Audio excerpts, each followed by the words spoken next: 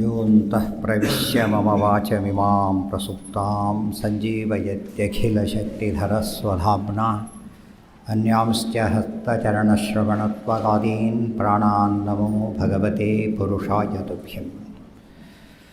ರಮಾಪತಿಂ ಪೂರ್ಣಗುಣಂ ಮುಕುಂದಂ ವ್ಯಾಸಂಚ ವಿಜ್ಞಾನಸಹಸ್ರಭಾನುಂ ಪೂರ್ಣಪ್ರಬೋಧಂಚ ಸುತತ್ವದೀಪಂ ಕ್ರಮಾದ್ಗುರುಂಶ್ಚ ಪ್ರಣಮಾಮಿ ಮೂರ್ಧ್ನಾ. ಯಸ್ಮಾತ್ ಬ್ರಹ್ಮೇಂದ್ರ ರುದ್ರಾದಿದೇವತಾನಾಂ ಶ್ರೇಯೋಪಿ ಚ ಜ್ಞಾನಸ್ಫೂರ್ತಿಃ ಸದಾ ತಸ್ಮೈ ಹರಯೇ ಗುರವೇ ನಮಃ. ವ್ಯಾಸಾಯ ಭವನಾಶಾಯ ಶ್ರೀಶಾಯ ಗುಣರಾಶಯೇ ಹೃದ್ಯಾಯ ಶುದ್ಧವಿದ್ಯಾಯ ಮಧ್ವಾಯ ಚ ನಮೋ ನಮಃ. ಲಸತು ಶ್ರೀಮದಾನಂದತೀರ್ಥೇಂದುರ್ನೋ ಹೃದಂಬರೆ ಯದ್ವಚಶ್ಚಂದ್ರಿಕಾ ಸ್ವಾಂತಸಂತಾಪಂ ವಿನಿಕೃಂತತಿ. ವಾಣಿತೆ ಕರವಾಣ್ಯಂಬ ಚರಣೋ ಹೃದಿ ಸರ್ವದಾ ಮದ್ವಾಕ್ಯಸರಣಿರ್ಭೂಯಾತ್ ಶ್ರೀಮದಾಚಾರ್ಯಭಾವಕ. ಹರಾಯ ಭಜಕಾನಿಷ್ಟಹರಾಯ ಪುರವೈರಿಣೆ ಭವಾಯ ಭವತೆ ಭೂಯಾತ್ ಶಿವಾಯ ಶಿರಸಾ ನಮಃ. ಉಮೇಶಾದ್ಯಾಸುರಾವೋಹಂ ಈಡೇ ಚೇತೋಭಿಮಾನಿನಃ ಯೂಯಂ ಸರ್ವೇ ಪ್ರಕುರುತ ಮನೋ ಮೇ ಮಧ್ವಭಾವಗಂ. ಶ್ರೀಮಧ್ವಃ ಕಲ್ಪವೃಕ್ಷಸ್ತು ಜಯಾರ್ಯಃ ಕಾಮಧುಕ್ಸ್ಮೃತಃ ಚಿಂತಾಮಣಿಸ್ತು ವ್ಯಾಸಾರ್ಯಃ ಮುನಿತ್ರಯಮುದಾಹೃತಂ. ವಾದಿರಾಜಗುರೂನ್ ವಂದೇ ರಘೂತ್ತಮಗುರೂನ್ ತಥಾ ರಾಘವೇಂದ್ರಾನ್ ತಥಾ ಸರ್ವಾನ್ ಸದ್ಗುರೂನ್ ಪ್ರಣತೋಸ್ಮಿ. ಶ್ರೀಗುರುಭ್ಯೋ ನಮಃ. ಹರಿ ಓಂ. ಪ್ರತಿಸರದಂತೆ ಈ ಸರ್ವ ಸಹ ಮೊದಲು ವಿಠ್ಠಲ ಪ್ರಾತಸ್ತೋತ್ರಂ ಪ್ರತಿಯೊಬ್ಬರು ಹೇಳ್ಬೋದಾದ ಸ್ತೋತ್ರ. ವಿಠ್ಠಲನ ಕುರಿತು ಪದ್ಮಪುರಾಣದಲ್ಲಿ ಬಂದಿರತಕ್ಕಂತಹ ಸ್ತೋತ್ರ ಇದು, ಎಲ್ಲರೂ ಹೇಳ್ಬೋದಾದ. ಪ್ರಾತಸ್ಮರಾಮಿ ಕಟಿ ಸಂಸ್ಥಿತ ಪಾಣಿಪದ್ಮಂ ಶ್ರೀವಿಠ್ಠಲಂ ಕಮಲಪತ್ರ ವಿಶಾಲನೇತ್ರಂ ಭೀಮಾತಟೆ ಸಮುದಿತಂ ಸುಮುನೀಂದ್ರವಂದ್ಯಂ ಶ್ರೀರುಕ್ಮಿಣೀ ಸಹಕೃತಿಂ ಗರುಡಾದ್ಗೃಣೀತಂ ಪ್ರಾತರ್ನಮಾಮಿ ಸಮಸಂಸ್ಥಿತ ಪಾದಪದ್ಮಂ ಶ್ರೀಪಂಢರೀಶ ಮಹಿರಾಜ ಫಣಾತಪತ್ರಂ ಸೌವರ್ಣಕುಂಡಲ ಕಿರೀಟವಿರಾಜಮಾನಂ ಪೀತಾಂಬರಂ ಜಲನಿಧಿ ಪ್ರಮುದಾರಹಾಸಂ ಪ್ರಾತರ್ಭಜಾಮಿ ಪಿತೃಭಕ್ತಿಪರದ್ವಿಚಾರ್ಯ ಸಂರಕ್ಷಕಂತು ಕಥಿತಂ ಮುನಿನಾರದೇನ ವೈಕುಂಠಷತ್ಕ್ಷಿತಿತಲೇ ಧ್ರುವಮಾಗತೇನ ಶ್ರೀಚಂದ್ರಹಾಸಸಮರೈಃ ಸಹ ಚಂದ್ರಭಾಗಃ ಶ್ಲೋಕತ್ರಯಂ ಪಠೇನ್ನಿತ್ಯಂ ಭೀಮಾತೀರನಿವಾಸಿನಃ ನ ತೇಷಾಂ ಜಾಯತೆ ದುಃಖಂ ಯಾವತ್ತಪತಿ ಭಾಸ್ಕರಃ. ಇತಿ ಶ್ರೀಪದ್ಮಪುರಾಣೇ ನಾರದವಸಿಷ್ಠಸಂವಾದೆ ಶ್ರೀವಿಠ್ಠಲಪ್ರಾತಸ್ತೋತ್ರಂ. ಶ್ರೀಕೃಷ್ಣಾರ್ಪಣಮಸ್ತು. ಶ್ರೀಗುರುಭ್ಯೋ ನಮಃ. ಇಷ್ಟೊತ್ತು ಸಹ ಡಾಕ್ಟರ್ ಶ್ರೀನಿವಾಸನ್ ಮಧುಸೂದನ್ ಅವರು ಮಧ್ವಶಾಸ್ತ್ರ ಮತ್ತು ಹೆಲ್ತ್, ಆರೋಗ್ಯ ಮತ್ತು ಮಧ್ವಶಾಸ್ತ್ರ ಅನ್ನೋ ವಿಚಾರದ ಬಗ್ಗೆ ನಮ್ಮ ಅನೇಕ ವಿಚಾರಗಳನ್ನು ತಿಳಿಸಿದ್ದಾರೆ. ಇವತ್ತಿನ ನಮ್ಮ ಸಂಧ್ಯಾವಂದನೆಗೂ ಅದಕ್ಕೂ ನೇರ ಸಂಬಂಧ ಕೂಡ ಉಂಟು. ಆರೋಗ್ಯ ಅನ್ನೋದು 3 ವಿಧ: ದೈಹಿಕ, ಮಾನಸಿಕ ಮತ್ತು ಆಧ್ಯಾತ್ಮಿಕ. ದೇಹದ ಆರೋಗ್ಯ, ಮನಸ್ಸಿನ ಆರೋಗ್ಯ ಮತ್ತು ಜೀವದ ಆರೋಗ್ಯ, 3 ಆರೋಗ್ಯ ಬೇಕು. ಇನ್ನು ಹೇಳೋದಾದರೆ physical health, mental health, spiritual health. 3 health ಸರಿ ಇದ್ದರೆ ನಮ್ಮ ಜೀವನ ಸಾರ್ಥಕ. ಇವತ್ತು ಸಾಮಾನ್ಯವಾಗಿ ನಮ್ಮ ಗಮನ ಹೆಲ್ತ್ ಅಂದ ತಕ್ಷಣ ಫಿಸಿಕಲ್ ಹೆಲ್ತ್ ಅಷ್ಟೇ ನಮಗೆ ಗೊತ್ತಾಗೋದು. ಸ್ವಲ್ಪ ಮುಂದುವರೆದ್ರೆ ಮೆಂಟಲ್ ಹಾಸ್ಪಿಟಲ್ ನೆನಪಾಗ್ತವೆ, ಮೆಂಟಲ್ ಹೆಲ್ತ್ ಅಷ್ಟೇ. ಈ ಸ್ಪಿರಿಚುವಲ್ ಹೆಲ್ತ್ ಬಗ್ಗೆ ಯಾರು ಯೋಚನೆ ಮಾಡಿಲ್ಲ. ಯೋಚನೆ ಮಾಡಲಿಕ್ಕೆ ಅವಕಾಶವೂ ಸಿಗದಂತೆ ಜನ ಮಾಡಿಬಿಟ್ಟಿದ್ದಾರೆ. ಶ್ರೀಮನ್ ಮಧ್ವಾಚಾರ್ಯರು ಎಲ್ಲ ಶಾಸ್ತ್ರಗಳ ಒಟ್ಟು ಸಾರವನ್ನು ಹೇಳ್ತಾ ನಮ್ಮ 3 ಆರೋಗ್ಯನೂ ಸರಿ ಇದ್ದರೆ ಅದು ಜೀವನ. ಒಬ್ಬ ರೈತ ಆತ್ಮಹತ್ಯೆ ಮಾಡ್ಕೊಳ್ತಾನೆ, ಅವನ ಹೆಲ್ತ್ ಕೆಟ್ಟಿಲ್ಲ, physically is okay, but mentally upset ಆಗಿದ್ದು, ಸಾಲ ಮಾಡಿದ್ದಾನೆ, ಸೂಯಿಸೈಡ್ ಮಾಡ್ಕೊಂಡು ಹೋಗಿಬಿಡ್ತಾನೆ. ಅಂದರೆ ಫಿಸಿಕಲ್ ಹೆಲ್ತ್ ಅವನು ಸಾಯಿಸಲಿಲ್ಲ, ಮೆಂಟಲ್ ಹೆಲ್ತ್ ಸಾಯಿಸ್ತಾವನು. ಇನ್ನೊಬ್ಬರು ಮೆಂಟಲಿ ಫಸ್ಟ್ ಕ್ಲಾಸ್ ಇದ್ದಾನೆ, ಇವತ್ತು ಒಳ್ಳೆ ವಿಜ್ಞಾನಿಯಾಗಿದ್ದಾನೆ, ಡಾಕ್ಟರ್ ಆಗಿದ್ದಾನೆ, ಇಂಜಿನಿಯರ್ ಆಗಿದ್ದಾನೆ, ಆಲ್ದಂಗೆ ಸರಿ ಇದೆ, ಎರಡೂ ಸರಿ ಇದೆ. ಅಂಥವ್ರು ಸೂಯಿಸೈಡ್ ಮಾಡ್ಕೋತಾರೆ ಗೊತ್ತಾ. ಸಾಲಾಗಿಲ್ಲ ಏನೋ ಮಾಡಿಲ್ಲ, ಅವರು ಸಾಲಾಗಿಲ್ಲ ಮಾಡಿಲ್ಲ, ಏನೋ ಮಾಡಿ ಸತ್ತು ಹೋಗ್ತಾರೆ. ಸ್ಪಿರಿಚುವಲ್ ಹೆಲ್ತ್ ಸರಿ ಇಲ್ಲ ಅವ್ರದ್ದು. ಸೊ 3 ಹೆಲ್ತ್ ಸರಿ ಇದ್ದರೆ ಸರಿ ಹೋಗ್ತದೆ. 3 ಸರಿ ಇರಬೇಕಾದ್ರೆ ಆತ್ಮಾವಾರೇ ಶ್ರೋತವ್ಯ, ಮಂತವ್ಯ, ನಿಧಿಧ್ಯಾಸಿತವ್ಯ 3 ಆಗಬೇಕು. ಮೊದಲು ದ್ರಷ್ಟವ್ಯ ಆಗಬೇಕಾದ್ರೆ ಶ್ರೋತವ್ಯ, ಶ್ರವಣ ಅಂಬೋದು ಇಡೀ ನಮ್ಮ ದೇಹದ ಉಪಲಕ್ಷಕ, ಅದು ಫಿಸಿಕಲ್ ಹೆಲ್ತ್ ಹೇಳುತ್ತೆ. ಆಮೇಲೆ ಮಂತವ್ಯ, ಮನನ ಮೆಂಟಲ್ ಹೆಲ್ತ್ ಹೇಳ್ತಾ ಇದೆ. ಧ್ಯಾನ ಅದು ಸ್ಪಿರಿಚುವಲ್ ಹೆಲ್ತ್. 3 ಹೆಲ್ತನ್ನು ಹೇಳಿ ಸರಿ ಇದ್ದರೆ ಮಾತ್ರ ದೇವರು ಕಾಣಿಸ್ತಾನೆ, ಇವರು ದೇವರು ಕಾಣಿಸೋದೆ. 3 ಹೆಲ್ತ್ ಸರಿ ಇದ್ದರೆ ಮಾತ್ರ ಕಾಣಿಸ್ತಾನೆ. ತುಂಬ ಜನ ಇವತ್ತು ಮರೆತುಬಿಟ್ಟು ದೇಹದ ಆರೋಗ್ಯವನ್ನು ಗಮನಿಸ್ತೇನೆ, ಸಾಧನೆ ಮಾಡಲಿಕ್ಕೆ ಹೋದರೆ ಸರಿಯಲ್ಲ, ದೇಹದ ಆರೋಗ್ಯ ಮೇಂಟೈನ್ ಮಾಡಲೇಬೇಕು. ದೇಹದ ಆರೋಗ್ಯದ ಮೇಂಟೆನೆನ್ಸಿಗೆ ಮತ್ತು 3ರ ಮೇಂಟೆನೆನ್ಸ್ಗೂ ಸಂಧ್ಯಾ ವಂದನೆ ಬೇಕು. ಫಿಸಿಕಲಿ ಫಿಟ್ ಇರ್ತಾನೆ, ಮೆಂಟಲಿ ಫಿಟ್ ಇರ್ತಾನೆ, ಸ್ಪಿರಿಚುವಲಿ ಫಿಟ್ ಇರ್ತಾನೆ. ಸಂಧ್ಯಾ ವಂದನೆ ಒಂದು ಮಾಡಿಬಿಟ್ರೆ 3 ಮಾಡ್ದಾಗ್ಲೆಕ್ಕ. ಸಂಧ್ಯಾ ವಂದನೆ ಮಾಡೋಕ್ಕಿಂತ ಮುಂಚೆ ಸ್ನಾನ ಎಲ್ಲ ಮಾಡಿರಬೇಕಲ್ಲ, ಸೊ ಬಾಡಿ ಕ್ಲೀನ್ ಆಯ್ತು, ಅಲ್ಲಿಗೆ ಫಿಸಿಕಲ್ ಹೆಲ್ತ್ ಸ್ಟಾರ್ಟ್ ಆಗ್ತದೆ. ಸಕಾಲಕ್ಕೆ ಕೇಳಬೇಕು, ಅದೊಂದು ಇಂಪಾರ್ಟೆಂಟ್ ಪಾಯಿಂಟ್. ಅದು ಸಂಧ್ಯಾ ವಂದನೆ, ಪ್ರಾತಃ ಸಂಧ್ಯಾ ವಂದನೆ 10 ಗಂಟೆ ಮಾಡ್ತಾರೆ ಅಂದರೆ 10 ಗಂಟೆನೇ ಅದು ಸಂಧ್ಯಾಕಾಲನೇ ಅಲ್ಲ ಅದು. ಸಂಧ್ಯಾಕಾಲಗಳು 3. ಸೂರ್ಯೋದಯ ಇನ್ನೂ ಆಗಿಲ್ಲ, ಸೂರ್ಯೋದಯ ಆಗಬೇಕು, ರಾತ್ರಿ ಮುಗಿದಿದೆ, ಆ ಒಂದು ಮಿಡ್ ಪೋರ್ಷನ್ ಅದು ಪ್ರಾತಃ ಸಂಧ್ಯಾ ಅಂತ ಕರೀತಾರೆ. ಸೂರ್ಯ ಸರಿಯಾಗಿ ಮಧ್ಯಾಹ್ನಕ್ಕಿದ್ದಾನೆ, ಈ ಕಡೆ ಇಲ್ಲ ಆ ಕಡೆ ಇಲ್ಲ, ಅದು ಮಾಧ್ಯಾಹ್ನಿಕ ಸಂಧ್ಯಾ, ಅದು middle part of the day. ಆಮೇಲೆ ಸಾಯಂಕಾಲ ಸಂಜೆ ಹಗಲು ಮುಗಿದಿದೆ, ರಾತ್ರಿ ಬರ್ತಾ ಇದೆ, ಆ ಸಮಯದಲ್ಲಿರೋದು ಅದು ಸಾಯಂ ಸಂಧ್ಯಾ ಅಂತ ಹೆಸರು. ಆ ಕಾಲಕ್ಕೆ ತಕ್ಕಂತೆ ಮಾಡಬೇಕು ನಾವು, ಇಲ್ಲದ ಹೊರ ಸಂಧ್ಯಾ ವಂದನೆಗೆ ಅರ್ಥನೇ ಇಲ್ಲ. ಸಂಧ್ಯಾ ವಂದನೆಗೂ ಕಾಲಕ್ಕೂ ಇಷ್ಟು ಸಂಬಂಧ ಇದೆ ಅಂತ ಹೇಳೋದಕ್ಕೇ ಅದಕ್ಕೆ ಸಂಧ್ಯಾ ಅಂತಲೇ ಹೆಸರಿಟ್ಬಿಟ್ಟಿದ್ದಾರೆ. ಈ ಮಧ್ಯೆ ಸಂಧ್ಯಾ ಅನ್ನೋ ಹೆಸರೇ ನಮಗೇನು ಹೇಳುತ್ತೆ ಅಂದರೆ ಆ ಕಾಲದಲ್ಲೇ ಮಾಡಬೇಕಾದ್ದು ಅಂತ. ಆ ಕಾಲದಲ್ಲೇ ಮಾಡಬೇಕಾದದ್ದು, ಬೇರೆ ಹೊತ್ತಿನಲ್ಲಿ ಮಾಡಿದರೆ ಅದಕ್ಕೆ ಅರ್ಥ ಇಲ್ಲ. ಅದಕ್ಕೆ ಆ ಕಾಲದಲ್ಲಿ ಮಾಡಿದ್ರೆ ಸಂಧ್ಯಾ ವಂದನೆ ಆಗುತ್ತೆ. ಯಾರು ವಂದನೆ ಮಾಡಬೇಕು ಅಂದರೆ ಸಂಧ್ಯಾ, ದೇವ್ರ ಹೆಸರು ಸಂಧ್ಯಾ ಅಂತಲೇ ಹೆಸರು. ದೇವರಿಗೆ ಎಲ್ಲ ಹೆಸರುಗಳು ದೇವರು ಹೇಳುತ್ತೆ, ಸಂಧ್ಯಾ ಅಂತಲೂ ದೇವ್ರನ್ನ ಹೇಳೋದು. ಆದ್ದರಿಂದ ಸಂಧ್ಯಾಕಾಲದಲ್ಲಿ ಮಾಡ್ತಕ್ಕಂಥ ಭಗವಂತನ ವಂದನೆಗೆ ಸಂಧ್ಯಾ ವಂದನೆ ಅಂತ ಹೆಸರಿದೆ. ಸಂಧ್ಯಾಕಾಲದಲ್ಲಿ ಮಾಡ್ತಕ್ಕಂತಹ ಭಗವಂತನ ವಂದನೆಯೇ ಸಂಧ್ಯಾ ವಂದನೆ. ವಂದನೆ ಅಂದ್ರೇನು? ವದಿ ಅಭಿವಾದನ ಸ್ತುತ್ಯೋಹು, ಫಿಸಿಕಲಿ ಬಾಗೋದು, ಮೆಂಟಲಿ ಸ್ತೋತ್ರ ಮಾಡೋದು, ಎರಡಾದರೆ ಅದು ವಂದನ ಅಂತ ಹೆಸರು. ಸಂಧ್ಯಾ ವಂದನ, ಬರೀ ನಮಸ್ಕಾರ ಮಾಡ್ತಾನೆ, ಅದು ಫಿಸಿಕಲ್ ಆಯಿತು. ಬರೀ ಸ್ತೋತ್ರ ಮಾಡ್ತಾನೆ, ಅದು ಬಾಯಿಯಿಂದ ಆಯಿತು. ಎರಡೂ ಮಾಡ್ತಾನೆ, ಅದು ಸ್ತೋತ್ರ ವಂದನ ಅಂದರೆ ಅರ್ಥ. ಅದಕ್ಕೆ ಸಂಧ್ಯಾ ವಂದನ, ಸಂಧ್ಯಾಕಾಲದಲ್ಲಿ ಮಾಡಬೇಕಾದಂಥ ವಂದನೆ ಸಂಧ್ಯಾ ವಂದನೆ. ಇನ್ನು ಬೆಳಿಗ್ಗೆ ಸಂಧ್ಯಾ ವಂದನೆ ಮಾಡೋದಕ್ಕಿಂತ ಮುಂಚೆ ಸ್ನಾನ ಮಾಡಿರಲೇಬೇಕು. ಸ್ನಾನ ಮಾಡಿದ ತಕ್ಷಣ ನಿಮಗೆ ಹೇಳ್ತಾರೆ, ಸ್ನಾನದಿಂದ ಫಿಸಿಕಲ್ ಎಷ್ಟೋ ನಮಗೆ ಹೆಲ್ತ್ ಇಂಪ್ರೂವ್ ಆಗಿಬಿಡುತ್ತೆ. ಗೊತ್ತಾಯ್ತು, ಸ್ನಾನದಿಂದ 10 ಗುಣ ಬರುತ್ತೆ ಅಂತ ಹೇಳ್ತಾರೆ. ಸ್ನಾನ ಒಂದೇ ಮಾಡೋದ್ರಿಂದ 10 ಗುಣ ಬರುತ್ತೆ. ಸ್ನಾನ ಯಾವಾಗ ಮಾಡಬೇಕು ಅಂದರೆ ಸಂಧ್ಯಾ ವಂದನೆಗಿಂತ ಮುಂಚೆ ಸ್ನಾನ ಮಾಡಬೇಕು. ಸಂಧ್ಯಾ ವಂದನೆ ಸೂರ್ಯೋದಯಕ್ಕಿಂತ ಮುಂಚೆ ರೆಡಿಯಾಗಿ ಕೂತಿರಬೇಕು, ಅಷ್ಟೊತ್ತಿಗೆ ಸ್ನಾನ ಪೂರೈಸಿರಬೇಕು. ಅದಕ್ಕಿಂತ ಮುಂಚೆ ಎದ್ದಿರಬೇಕು, ಅದು ಸಮಸ್ಯೆ ಇದೆ. ಹೇಳೋಕ್ಕಿಂತ ಮುಂಚೆ ಸ್ನಾನ ಮಾಡೋಕ್ಕೆ ಸಾಧ್ಯ ಇಲ್ವಲ್ಲ. ಫಸ್ಟ್ ಹೇಳೋದು, ಆಮೇಲೆ ಸ್ನಾನ, ಆಮೇಲೆ ಈ ವಂದನ.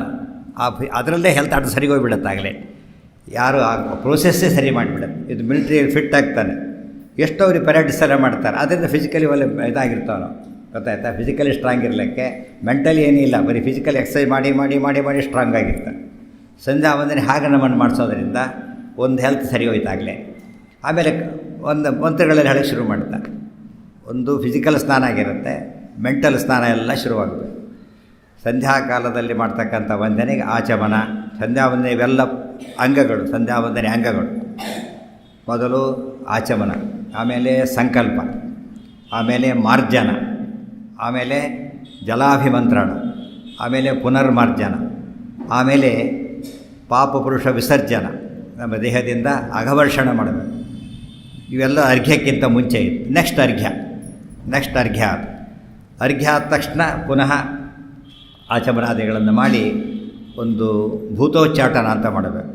ಆಮೇಲೆ ಆಸನ ಶುದ್ಧಿ, ಅದಾದ ಮೇಲೆ ಪ್ರಾಣಾಯಾಮ, ಋಷ್ಯಾದಿ ಕೀರ್ತನ, ಅಂಗನ್ಯಾಸ, ಕರನ್ಯಾಸ, ಗಾಯತ್ರಿ ಜಪ, ಮತ್ತು ಪುನಃ ಪ್ರಾಣಾಯಾಮ, ಅಂಗನ್ಯಾಸ, ಕರನ್ಯಾಸ ಅಷ್ಟು ಮಾಡಿ ಜಪ ಮುಗಿಸ್ಬೇಕು. ಅದಾದಮೇಲೆ ಉಪಸ್ಥಾನ ಅಂತ. ನೆಕ್ಸ್ಟ್ ಉಪಸ್ಥಾನದಲ್ಲಿ ದಿಂಗ್ ನಮಸ್ಕಾರ ಅದಿಷ್ಟು ಮಾಡಿ ಕೊನೆಗೆ ದೇವತಾ ಸ್ತೋತ್ರ ಮಾಡಿ ಮುಗಿಸ್ತೇವೆ. ಅದು ಕೃಷ್ಣಾರ್ಪಣ ಅಂತಾಯಿತು. ಸಂಧ್ಯಾವಂದನೆಯಲ್ಲಿ 3 ಭಾಗ ಇದೆ. ಅರ್ಘ್ಯ, ಜಪ, ಮೇನ್ ಪೋರ್ಷನ್ ಅಂದರೆ ಜಪಕ್ಕೆ ಪ್ರಿಪ್ರೇಷನ್ ಅನ್ನೋದು ಅರ್ಘ್ಯಕ್ಕೆ ಪ್ರಿಪ್ರೇಷನ್ ಎಲ್ಲ ಮೊದಲು ಮಾಡೋದು. ಆಫ್ಟರ್ ಜಪ ಉಪಸ್ಥಾನ. ಬಿಫೋರ್ ಜಪ ಆ್ಯಂಡ್ ಆಫ್ಟರ್ ಜಪ 3 ಭಾಗ ಮಾಡಿದರೆ ಸಂಧ್ಯಾವಂದನೆ ಕ್ಲಿಯರಾಗಿ ಅರ್ಥ ಆಗುತ್ತೆ. ಆ 3 ಮಾಡಿದಾಗ ನಮಗೆ ಬೇಕಾದ್ದೆಲ್ಲ ಸಿಕ್ಕೋಗುತ್ತೆ. ಕಂಪ್ಲೀಟಾಗಿ ಏನು ಬೇಕೋ ಅದಿಷ್ಟು ಕೂಡ. ಅದಕ್ಕೆ ಎಲ್ಲ ಶ್ರುತಿಗಳಲ್ಲಿ ಮಹಾಭಾರತಾದಿಗಳಲ್ಲಿ ಹೇಳ್ತಾರೆ, ಮನುಷ್ಯ ಏನೇ ಮಾಡಲಿ ಬಿಡಲಿ ಕುರಿಯಾದನ್ನೆನ್ನವ ಕುರಿಯಾತ್ ಮೈತ್ರೋ ಬ್ರಾಹ್ಮಣ ಉಚ್ಯತೆ. ಬ್ರಾಹ್ಮಣ ಅಂತ ಅನಿಸ್ಕೋಬೇಕಾದ್ರೆ ಬೇರೆ ಏನು ಮಾಡ್ತೀರೋ ಬಿಡ್ತೀರೋ ಸಂಧ್ಯಾವಂದನೆ ಒಂದು ಮಾಡಲೇಬೇಕು ಅಂತ ಹೇಳ್ತಾರೆ. ಸಂಧ್ಯಾವಂದನೆ ಒಂದು ಮಾಡಿದರೆ ಎಲ್ಲ ಮಾಡಿದಾಗಲೇ. ಅದು ಎಂಟ್ರೆನ್ಸ್, ಎಲ್ಲದಕ್ಕೂ ಎಂಟ್ರಿ ಕೊಡೋ ಸಂಧ್ಯಾವಂದನೆ. ದೇವ್ರ ಪೂಜೆ ಮಾಡಬೇಕಾ, ಸಂಧ್ಯಾವಂದನೆ ಮಾಡಿರಬೇಕು ಫಸ್ಟ್. ಸಂಧ್ಯಾವಂದನೆ ಮಾಡಿದ್ರೆ ದೇವ್ರ ಪೂಜೆ ಮಾಡೋಂಗಿಲ್ಲ. ವ್ರತ ಮಾಡಬೇಕಾ, ಸಂಧ್ಯಾವಂದನೆ ಮಾಡಿರಬೇಕು. ಆಮೇಲೆ ಎಲ್ಲಾದರೂ ನೀವು ದಾನ ಧರ್ಮ ಮಾಡಬೇಕಾ, ಸಂಧ್ಯಾವಂದನೆ ಮಾಡಿರಬೇಕು. ಅದಕ್ಕೆ ಅದು ವಿಥೌಟ್ ಸಂಧ್ಯಾವಂದನೆ ಎಲಿಜಿಬಿಲಿಟಿನೇ ಇಲ್ಲ. ರಿಜಿಸ್ಟರ್ ನಂಬರ್ ಹಾಕಿದೆ, ಆನ್ಸರ್ ಪೇಪರ್ ಬರೆದ್ರೆ ಹಾಕಿ ರಿಜಿಸ್ಟರ್ ನಂಬರಲ್ಲಿ ಹೇಗಿರುತ್ತೋ ನಮ್ಮ ಐಡೆಂಟಿಫಿಕೇಷನ್, ಗೋತ್ರ, ವಸಿ ಎಲ್ಲ ಹೇಳ್ಕೊತೇವೆ. ಅದಿಷ್ಟು ಕೂಡ ರಿಜಿಸ್ಟ್ರೇಷನ್ ಆಗುತ್ತೆ. ನಿಮ್ಮ ಹೆಸರು ರಿಜಿಸ್ಟರ್ ಆಗೋದಾಗ ಅಲ್ಲಿಂದ ಅಕೌಂಟ್ ಶುರುವಾಗೋದು. ಅದಕ್ಕೆ ಸಂಧ್ಯಾವಂದನೆಯನ್ನು ತಪ್ಪದೇ ಮಾಡಿದರೆ ಮನುಷ್ಯ ಎಲ್ಲದನ್ನೂ ಸಂಪಾದನೆ ಮಾಡ್ತಾನೆ. ಆರೋಗ್ಯದ ಪ್ರಶ್ನೆ ಬಂತು. ಮನುಸ್ಮೃತಿಯಲ್ಲಿ ಹೇಳ್ತಾರೆ, ಋಷಯೋ ದೀರ್ಘ ಸಂಧ್ಯತ್ವಾತ್ ದೀರ್ಘಮಾಯು ಅವಾಪ್ನುಯು. ಋಷಯ ದೀರ್ಘ ಸಂಧ್ಯತ್ವಾತ್ ದೀರ್ಘಮಾಯು ಅವಾಪ್ನುಯು. ಋಷಿಗಳೆಲ್ಲ ತುಂಬ ದೀರ್ಘಾಯುಷಿಗಳು. ಅವರ ಆಯುಷ್ಯ ಎಲ್ಲ 10s 12sಲ್ಲಿಲ್ಲ, 100sಲ್ಲಿಲ್ಲ, 1000s ಆಫ್ ಇಯರ್ಸಲ್ಲಿ ಅವರ ಆಯುಷ್ಯ ಲೆಕ್ಕ ಅವರಿಗೆ. ಯಾತಕ್ಕೆ ಅಂದರೆ ತುಂಬ ಹೊತ್ತು ಸಂಧ್ಯಾವಂದನೆ ಮಾಡ್ತಿದ್ರು ಅಂತ ಹೇಳ್ತಾರೆ. ತುಂಬ ಹೊತ್ತು ಸಂಧ್ಯಾವಂದನೆ ಮಾಡ್ತಿದ್ದರಿಂದ ಅವರ ಆಯುಷ್ಯ ತುಂಬ ಜಾಸ್ತಿ. ಆಯುಷ್ಯ ಹೆಚ್ಚಬೇಕಾದ್ರೆ ಆರೋಗ್ಯ ಇರಲೇಬೇಕು. ರೋಗಿಗೆ ಆಯುಷ್ಯ ಕಡಿಮೆ ಆಗುತ್ತೆ, ಆರೋಗ್ಯವಂತರಿಗೆ ಆಯುಷ್ಯ ಜಾಸ್ತಿ ಆಗುತ್ತೆ. ಆದ್ದರಿಂದ ಸಂಧ್ಯಾವಂದನೆಯಿಂದ ಋಷಿಗಳು ಆರೋಗ್ಯವಂತರಾಗಿರ್ತಾರೆ. ಮಾನಸಿಕ ಆರೋಗ್ಯ, ದೈಹಿಕ ಆರೋಗ್ಯ ಎರಡೂ ಇರುತ್ತೆ. ಆದ್ದರಿಂದ ಸರಿಯಾಗಿ ಅವರು ಸಿದ್ಧಿ ಮಾಡೋಕ್ಕೆ ಬರೋದರಿಂದ ಸಂಧ್ಯಾವಂದನೆ ಅನ್ನೋದು ಆಲ್ ಇನ್ ಒನ್. ಅದು ಒಂದು ಮಾಡಿದರೆ ಎಲ್ಲ ಮಾಡಿದಂತೆ ಲೆಕ್ಕ. ಅದೊಂದು ಬಿಟ್ಟು ಬೇರೆ ಹೇಳಿ ಅಂತಾರೆ. ಹಾಗಾಗಿಬಿಟ್ಟಿದ್ದೆವು. ಅದೊಂದು ಬಿಟ್ಟು ಬೇರೆ ಮಾಡ್ತೀನಿ ಅಂತ ಹೇಳಿದ್ದಾರೆ. ಅಷ್ಟೋತ್ತರ ಮಾಡಿರ್ತಾರೆ ರಾಯರು. ಅಷ್ಟೋತ್ತರ ಸಂಧ್ಯಾವಂದನೆ ಕೂಡ ಮಾಡಿರೋದಿಲ್ಲ. ರಾಯರು ಬೆಚ್ಚೋದಿಲ್ಲ. ಅದು ಸಂಧ್ಯಾವಂದನೆ ಮಾಡದೆ ಹೋದರೆ ಅಷ್ಟೋತ್ತರಿಗೆ ಎಲಿಜಿಬಿಲಿಟಿನೇ ಬರೋದಿಲ್ಲ. ಇವತ್ತು ಅಷ್ಟೋತ್ತರ ಮಾಡೋ ಸಂಘಗಳು ಸಾವಿರಾರು ಇವೆ. ಅಷ್ಟು ಜನ ಸಂಧ್ಯಾವಂದನೆ ಮಾಡಿದರೂ ಕೂಡ ಸಾಕು, ದೇಶೋದ್ಧಾರ ಆಗೋಗ್ಬಿಡ್ತದೆ. ಆ್ಯಕ್ಚುಲಿ ಅಷ್ಟು ಜನ ನಾವು ಟ್ಯಾಕ್ಸ್ ಕೊಟ್ಟರೆ ದೇಶ ಮುಂದೆ ಬರುತ್ತೆ, ಗೊತ್ತಲ್ಲ. ಈಗ ಟ್ಯಾಕ್ಸ್ ಕೊಟ್ಟರೆ ಅದು ಕಂಟ್ರಿ ಫೈನಾನ್ಷಿಯಲಿ ಸೌಂಡ್ ಆಗುತ್ತೆ. ಸಂಧ್ಯಾವಂದನೆ ಮಾಡಿದರೆ ನಾವು ಡಿವೈನ್ ಪವರ್ ಜಾಸ್ತಿ ಆಗುತ್ತೆ. ನಾವು ಡಿವಿನಿಟಿ ಬರೋದು ಸಂಧ್ಯಾವಂದನೆ ಮಾಡಿದರೆ ಮಾತ್ರ. ಇದು ಸರ್ಕಾರಕ್ಕೆ ಸಂಧ್ಯಾವಂದನೆ ಮತ್ತು ಸರ್ಕಾರಕ್ಕೆ ಬೇಕಾದ್ದೆಲ್ಲ ನಾವು ಕೊಡೋ ಟ್ಯಾಕ್ಸ್ಗೆ ಇಡಲ್ಲ. ದೇವತೆಗಳಿಗೆ ಕೊಡೋದೆಲ್ಲ ಸಂಧ್ಯಾವಂದನೆ ಮಾಡಿ ಎಲ್ಲ ದೇವತೆಗಳ ಪೂಜೆ ಆಗೋಗುತ್ತೆ. ಎಲ್ಲ ದೇವತೆಗಳ ಪೂಜೆ ಒಂದೇ ಸರ್ತಿ ಮಾಡೋದಂದರೆ ಸಂಧ್ಯಾವಂದನೆ ಮಾಡುತ್ತೇವೆ ನಾವು. ಫಸ್ಟ್ ಸಂಕಲ್ಪ ತಗೊಳ್ಳಿ, ಆಚಮನ ತಗೊಳ್ಳಿ. ಆಚಮನದ ದೇವರ 24 ಹೆಸರು ಬರೋದು. ಕೇಶವಾದಿ 24 ಹೆಸರು, ಹೆಂಗಸರು ಗಂಡಸರು ಎಲ್ಲ ಮಾಡ್ಬೋದು. ಆಚಮನನ 24 ಹೆಸರನ್ನು ಎಲ್ಲರೂ ಹೇಳಬೇಕು. ಅದು ಮನಸ್ಸಿಗೆ ಒಂದು ಕಾನ್ಸಂಟ್ರೇಷನ್ ಬರೋದು. ಆ ದೇವರ ಸ್ಮರಣೆ ಆಯಿತು. ದೇವರ ಗುಣಗಳ ಸ್ಮರಣೆ ಆಗುತ್ತೆ. ಮುಖ್ಯವಾಗಿ ಕೇಶವ ಅಂದ್ರೇನು, ನಾರಾಯಣ ಅಂದ್ರೇನು, ಮಾಧವ ಅಂದ್ರೇನು, ಹೆಸರು ತಿಳ್ಕೊಂಡ ತಕ್ಷಣ ದೇವ್ರ ಮಹಿಮೆ ಎಲ್ಲ ಗೊತ್ತಾಗುತ್ತೆ. ಎಲ್ಲದು ಹೇಳೋದಿಲ್ಲ. ಕೇಶವ ಒಂದು ಸಾಕು. ಕ ಈಶ ಕೇಶ ವ ಕೇಶವ. ಆ ಹೆಸರಿನಲ್ಲೇ ದೇವರು ಸರ್ವೋತ್ತಮ ಅನ್ನೋ ಕಾನ್ಸೆಪ್ಟ್ ಸ್ಪಷ್ಟವಾಗಿ ಬರುತ್ತೆ. ಕ ಅಂದರೆ ಬ್ರಹ್ಮದೇವರ ಹೆಸರು, ಈಶ ಅಂದರೆ ರುದ್ರದೇವರ ಹೆಸರು, ವ ಅಂದರೆ ಅವರ ನಿಯಾಮಕ ಅಂತ ಹೆಸರು.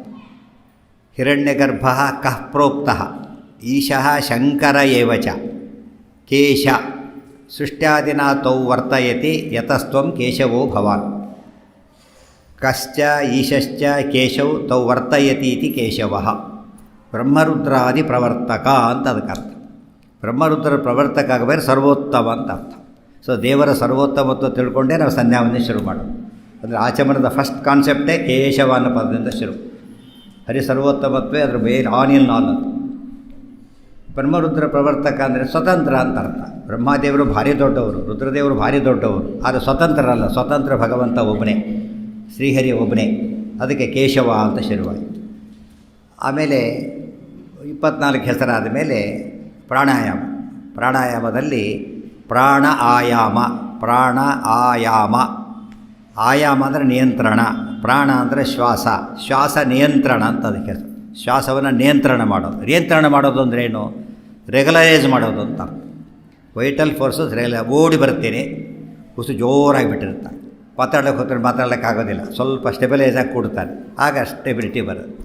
ಜಾಸ್ತಿ ಆಗಿಬಿಟ್ರೆ ಉಸಿರಾಟ ಜಾಸ್ತಿ ಆಗಿರುತ್ತೆ, ಕುಗ್ಗಿ ಬಿದ್ದು ಬಿಡ್ತಾರೆ, ಕಡಿಮೆ ಆಗಿರುತ್ತೆ. ಹೆಚ್ಚಾದರೂ ನಮಗೆ ಅಪಾಯ, ಕಡಿಮೆ ಆದರೂ ಅಪಾಯ. ಆದ್ದರಿಂದ ಪ್ರಾಣ ಆಯಾಮ, ಅದರ ಬ್ಯಾಲೆನ್ಸ್ ಮಾಡಬೇಕು. ಪ್ರಾಣದಲ್ಲಿ 3 ಭಾಗ: ರೇಚಕ, ಪೂರಕ, ಕುಂಭಕ ಅಂಥೇಳಿ. ನಮ್ಮ ದೇಹದೊಳಗಿನ ಕೆಟ್ಟ ವಾಯುವನ್ನು ಹೊರಗೆ ಹಾಕಿಬಿಡಬೇಕು, ಫಸ್ಟ್ ಹೊರಗೆ ಎಕ್ಸ್ಪೆಲ್ ಮಾಡಬೇಕು. ಅದು ಫಸ್ಟ್ ರೇಚಕ ಅಂತಂದು, ರೇಚನ ಹೊರಗೆ ಹಾಕೋದು. ಅದು ಒಳ್ಳೆ ಗಾಡಿನ ತುಂಬಿಸ್ಬೇಕು, ಒಳ್ಳೆ ಗಾಡಿನ ತುಂಬಿಸ್ಬೇಕು, ಅದು ಪೂರಕ ಅಂತ ಕರೀತಾರೆ. ರೇಚಕ, ಪೂರಕ. ಆಮೇಲೆ ಒಳಗೆ ಹಿಡ್ಕೊಂಡು ಶುದ್ಧ ಗಾಡಿನ ಹಾಗೆ ಹಿಡ್ಕೋಬೇಕು, ಅದಕ್ಕೆ ಕುಂಭಕ ಅಂತ ಹೆಸರು. ರೇಚಕ, ಪೂರಕ, ಕುಂಭಕ. ಇವತ್ತು ಕಿಟಕಿ ಬಾಗಿಲು ತೆಗಿತೀರಿ, ಇದೆಲ್ಲ ವೆಂಟಿಲೇಷನ್ ಹೊರಗೆ ಹೋಗ್ತಾ ಇರುತ್ತೆ. ಕೆಟ್ಟ ಗಾಡಿ ಎಲ್ಲ ಹೊರಗೆ ಹೋಗುತ್ತೆ, ಒಳ್ಳೆ ಗಾಡಿ ಹೊರಗೆ ಬರಲಿಕ್ಕೆ ಶುರುವಾಗುತ್ತೆ. ಕೆಟ್ಟ ಗಾಳಿ ಹೊರಗೆ ಹೋಗಬೇಕು, ಒಳ್ಳೆ ಗಾಳಿ ಬರಬೇಕು. ಕೆಟ್ಟ ಗಾಳಿ ಹೊರಗೆ ಹೋಗ್ತಿರ್ಲಿಕ್ಕೆ ಒಂಥರ ಫ್ರೆಶ್ನೆಸ್ ಫೀಲ್ ಆಗುತ್ತೆ. ಒಳ್ಳೇದು ಬಂದರು ತಕ್ಷಣ ತೀರಾ ಫ್ರೆಶ್ ಆಗ್ತಾರೆ. ಫ್ರೆಶ್ ಆಗಿ ಬಂದಿರೋ ಗಾಳಿ ಹಾಗೆ ಉಳಿಬೇಕು, ಅದು ಕುಂಭಕ. ಆ ರೀತಿ ಮಾಡಿದರೆ ದೇಹದ ಸ್ಯಾಟ್ರೇಟ್ ಆಗಿಬಿಡುತ್ತೆ. ಆದರೆ ಎಲ್ಲ ರೋಗವಾಸಿ ಆದಾಗಲೇ ನಾವು ಸ್ನಾನ ಮಾಡ್ತೇವೆ, ದೇಹದ ಮೇಲ್ಭಾಗ ಮಾತ್ರ ಕ್ಲೀನ್ ಆಗುತ್ತಂತೆ, ಒಳಭಾಗಕ್ಕಿಲ್ಲ. ಒಳಭಾಗ ನೀರು ಕಡೆ ಸತ್ತೋಗ್ಬಿಡ್ತಾರೆ ಅಷ್ಟೇ. ಫುಲ್ ವಾಟರ್ ಹಾಕ್ಕೊಂಡ್ರೆ ಹೋಗೇ ಬಿಡ್ತಾರೆ, ಇರೋದಕ್ಕಾಗೋದಿಲ್ಲ. ಸೊ ಇಂಟರ್ನಲ್ ಪ್ಯೂರಿಫೈಯರ್ ಅಂದರೆ ಏರ್. ಇಂಟರ್ನಲ್ ಪ್ಯೂರಿಫೈಯರ್ ಅಂದರೆ ಗಾಳಿಯಿಂದ ಮಾತ್ರ ಸಾಧ್ಯ. ನಾವೇನು ಉಸಿರು ಬಿಡ್ತೇವೆ, ಬಿಡಿದ ತಕ್ಷಣ ಒಳಗಿನ ಭಾಗ ಎಲ್ಲ ಹೋಗ್ತವೆ, ಚುಕ್ಕಾಬಟ್ಟಿ ಸೇರಿಕೊಂಡಿರುತ್ತೆ, ಎಲ್ಲ ಕ್ಲೀನಾಗಿಬಿಡುತ್ತೆ. ಫ್ರೆಶ್ ಹಾಕಿದಾಗ ಇನ್ನೂ ಪವರ್ಫುಲ್ ಆಗುತ್ತೆ. ಫ್ರೆಶನ್ನು ಹಾಗೆ ಹಿಡ್ಕೊಂಡ ತಕ್ಷಣ ಎಂಟೈರ್ ಬಾಡಿ ಕವರ್ ಮಾಡುತ್ತೆ. ಈ ಭಾಳ ಜನಕ್ಕೆ ಗೊತ್ತಿಲ್ಲ. ನಮಗೆ ಫುಡ್ ಗೊತ್ತು, ಅನ್ನ ಇತ್ಯಾದಿಗಳು.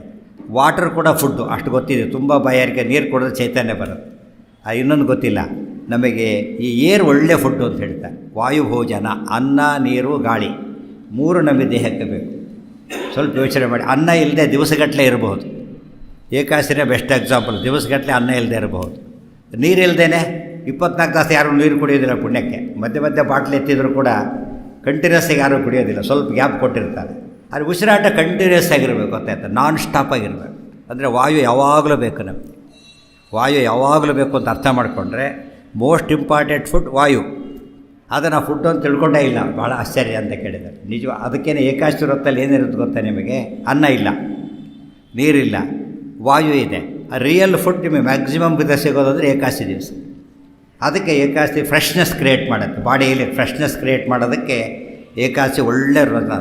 ವಾಯುಭೋಜನ ಅಂತ. ಯಾವುದೇ ಉಪವಾಸ ವ್ರತಕ್ಕೆ, ಎಲ್ಲ ವ್ರತಕ್ಕಿಂತ ಉಪವಾಸ ವ್ರತ ಭಾರಿ ಶ್ರೇಷ್ಠ. ಕಾರಣ ಅಂದ್ರೇನು? ಅನ್ನ ನೀರು ಬಿಟ್ಟು ಬರೀ ಗಾಳಿಯಲ್ಲಿರೋದ್ರಿಂದ ಬಾಡಿ ಇಂಟರ್ನಲಿ ಪ್ಯೂರಿಫೈ ಆಗುತ್ತೆ. All toxins get expelled. ಏನೇನು ವಿಷ ಪದಾರ್ಥ ಒಳಗಿರುತ್ತೆ ಎಲ್ಲದರ ತೆಗೆದುಹಾಕೋ ಶಕ್ತಿ ಇರೋದು ಅದು.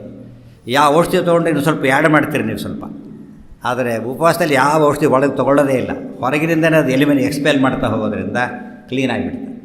ಈ ಅರ್ಥದಲ್ಲಿ ಸಂಧ್ಯಾ ವಂದನೆಯಲ್ಲಿ ನೆನಪಿಡಲಿ, ನಾವು ನೀರು ಕುಡಿದು ಊಟ ಫುಡ್ ತೊಗೊಂಡು ಸಂಧ್ಯಾ ವಂದನೆ ಅಲ್ಲ. ಯಾವುದೇ ಪೂಜೆಗೆ ಉಪವಾಸ ಇದ್ದರೆ ಮಾತ್ರ ಪೂಜೆ, ಉಪವಾಸ ಇದ್ದರೆ ಮಾತ್ರ ವ್ರತ. ಅದಕ್ಕೆ ಬೆಳಗ್ಗೆ ಎದ್ದ ತಕ್ಷಣ ಇವರು ಮತ್ತೇನು ಅಲ್ಲಿಂದ ನಮ್ಮ ಡೈಲಿ ಲೈಫ್ ಕೆಟ್ಟೋಗೋದು, ಬೆಡ್ ಕಾಫಿಯಿಂದ ಕೆಟ್ಟೋಗ್ಬಿಡುತ್ತೆ ಇಮಿಡಿಯೇಟ್. ಅಲ್ಲಿಂದನೇ ಸ್ಪಾಯಿಲ್ ಆಗುತ್ತೆ. ಫಸ್ಟ್ ತೊಗೊಳ್ಳಕ್ಕೆ ಹೋಗಬಾರ್ದು. ಎದ್ದ ತಕ್ಷಣ ಫುಡ್ ಯಾರಿಗೂ ಬೇಕಾಗೋದಿಲ್ಲ. ನಾವು ಅಭ್ಯಾಸ ಮಾಡಿಸಿದ್ದೇವೆ ಅಷ್ಟೇ, ಅದರ ನೆಸಿಟಿ ಇಲ್ಲ. ಎದ್ದ ತಕ್ಷಣ ಫುಡ್ ಯಾರಿಗೂ ಬೇಕಾಗಲ್ಲ. ಅನ್ವಾಂಟೆಡ್ ಥಿಂಗ್ನೇ ಆ್ಯಡ್ ಮಾಡ್ತಾನೆ. ಇನ್ನೂ ಆಶ್ಚರ್ಯ ಅಂದರೆ ಬೆಳಿಗ್ಗೆ ಎದ್ದ ತಕ್ಷಣ ನವದ್ವಾರಗಳು ಅಂತ ಏನು ಕರಿತೇವೆ, ನವದ್ವಾರಗಳು, ಅದರ ಒಳಗಿನ ಕೊಡೆಯೆಲ್ಲ ಹೊರಗೆ ಹೋಗ್ಲಿಕ್ಕೆಲ್ಲ ಸೆಟ್ಟಾಗಿರುತ್ತೆ, ಹೊರಗೆ ಹೋಗ್ಲಿಕ್ಕೆ ಬಂದಿರುತ್ತೆ. ಏನು ಮಾಡ್ತೇವೆ ನಾವು? ಫುಡ್ ಎಲ್ಲ ಒಳಗೆ ಹಾಕ್ಕೊಂಡ್ಬಿಡ್ತಾನೆ. ಮತ್ತು ಬಾಯಿಲರದೆಲ್ಲ ಒಳಗೆ ಹಾಕ್ಕೊಂಡ ತಕ್ಷಣ ಏನಾಗುತ್ತದು? ಬರೀ ಟಾಕ್ಸಿನ್ಸ್ ಎಲ್ಲ ಗಟ್ಟಿಯಾಗಿಬಿಡುತ್ತೆ ಅಷ್ಟೇ. ಆಗ ಶೌಚ ಪೂರೈಸಬೇಕು, ಬಾಯಿ ಮುಕ್ಕಳಿಸಿ ಎಲ್ಲ ಮಾಡುತ್ತೆ, ಎಲ್ಲ ಕ್ಲೀನ್ ಆಗಿಬಿಡುತ್ತೆ. ಅಲ್ಲಿಂದ ಫುಡ್ ಇನ್ನೂ ಫ್ರೆಶ್ ಆಗ್ತಾರೆ. ಆಗ ಮೈಂಡ್ ಭಾರಿ ಆ್ಯಕ್ಟಿವ್ ಆಗಿರೋ ಕಾಲ ಮಾರ್ನಿಂಗ್ ಪೀರಿಯಡ್, ಬಿಫೋರ್ ಸನ್ರೈಸ್. ನಮ್ಮ ಮೆಂಟಲ್ ಆ್ಯಕ್ಟಿವಿಟಿ ಭಾರಿ ಶಾರ್ಪ್ ಇರುತ್ತದೆ. ಎಲ್ಲರೂ ಟೆಸ್ಟೆಡ್ ಅದೆಲ್ಲ ಕೂಡ ಪ್ರಯೋಗ ಮಾಡಿ ಮಾಡಿ ತೀರ್ಮಾನ ಮಾಡ್ಕೊಂಡಿದ್ದಾರೆ. ರಾತ್ರಿ ನಾವು ಸುಮಾರು 10 ಗಂಟೆ 11 ಗಂಟೆ ಹೊತ್ತಿನಲ್ಲಿ 2-3 ಗಂಟೆ ಓದೋದು ಒಂದೇ, ಬೆಳಗ್ಗೆ ಬರೀ 10 ನಿಮಿಷ ಓದೋದು ಒಂದೇ. ಅಷ್ಟು ರಿಸೆಪ್ಟಿವ್ ಪವರ್ ಭಾರಿ ಜಾಸ್ತಿ ಇರುತ್ತೆ. ರಿಸೆಪ್ಟಿವ್ ಪವರು, ರಿಟೆನ್ಷನ್ ಎರಡೂ ನಮಗೆ ಜಾಸ್ತಿ ಇರೋದು ಬೆಳಗ್ಗೆ. ಅದಕ್ಕೆ ಬ್ರಹ್ಮ ಮುಹೂರ್ತ ಅಂತ ಕರೀತಾರೆ. ಬ್ರಾಹ್ಮ ಮುಹೂರ್ತ ಅಂತ ಅದಕ್ಕೆ ಹೆಸರು. ಬ್ರಹ್ಮವಾಯುಗಳ ಮುಹೂರ್ತ ಅಂದರೆ ಫ್ರೆಶ್ ಆಗಿರೋ ಕಾಲ, ಬೇರೆ ದೇವದಲ್ಲಿ ಅತ್ಯಂತ ಪರಿಶುದ್ಧವಾದ ಕಾಲ. ಆಗ ನಾವು ಮಾಡ್ತಕ್ಕಂತಹ ಧ್ಯಾನ, ಸಂಧ್ಯಾವಂದನೆ ಎಲ್ಲ ಕೂಡ ಬಹಳ ಭಾರಿ ಫಲ ಕೊಡುತ್ತೆ. ನಂಬರ್ 1 ಅದು. ಅದಕ್ಕೆ ಪ್ರಾಣಾಯಾಮ ಸರಿಯಾಗಿ ಮಾಡೋ ಅಭ್ಯಾಸ ಮಾಡಿದರೆ, ಪ್ರಾಣಾಯಾಮದಲ್ಲಿ 2 ವಿಧ, ಸಗರ್ಭ ಅಗರ್ಭ ಅಂಥೇಳಿ. ಸಗರ್ಭ ಪ್ರಾಣಾಯಾಮ, ಅಗರ್ಭ ಪ್ರಾಣಾಯಾಮ ಅಂತ ಕರೀತಾರೆ. ಅಗರ್ಭ ಪ್ರಾಣಾಯಾಮ ಅಂದ್ರೇನು? ಬರೀ ಉಸಿರು ಬಿಟ್ಟ, ಉಸಿರಾಡ್ಕೊಂಡ ಹಿಡ್ಕೊಂಡ, ಮಂತ್ರಗಿಂತ್ರ ಏನೂ ಇಲ್ಲ. ಇದು ಅಗರ್ಭ ಪ್ರಾಣಾಯಾಮ. ಅದು ಮಂತ್ರ ಹಿಡ್ಕೊಂಡು ಮಾಡ್ತಾನೆ, ಮಂತ್ರ ಹಿಡ್ಕೊಂಡು ಮಾಡ್ತಾನೆ, ಅದನ್ನು ಸಗರ್ಭ ಅಂತ ಕರೀತಾರೆ. ಇನ್ನೂ ಸಗರ್ಭ ಆಗಬೇಕಾದ್ರೆ ಭೂ ಹೂ ಭೂಹ ಸ್ವಹ ಮಹಾ ಜನಃ ತಪಃ ಸತ್ಯಂ ಇವೆಲ್ಲ ಹೇಳ್ಕೊಂಡು ಮಾಡ್ತಾನಲ್ಲ, ಉಸಿರು ಹಿಡ್ಕೊಂಡು ಮಾಡ್ಬೇಕು. ಇದನ್ನು ಉಸಿರು ಹಿಡ್ಕೊಂಡು ಮಾಡ್ತಾನೆ, ಮುಗಿಯೋವತ್ತು ಸರಿಯಾಗಿ ಪೂರಕ ಮುಗಿಯುತ್ತೆ. ಅದು ಸಗರ್ಭ ಪ್ರಾಣಾಯಾಮ. ಇನ್ನೂ ಸಗರ್ಭ ಅಂತ ಅದಕ್ಕೆ ಅರ್ಥ ತಿಳ್ಕೊಬೇಕು. ಭೂ ಅಂದರೆ ಏನು, ಭುವ ಅಂದರೆ ಏನು, ಇವೆಲ್ಲ ತಿಳ್ಕೊಂಡ್ರೆ ಇನ್ನೂ 100% ಕರೆಕ್ಟ್.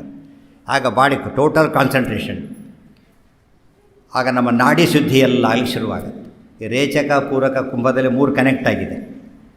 ಎಡಭಾಗದೆಲ್ಲ ಇಡ ಅಂತ ನಾಡಿ ಇದೆ, ಬಲಭಾಗದಲ್ಲಿ ಪಿಂಗಲ ಅಂತ ನಾಡಿ ಇದೆ, ಮಧ್ಯಭಾಗದಲ್ಲಿ ಸುಷುಮ್ನ ಅಂತ ನಾಡಿ ಇದೆ. 3 ನಾಡಿ ಕನೆಕ್ಟೆಡ್ ಇದೆ. 3 ನಾಡಿಗಳಿಗೂ ರೇಚಕ ಪೂರಕ ಕುಂಭಕದಲ್ಲಿ ಬರೀ ಸುಷುಮ್ನ ನಾಡಿ ಫಂಕ್ಷನ್ ಮಾಡೋದು. ಸುಷುಮ್ನ ನಾಡಿ ಮಧ್ಯೆ ಇರತಕ್ಕಂಥ ಸ್ಟ್ರೇಟ್ ನಾಡಿ ಅದು. ಮೂಲಾಧಾರಂ ಸಮಾರಭ್ಯ, ಮೂಲಾಧಾರ ಚಕ್ರ ಶುರು ಮಾಡಿ ನಮಗೆ ಇಲ್ಲಿವರೆಗೂ ಸ್ಟ್ರೇಟಾಗಿ ಬಂದಿರುತ್ತೆ. ಅದು ಸ್ಟ್ರೇಟಾಗಿರೋದೆಲ್ಲ ಮಧ್ಯೆ ವಾಯುದೇವರಿಗೊಂದೇ ಪ್ರವೇಶ. ವಾಯುದೇವರು ವಾಸುದೇವ, ಸಂಕರ್ಷಣ, ಪ್ರದ್ಯುಮ್ನ, ಅನಿರುದ್ಧ, ನಾರಾಯಣ, ಸುತ್ತ 4 ನಾಡಿಗಳ ಮಧ್ಯೆ ಸುಷುಮ್ನ ನಾಡಿ. ಆಗ ಬರೀ ಅದಕ್ಕೆ ಬ್ರಹ್ಮನಾಡಿ ಅಂತ ಕರೀತಾರೆ. ಬ್ರಹ್ಮನಾಡಿ ಉದಾನಗತಿ ಅಂದರೆ ಸುಷುಮ್ನ. ಪ್ರಾಣಾಯಾಮದಿಂದ ಅದು ಕರೆಕ್ಟಾಗಿ ಲೊಕೇಟ್ ಆಗುತ್ತೆ. ಆಗ ಕಾನ್ಸಂಟ್ರೇಷನ್, ಟೋಟಲ್ ಕಾನ್ಸಂಟ್ರೇಷನ್ ಇಲ್ಲಿವರೆಗೂ ಒಂದೇ ರೀತಿಯಲ್ಲಿ ದೇಹ ರುಜುಮಾರ್ಗದಲ್ಲಿ ಕೂತಿರುತ್ತೆ, ಮನಸ್ಸು ಒಂದೇ ಏಕಾಗ್ರತೆ ಬರುತ್ತೆ. ಅದು ಪ್ರಾಣಾಯಾಮ ಆಯಿತು. ಆಮೇಲೆ ಸಂಕಲ್ಪ ಶುರು ಮಾಡು. ಏನು ಮಾಡುತ್ತೇವೆ? ಸಂಕಲ್ಪ. ನಮಗೆ ಸಂಧ್ಯಾವಂದನೆಯಲ್ಲಿ ಏನು ಬರುತ್ತೆ, ಯಾವ ಕೆಲಸಕ್ಕೂ 3 ಬೇಕೇ ಬೇಕು. ಆಚಮನ, ಪ್ರಾಣಾಯಾಮ, ಸಂಕಲ್ಪ ಇಲ್ಲದೆ ಯಾವ ವ್ರತ, ಉಪವಾಸ, ದಾನ, ಧರ್ಮ ಏನೂ ಮಾಡಾಗಿಲ್ಲ. ಸಂಧ್ಯಾವಂದನೆ ಒಂದು ಸರಿಯಾಗಿ ಬಂತು ಅಂದರೆ ಎಷ್ಟೋ ಇದಕ್ಕೆ ನೀವೇ ಪುರೋಹಿತರಾದಾಗ ಆಗಿಬಿಡ್ತೀರಿ ಅಷ್ಟೇ. ಇನ್ನು ಬೇರೆ ಪುರೋಹಿತರೇ ಬೇಕಿಲ್ಲ. ಈ ಪುರೋಹಿತರು ಒಂದು ಮಾಡಿಸೋರು ಸುಮ್ಮನೆ ಕೂತಿರ್ತಾರೆ, ಅವ್ರು ಬಾಯಿ ತೈಲಕ್ಕೆ ಬರೋದಿಲ್ಲ ಇವ್ರಿಗೆ. ಇವ್ರು ಹೇಳಿನೇ ಗೊತ್ತಿರೋದಿಲ್ಲ. ಹಾಗಾಗಿ ಇಷ್ಟು ತಾವು ಮಾಡ್ಕೊಂಬಿಟ್ರೆ ಮುಗಿದೋಯ್ತು ಸಂಕಲ್ಪ. ಆಗ ನಾವು ಸಂಕಲ್ಪದಲ್ಲಿ ಎಷ್ಟು ವಿಶೇಷ ಇದೆ ಅಂದರೆ, ನಾವು ಎಲ್ಲಿದ್ದೇವೆ, ಡೇಟ್, ಟೈಮ್, ಡೇಟು, ಪ್ಲೇಸು ಹಾಕ್ತಾ ಹೋದರೆ ಅದು ಡಾಕ್ಯುಮೆಂಟೇ ಆಗೋದಿಲ್ಲ. ಡೇಟು ಪ್ಲೇಸ್ ಇಲ್ಲದೆ ಹೋದರೆ ನೋ ಡಾಕ್ಯುಮೆಂಟ್. ಅದಕ್ಕೆ ಪ್ರತಿನಿತ್ಯ ಪ್ರತಿ ಕಾರ್ಯದಲ್ಲೂ ಡೇಟ್ ಆ್ಯಂಡ್ ಪ್ಲೇಸ್ ಹೇಳ್ತೇವೆ ನಾವೀಗ. ಅದ್ಯ ಶುರು ಅದ್ಯ ಬ್ರಹ್ಮಣ, ದ್ವಿತೀಯ ಪರಾರ್ಧೆ ಶ್ವೇತವರ ಕಲ್ಪೆ ವಯಸ್ಸುತೋರಂತರೇ ಕಲಿಯುಗೆ ಪ್ರಥಮ ಪಾದೆ ಭರತವರ್ಷೆ ಭರತಖಂಡೆ ಜಂಬೂ ದ್ವೀಪೇಂಡ ಕಾರಣ್ಯೆ. ಕಾಲ ಬ್ರಹ್ಮದೇವರ ಯಾವ ದಿವಸ 24 ಅದಿಷ್ಟು ಕಾಲ ಅದು. ಇದು ದಕ್ಷಿಣ ತೀರೆ, ಗೋದಾವರಿ ಆ ದಕ್ಷಿಣ ತೀರ ಪ್ಲೇಸ್ ಅದು. ಅದು ಟೈಮು, ಇದು ಪ್ಲೇಸ್, 2 ಸರಿಯಾಗಿ ಐಡೆಂಟಿಫೈ ಮಾಡ್ಕೋಬೇಕು. ಮಾಡಿಕೊಂಡು ಏನು ಮಾಡ್ತಾ ಇದ್ದೇವೆ ಮತ್ತು ಯಾತಕ್ಕೆ ಮಾಡ್ತೇವೆ. ಆಫೀಸಲ್ಲಿ ಏನೇ ಕೆಲಸ ಮಾಡಿದರೂ ಕೂಡ ಬಾಸ್ ಹೇಳಿದ್ದನ್ನು ಮಾಡಬೇಕು, ಇಲ್ಲದ ಹೋದರೆ ಸಂಬಳ ಇಲ್ಲ. ಬಾಸ್ ಹೇಳಿದ್ದನ್ನು ಮಾಡಿದರೆ ಅವ್ರು ವರ್ಕ್, ಅದು ಇಲ್ಲದ ಹೋದ್ರೆ ವರ್ಕ್ ಅಂತ ಕರೆಯೋದಿಲ್ಲ. ಹೋಮ್ವರ್ಕನ್ನು ಆಫೀಸ್ನಲ್ಲಿ ಮಾಡಿದರೆ ಹೋಮಲ್ಲಿರು ಅಂತ ಹೇಳ್ತಾರೆ ಹೊರತು ಆಫೀಸ್ ಕೆಲಸ ಆಗೋದಿಲ್ಲ. ಅದಕ್ಕೆ ದೇವರು ಹೇಳಿದ್ದನ್ನು ಮಾಡಬೇಕು. ವಿಷ್ಣು ಪ್ರೇರಣೆಯ ಅದು ಶುರುವಾಯಿತು. ವಿಷ್ಣು ಪ್ರೇರಣೆ. ವಿಷ್ಣು ಅಂತ ಹೇಳಿದರೆ ಏನು? ಆಲ್ ಪರ್ವೇಜಿವ್ ಎಂಟಿಟಿ ಅಂದರೆ god, independent all pervasive entity. Mahalakshmi all pervasive but not independent. Independent all pervasive entity ಒಂದೇ ಒಂದು ನಾರಾಯಣ. ಸ್ವತಂತ್ರೋ ಹೇಳಿದ್ರಲ್ಲ, ಸ್ವತಂತ್ರೋ ಭಗವಾನ್ ವಿಷ್ಣು ಅಷ್ಟೇ. ಇನ್ಯಾರಿಗೂ ಇಂಡಿಪೆಂಡೆನ್ಸ್ ಇಲ್ಲ. ಆಫೀಸ್ನಲ್ಲಿ ಚೀಫ್ ಅಂದರೆ ಎಂಟೈರ್ ರೆಸ್ಪಾನ್ಸಿಬಿಲಿಟಿ ಆಗ್ತದೆ. ಆದರೆ ಯಾವ ಆಫೀಸ್ ಚೀಫು ಕೂಡ ಪರ್ಮನೆಂಟ್ ಆಗಿರೋದಿಲ್ಲ. ದೇವ್ರು ಹಾಗಲ್ಲ. ಏಕೋನೈಕಃ ಸವಃ ಕಿಂ ಯತ್ತತ್ಪದ ಮನುತ್ತಮ. ಏಕಃ ಬ್ರಹ್ಮದೇವರು ಇನ್ಫೈನೈಟ್ ಇದ್ದಾರೆ, ಇನ್ಫೈನೈಟ್ ಆಗಿದ್ದಾರೆ, ಇನ್ಫೈನೈಟ್ ಮುಂದೆ ಬರ್ತಾರೆ. ಜೀವೋತ್ತಮರು ಅವರೇ ಇನ್ಫೈನೈಟ್ ಇದ್ದಾರೆ. ಶೇಷಾದಿಗಳು ಇನ್ಫೈನೈಟ್ ಇದ್ದಾರೆ. ಸೂರ್ಯಾದಿಗಳು ಇನ್ಫೈನೈಟ್ ಇದ್ದಾರೆ. ಈವನ್ ಸೈಂಟಿಫಿಕಲಿ ಈ ಸೂರ್ಯ ಪರ್ಮನೆಂಟ್ ಅಲ್ಲ, ಚೇಂಜ್ ಆಗ್ತಾನೆ. ಮತ್ತು ಈ ಸೂರ್ಯ ಮಂಡಲನೂ ಚೇಂಜ್ ಆಗುತ್ತೆ ಒಂದು ಫೈನ್ ಡೇ. ಆದರೆ ಏಕಃ ನೆವರ್ ಚೇಂಜಿಂಗ್ ಒಂದೇ ಒಂದು ಎಂಟಿಟಿ ಅಂದರೆ ಇಬ್ಬರು, ನಾರಾಯಣ ಲಕ್ಷ್ಮಿ ಇಬ್ಬರೇ. ಲಕ್ಷ್ಮಿಯರು ಅನ್ನೋ ಹಾಗಿಲ್ಲ, ಲಕ್ಷ್ಮಿ ಅಷ್ಟೇ. ನಾರಾಯಣ ಒಬ್ಬನೇ, ಏಕೋ ನಾರಾಯಣ ಆಸಿ. ಅದಕ್ಕೇ ರ್ಯಾಷನಲ್, ಎಲ್ಲ ಕಾಲಕ್ಕೂ ಎಲ್ಲರಿಗೂ ಒಬ್ಬನೇ ದೇವರು ಅಂದರೆ ಭಗವಂತ ಒಬ್ಬನೇ. ಅದಕ್ಕೆ ಏಕ ಅಂತ ದೇವರಿಗೆ ಹೆಸರು. ಮಹಾಲಕ್ಷ್ಮಿ ಒಬ್ಬರೇ. ಆದರೆ ಡಿಫ್ರೆನ್ಸ್ ಇಷ್ಟೇ, ಆತ ಇಂಡಿಪೆಂಡೆಂಟು, ಇವರು ಡಿಪೆಂಡೆಂಟ್ ಆನ್ ಓನ್ಲಿ ಗಾಡ್. ಅದು ಇಂಪಾರ್ಟೆಂಟ್. ಬ್ರಹ್ಮಾದಿಗಳು ಡಿಪೆಂಡೆಂಟ್ ಆದರೂ ಕೂಡ they are dependent on all superiors. ಬ್ರಹ್ಮವಾಯುಗಳು ಲಕ್ಷ್ಮೀ ಮೇಲೆ ಡಿಪೆಂಡೆಂಟು, ಲಕ್ಷ್ಮೀದೇವಿ ನಾರಾಯಣ ಮೇಲೆ ಡಿಪೆಂಡೆಂಟ್. ಭಾರತೀ ದೇವಿ ಸರಸ್ವತಿಯರು ಬ್ರಹ್ಮವಾಯುಗಳ ಮೇಲೆ, ಅವ್ರ ಲಕ್ಷ್ಮಿ ಮೇಲೆ, ಅವ್ರ ನಾರಾಯಣನ ಮೇಲೆ. ಅಂತಾರೆ ಗಡುಸೆ ರುದ್ರಾದಿಗಳು ಅವರು ಸರಸ್ವತಿ ಭಾರತೀಯರ ಮೇಲೆ, ಬ್ರಹ್ಮವಾಯುಗಳ ಮೇಲೆ ಅವರು, ಲಕ್ಷ್ಮೀನಾರಾಯಣ ಹೀಗೆಲ್ಲ ಜಾಸ್ತಿ ನಾವು ತೊಗೊಂಡ್ಬಿಟ್ರೆ ಇನ್ಫೈನೈಟ್ ಬಿದ್ದಾರೆ ನಮ್ಮ ಮಧ್ಯೆ. ಡೈರೆಕ್ಟಾಗಿ ಗಾಡ್ಸ್ ಕಂಟ್ರೋಲಲ್ಲಿ ಬರೋದು ಮಹಾಲಕ್ಷ್ಮಿ, ಇನ್ಯಾರೂ ಇಲ್ಲ. ಅದಕ್ಕೆ ಮಹಾಲಕ್ಷ್ಮಿ ನೆಕ್ಸ್ಟ್ ಇಬ್ಬರು ಧ್ಯಾನ ಮಾಡಿದರೆ 100% ಕರೆಕ್ಟಾಗಿ. ಅದನ್ನು ಹೇಳೋದಕ್ಕೆ ವಿಷ್ಣು ಪ್ರೇರಣೆಯ ವಿಷ್ಣು ಪ್ರೀತ್ಯರ್ಥಂ ಅಂತ ಹೇಳಿದ್ದಾರೆ. ಬಟ್ ವಿಷ್ಣು ಆ್ಯಕ್ಸೆಸ್ ಆಗಬೇಕಾದ್ರೆ ನಮಗೆ ಇನ್ನೊಬ್ಬರು ಬೇಕು. ಅದಕ್ಕೆ ಭಾರತೀಯ ರಮಣ ಮುಖ್ಯ ಪ್ರಾಣ ಅಂತರ್ಗತ ಅಂತ ಹೇಳಿದೆ. ವಾಯುದೇವರು ಹೈಯೆಸ್ಟ್ ಸುಪ್ರೀಮೋಸ್ಟ್ ಸೋಲ್ ಇನ್ ಅಮಾಂಗ್ ಸೋಲ್ಸ್ ಅಂದರೆ ವಾಯುದೇವರು. ಬ್ರಹ್ಮವಾಯುಗಳು ಸಮ. ಬ್ರಹ್ಮ ಅಂದರೂ ವಾಯು ಅಂದರೂ ಕೂಡ ವ್ಯಕ್ತಿಗಳು ಬೇರೆ ಆದರೂ ಅವ್ರ ಪವರ್ ಈಕ್ವಲ್. ಅದು ಬ್ರಹ್ಮ ಅಂತರ್ಗತ ಅಂದರೂ ಸರಿ, ವಾಯು ಅಂತರ್ಗತ ಆದರೂ ಸರಿ. ಭಾರತೀಯ ರಮಣ ಮುಖ್ಯ ಪ್ರಾಣ ಅಂತರ್ಗತ, ನಾರಾಯಣನ ಪ್ರೇರಣೆ, ವಿಷ್ಣು ಪ್ರೇರಣೆ ವಿಷ್ಣು ಪ್ರೀತ್ಯರ್ಥಂ. ನಮ್ಮ ಜನ ವಿಷ್ಣು ಅಂದ ತಕ್ಷಣ ಒಂದು ಪರ್ಸನಲ್ ಗಾಡ್ ಅಂತ ತಿಳ್ಕೊಂಡ್ಬಿಡ್ತಾರೆ. ಪರ್ಸನಲ್ ಗಾಡ್, ಪರ್ಸನಲ್ ನೇಮ್ ಹಾಗಲ್ಲ. ವಿಷ್ಣು ಅನ್ನೋದು ವಿಶಲ್ಗುಲ್ರು ವ್ಯಾಪ್ತವು ಅಂತ ಅದಕ್ಕೆ ಅರ್ಥ. ಅಂದರೆ ಆಲ್ ಪರ್ವೇಜಿವ್ ಎಂಟಿಟಿ ಅಂತ ಅರ್ಥ ಅದಕ್ಕೆ. ಸೊ ಸುಪ್ರೀಮೋಸ್ಟ್ ಥಿಂಗ್ ಅಂತ ಅರ್ಥ. ಆತನ ಪ್ರೇರೇಪಣೆಯಂತೆ ಮತ್ತೆ ಇವತ್ತು ಆಫೀಸರ್ ಹೇಳಿದ್ದನ್ನು ಮಾಡ್ತಾನೆ. ಅದನ್ನು ಓಕೆ ಯಾರು ಮಾಡಬೇಕು? ಹೇಳಿದವನೇ ಮಾಡಬೇಕು. ಇವತ್ತಿನ ಆರ್ಡರ್ ಕೊಟ್ಟಿರ್ತೀರಿ ಯಾವುದೋ ಒಂದು ಪದಾರ್ಥ ಮಾಡಲಿಕ್ಕೆ, ಆಮೇಲೆ ಸಬ್ಮಿಟ್ ಮಾಡಬೇಕಂತ ಅವನೇ ಮಾಡಬೇಕು. ಅವನು ಎಸ್ ಅಂದರೆ ನಿಮ್ಮ ಕೆಲಸ ಮುಗೀತು. ಕರೆಕ್ಷನ್ಸ್ ಹೇಳಿದ್ರೆ ಮಾಡಬೇಕಾ, ಮಾಡಿ ಇದನ್ನು ಸರಿ ಇಲ್ಲ ಮತ್ತೆ ಸರಿ ಮಾಡಬೇಕಾಗ್ತದೆ. ಅಲ್ಲಿವರೆಗೂ ದುಡ್ಡು ಕೊಡೋದಿಲ್ಲ ಅವನು. ಓಕೆ ಮಾಡಿದ ತಕ್ಷಣ ನಿಮ್ಮ ಕೆಲಸ ಮುಗೀತು. ಅದು ವಿಷ್ಣು ಪ್ರೇರಣೆ ವಿಷ್ಣು ಪ್ರೀತ್ಯರ್ಥಂ. ಹೇಳಿರೋದು ಭಗವಂತ ಮೆಚ್ಚಾಗಿ ಮಾಡಬೇಕು. ಈ ಮಧ್ಯೆ ಮಾಡಬೇಕು. ಒಂದು ದೇವ್ರು ಮೆಚ್ಚಾಗಿ ಮಾಡಬೇಕು. ಈ ಮಧ್ಯೆ ಟೇಬಲ್ ಆರ್ಡರ್ ಕೊಟ್ಟಿದ್ದೆ, ಚೇರ್ ಮಾಡಿ ಇಟ್ಬಿಟ್ಟ. ಸೂಪರ್ ಚೇರ್ ಮಾಡಿದ್ದಾನೆ, ಉಪಯೋಗ ಇಲ್ಲ, ಬೇಕಾದ್ರೆ ವಾಟ್ಸ್ ಟೇಬಲ್ ಅಷ್ಟಿದೆ. ಅವನು ಬರೀ ಅಕ್ಸೆಪ್ಟ್ ಮಾಡೋದಿಲ್ಲ, ಪೆನಾಲ್ಟಿ ಹಾಕ್ತಾನೆ. ವುಡ್ ಹಾಡು ಮಾಡಿದ್ದೆ ಅಂತ ಹೇಳ್ತಾನೆ. ನಾವು ವುಡ್ ಹಾಡು ಮಾಡಿದ್ದೆ ಆಗಿದ್ದರಿಂದ ಅವನು ಕಾಂಪೆನ್ಸೇಟ್ ಮಾಡಬೇಕಾಗಿದೆ. ಹೇಳಿದ್ದೇನೆ ಮಾಡಬೇಕು. ಆಯಿತು, ಚೇರ್ ಹೇಳಿದರೆ ಚೇರೇ ಮಾಡಿದ, ಬಟ್ ಆ್ಯಸ್ ಪರ್ ಸ್ಪೆಸಿಫಿಕೇಷನ್ಸ್ ಮಾಡಲಿಲ್ಲ, ಮತ್ತೆ ಹೋಯ್ತು. ಸ್ಪೆಸಿಫಿಕೇಷನ್ ಸ್ವಲ್ಪ ಹೆಚ್ಚು ಕಡಿಮೆ ಆಯಿತು, ಕೊಡೋದಿಲ್ಲ. ಟೇಬಲ್ ಮಾಡಿದ್ರಂತೂ ಕೊಡೋದೇ ಇಲ್ಲ. ಸ್ಪೆಸಿಫಿಕೇಷನ್ಸ್ ಇರೋದು ಚೇರ್ಗೂ ಕೊಡೋದಿಲ್ಲ. 100% ಕರೆಕ್ಟ್ ಇದ್ದರೆ ಓಕೆ ಅಂತ ಅಲ್ಲಿಗೆ ಅವನ ಕರೆಕ್ಟ್ ಮುಗೀತು. ಇವತ್ತು ನಮ್ಮದೇ ಸಂಧ್ಯಾನೆ ಮಾಡಿಯೇ ಗೊತ್ತಿಲ್ಲ. ಫಸ್ಟು ಇನ್ನು ಸರಿಯಾಗಿ ಮಾಡಬೇಕು ಅಂತ ಯೋಚನೆ ಕೂಡ ಇಲ್ಲ. ದೇವರು ಮೆಚ್ಚಾಗಿ ಮಾಡಬೇಕಾದ್ರೆ ಅದಕ್ಕೆ ಆಚಾರ್ಯ ಹೇಳಿದ್ದು ಪ್ರೇಣಯಾಮೋ ವಾಸುದೇವಂ ದೇವತಾ ಮಂಡಲ ಅಖಂಡ ಮಂಡಲ. ದೇವರು ಹೇಳಿದ ಕೆಲಸ ಮಾಡಬೇಕು, ದೇವರು ಮೆಚ್ಚಾಗಿ ಮಾಡಬೇಕು, ದೇವರಿಗೆ ಅದು ಸಬ್ಮಿಟ್ ಮಾಡಬೇಕು. 3 ಮಾಡಿದರೆ ಕೆಲಸ ಮುಗಿಯುತ್ತೆ. ಅದಕ್ಕಾಗಿ ವಿಷ್ಣು ಪ್ರೇರಣೆಯ ವಿಷ್ಣು ಪ್ರೀತ್ಯರ್ಥಂ ಪ್ರಾತಃ ಸಂಧ್ಯಾ ಉಪಾಶಿಷ್ಯೇ. ಅಲ್ಲಿಂದ ಶುರು. ಪ್ರಾತಃ ಕಾಲದ ಸಂಧ್ಯಾಕಾಲ, ಸಂಧ್ಯಾವನ್ನೇ 3: ಪ್ರಾತಃ ಸಂಧ್ಯಾ, ಮಾಧ್ಯಾಹ್ನಿಕ ಸಂಧ್ಯಾ, ಸಾಯಂ ಸಂಧ್ಯಾ. 3 ಸಂಧ್ಯಾವನ್ನೇ ಇರೋದು. ನಮ್ಮಲ್ಲಿ ಕೆಲವರು ವಿವಾದ ಹುಟ್ಟಿಸಿರೋದುಂಟು. ಸಂಧ್ಯಾವನ್ನು 2 ಮಾಡಿದರೆ ಸಾಕು ಅಂಥೇಳಿ. ಬೆಳಿಗ್ಗೆ ಒಂದು ಸಾಯಂಕಾಲ ಒಂದು ಮಾಡಿದರೆ ಸಾಕು, ಮಧ್ಯಾಹ್ನ ಮಾಡಬೇಕಾಗಿಲ್ಲ ಅಂತ ಒಂದು ವಾದ ಇದೆ. ಬಿಡೋರಿಗೆ ಖುಷಿ, ಅವರು 2 ಮಾಡೋಲ್ಲ, ವಿಚಾರ ಬೇರೆ. 3 ಬದಲು 2 ಬಿಟ್ಟಾಗಾಯಿತು, ಸಮಾಧಾನ ಮಾಡ್ಕೋಬೋದು ಅಷ್ಟೇ. 3 ಬಿಡೋರು 2 ಬಿಟ್ಟಾಗಾಯಿತು ಅಲ್ಲ. ಆಚಾರ್ಯ ಸಿಂಪ್ಲೆಸ್ಟ್ ಆನ್ಸರ್ ಕೊಡ್ತಾರೆ. ಅದು ತುಂಬ ಆರ್ಗ್ಯುಮೆಂಟ್ಸ್ ಬೇಡ, ಸಿಂಪಲ್ ಹೇಳಿಬಿಡ್ತಾರೆ. ಏನು ಗೊತ್ತಾ, ಸಂಧ್ಯಾವಂದ್ಯ 3 ಅಂತ ಹೇಳೋದಕ್ಕೆ ಸಂಧ್ಯಾವಂದ್ಯ ಮುಖ್ಯ ಉದ್ದೇಶ ಏನು? ಗಾಯತ್ರಿ ಜಪ. ಗಾಯತ್ರಿ ಅಂದರೆ ಏನು ಗೊತ್ತಾ ಆಚಾರ್ಯ ಹೇಳ್ತಾರೆ, ತ್ರಿಕಾಲೇ ಗೀಯತೆ ಇತಿ ಗಾಯತ್ರಿ. ತ್ರಿಕಾಲೇ ಗೀಯತೆ ಇತಿ 3 ಕಾಲದಲ್ಲೇ ಹೇಳಬೇಕು ಅಂತಲೇ ಗಾಯತ್ರಿ ಅಂತ. 3 ಅಲ್ಲೇ ಇದೆ. ಇಂಗ್ಲೀಷ್ 3, ಸಂಸ್ಕೃತ 3 ಎರಡೂ ಒಂದೇ. ಗಾಯತ್ರಿ ಇಂಗ್ಲೀಷ್ನಲ್ಲೂ 1 2 3 3 ಇರೋದ್ರಿಂದ 3 ಗಾಯತ್ರಿ. ಅಕ್ಷರ 3 ಇರೋದು ಅದಕ್ಕೆ ಗಾಯತ್ರಿ. 3 ಕಾಲದಲ್ಲಿ ಮಾಡಬೇಕು. ಸೊ ಪ್ರಾತಃ ಸಂಧ್ಯಾ, ಮಾಧ್ಯಾಹ್ನಿಕ ಸಂಧ್ಯಾ, ಸಾಯಂ ಸಂಧ್ಯಾ 3 ಹೊತ್ತು ಮಾಡಿದರೆ ಮಾತ್ರ ಅದಕ್ಕೆ ಸಂಧ್ಯಾವಂದ್ಯ ಮಾಡಿದಾಗ ಲೆಕ್ಕ. ಇಲ್ಲದೆ ಹೋದರೆ ಗಾಯತ್ರಿ ಆಯಿತು. 1 2 1 3 ಹೋದರೆ ಏನಿಲ್ಲೇ ಇಲ್ಲ. 3 ಮಾಡಿದರೆ ಮಾತ್ರ, 3 ಸಂಧ್ಯಾವಂದ್ಯ ಮಾಡಿದರೆ ಮಾತ್ರ ಎಫೆಕ್ಟ್ ಕ್ರಿಯೇಟ್ ಆಗೋದು. ಅದಕ್ಕೆ ಅದಾಯಿತು. ನೆಕ್ಸ್ಟ್ ಮಾರ್ಜನ ಅಂತ ಕರೀತಾರೆ. ಮಾರ್ಜನ ಇದು ಆ್ಯಕ್ಚುಲಿ ಇವೆಲ್ಲ ವಾರಗಟ್ಟಲೆ ಹೇಳೋ ವಿಚಾರ, ಬ್ರೀಫಾಗಿ ಹೇಳ್ತಿರೋದು. ಮಾರ್ಜನ ಅಂದ್ರೇನು? ಅದು ಸ್ನಾನನೇ. ಇಷ್ಟೋ ಸ್ನಾನ ಮಾಡಿದ್ದೇವೆ ಅಂತ ಕೇಳಿದರೆ ಆ ಸ್ನಾನ ಫಿಸಿಕಲ್ ಸ್ನಾನ, ಮಂತ್ರ ಸ್ನಾನ. ಇವಿಷ್ಟು ಕೂಡ ಆಪೋಹಿಷ್ಟಾಮ ಯೋಗ ಹೇಳ್ತೇವಲ್ಲ, ಮಂತ್ರ ಸ್ನಾನ. ಇವತ್ತು ಮಂತ್ರ ಸ್ನಾನ ನಮಗೆ ಅರ್ಥ ಆಗುತ್ತೆ. ಹಾಸ್ಪಿಟ್ಲಲ್ಲಿ ಸ್ಪಂಜ್ ಬಾತ್ ಮಾಡ್ತಾರಲ್ಲ, ಆ ಟೈಪ್. ಮೈ ಮೇಲೆ ನೀರು ಹಾಕಿದ್ರೆ ಸ್ಪಂಜ್ ಬಾತ್ ಮಾಡಿ, ಅದು ಬಾತೆ ಕ್ಲೀನ್ ಆಗ್ತಾನೆ. ಬಟ್ ಅದರಷ್ಟು ಕ್ಲೀನ್ ಇಲ್ಲದೆ ಹೋದರೂ ಕೂಡ ಸ್ನಾನ ಮಾಡದೇ ಇರೋದಕ್ಕಿಂತ ಮಚ್ ಬೆಟರ್. ಈ ಮಂತ್ರ ಸ್ನಾನ ಅಂಬೋದು ಫರ್ದರ್ ಸ್ನಾನ. ಈ ಫಿಸಿಕಲ್ ಸ್ನಾನಕ್ಕಿಂತ ದೊಡ್ಡ ಸ್ನಾನ. ಆದ್ದರಿಂದ ಆ ಮಂತ್ರಿತ ನೀರು ಮೈ ಮೇಲೆ ಬಿದ್ದಷ್ಟು ಕೂಡ ಪ್ಯೂರಿಟಿ ಕ್ರಿಯೇಟ್ ಆಗುತ್ತೆ. ನೀರಿಗೆ ಅಷ್ಟು ಶಕ್ತಿ ಇದೆಯಾ ಅಂತ ಕೇಳಿದರೆ ನಮಗೆ ನೀರಿನ ಶಕ್ತಿ ಅರ್ಥ ಆಗೋದಿಲ್ಲ. ಆ್ಯಸಿಡ್ ಹಾಕಿದ್ರೆ ಗೊತ್ತಾಗುತ್ತಲ್ಲ ಏನಂತೇಳಿ.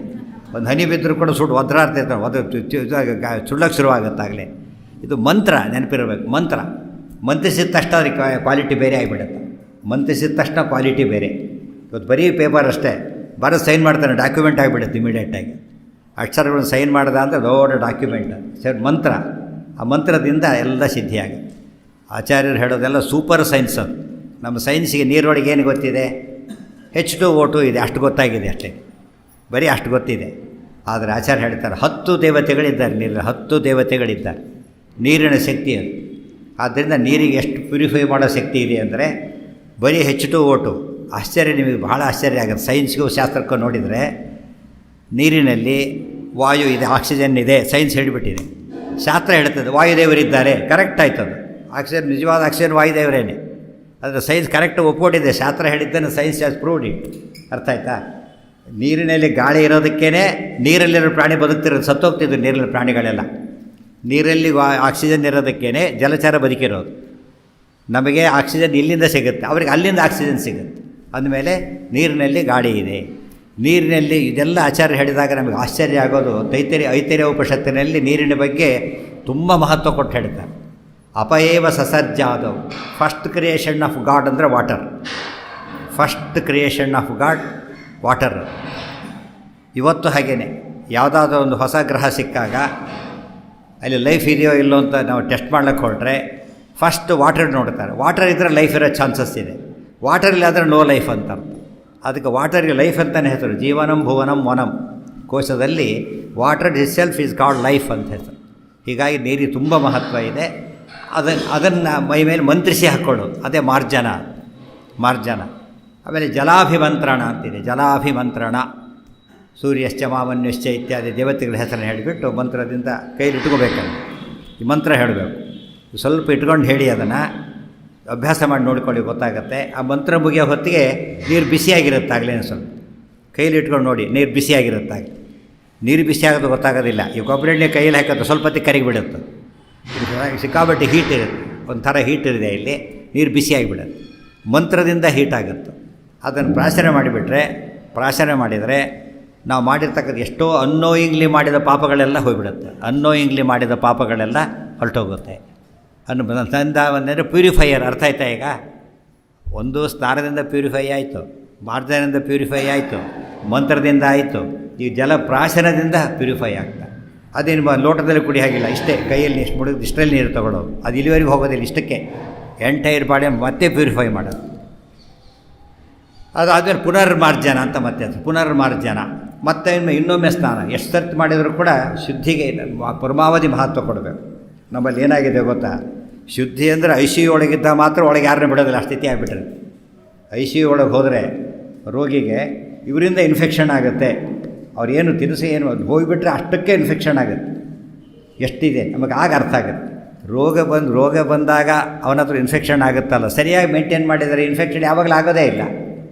ಅದಕ್ಕೆ ಮಡಿಯಲ್ಲಿ ಅಷ್ಟು ವ್ಯವಸ್ಥೆ ತಂದರು. ಮಡಿ ಮಾಡಬೇಕಾದ್ರೂ ದಾರ ಬಿಟ್ಟಿದ್ರು ಸ್ನಾನ ಮಾಡಬೇಕು.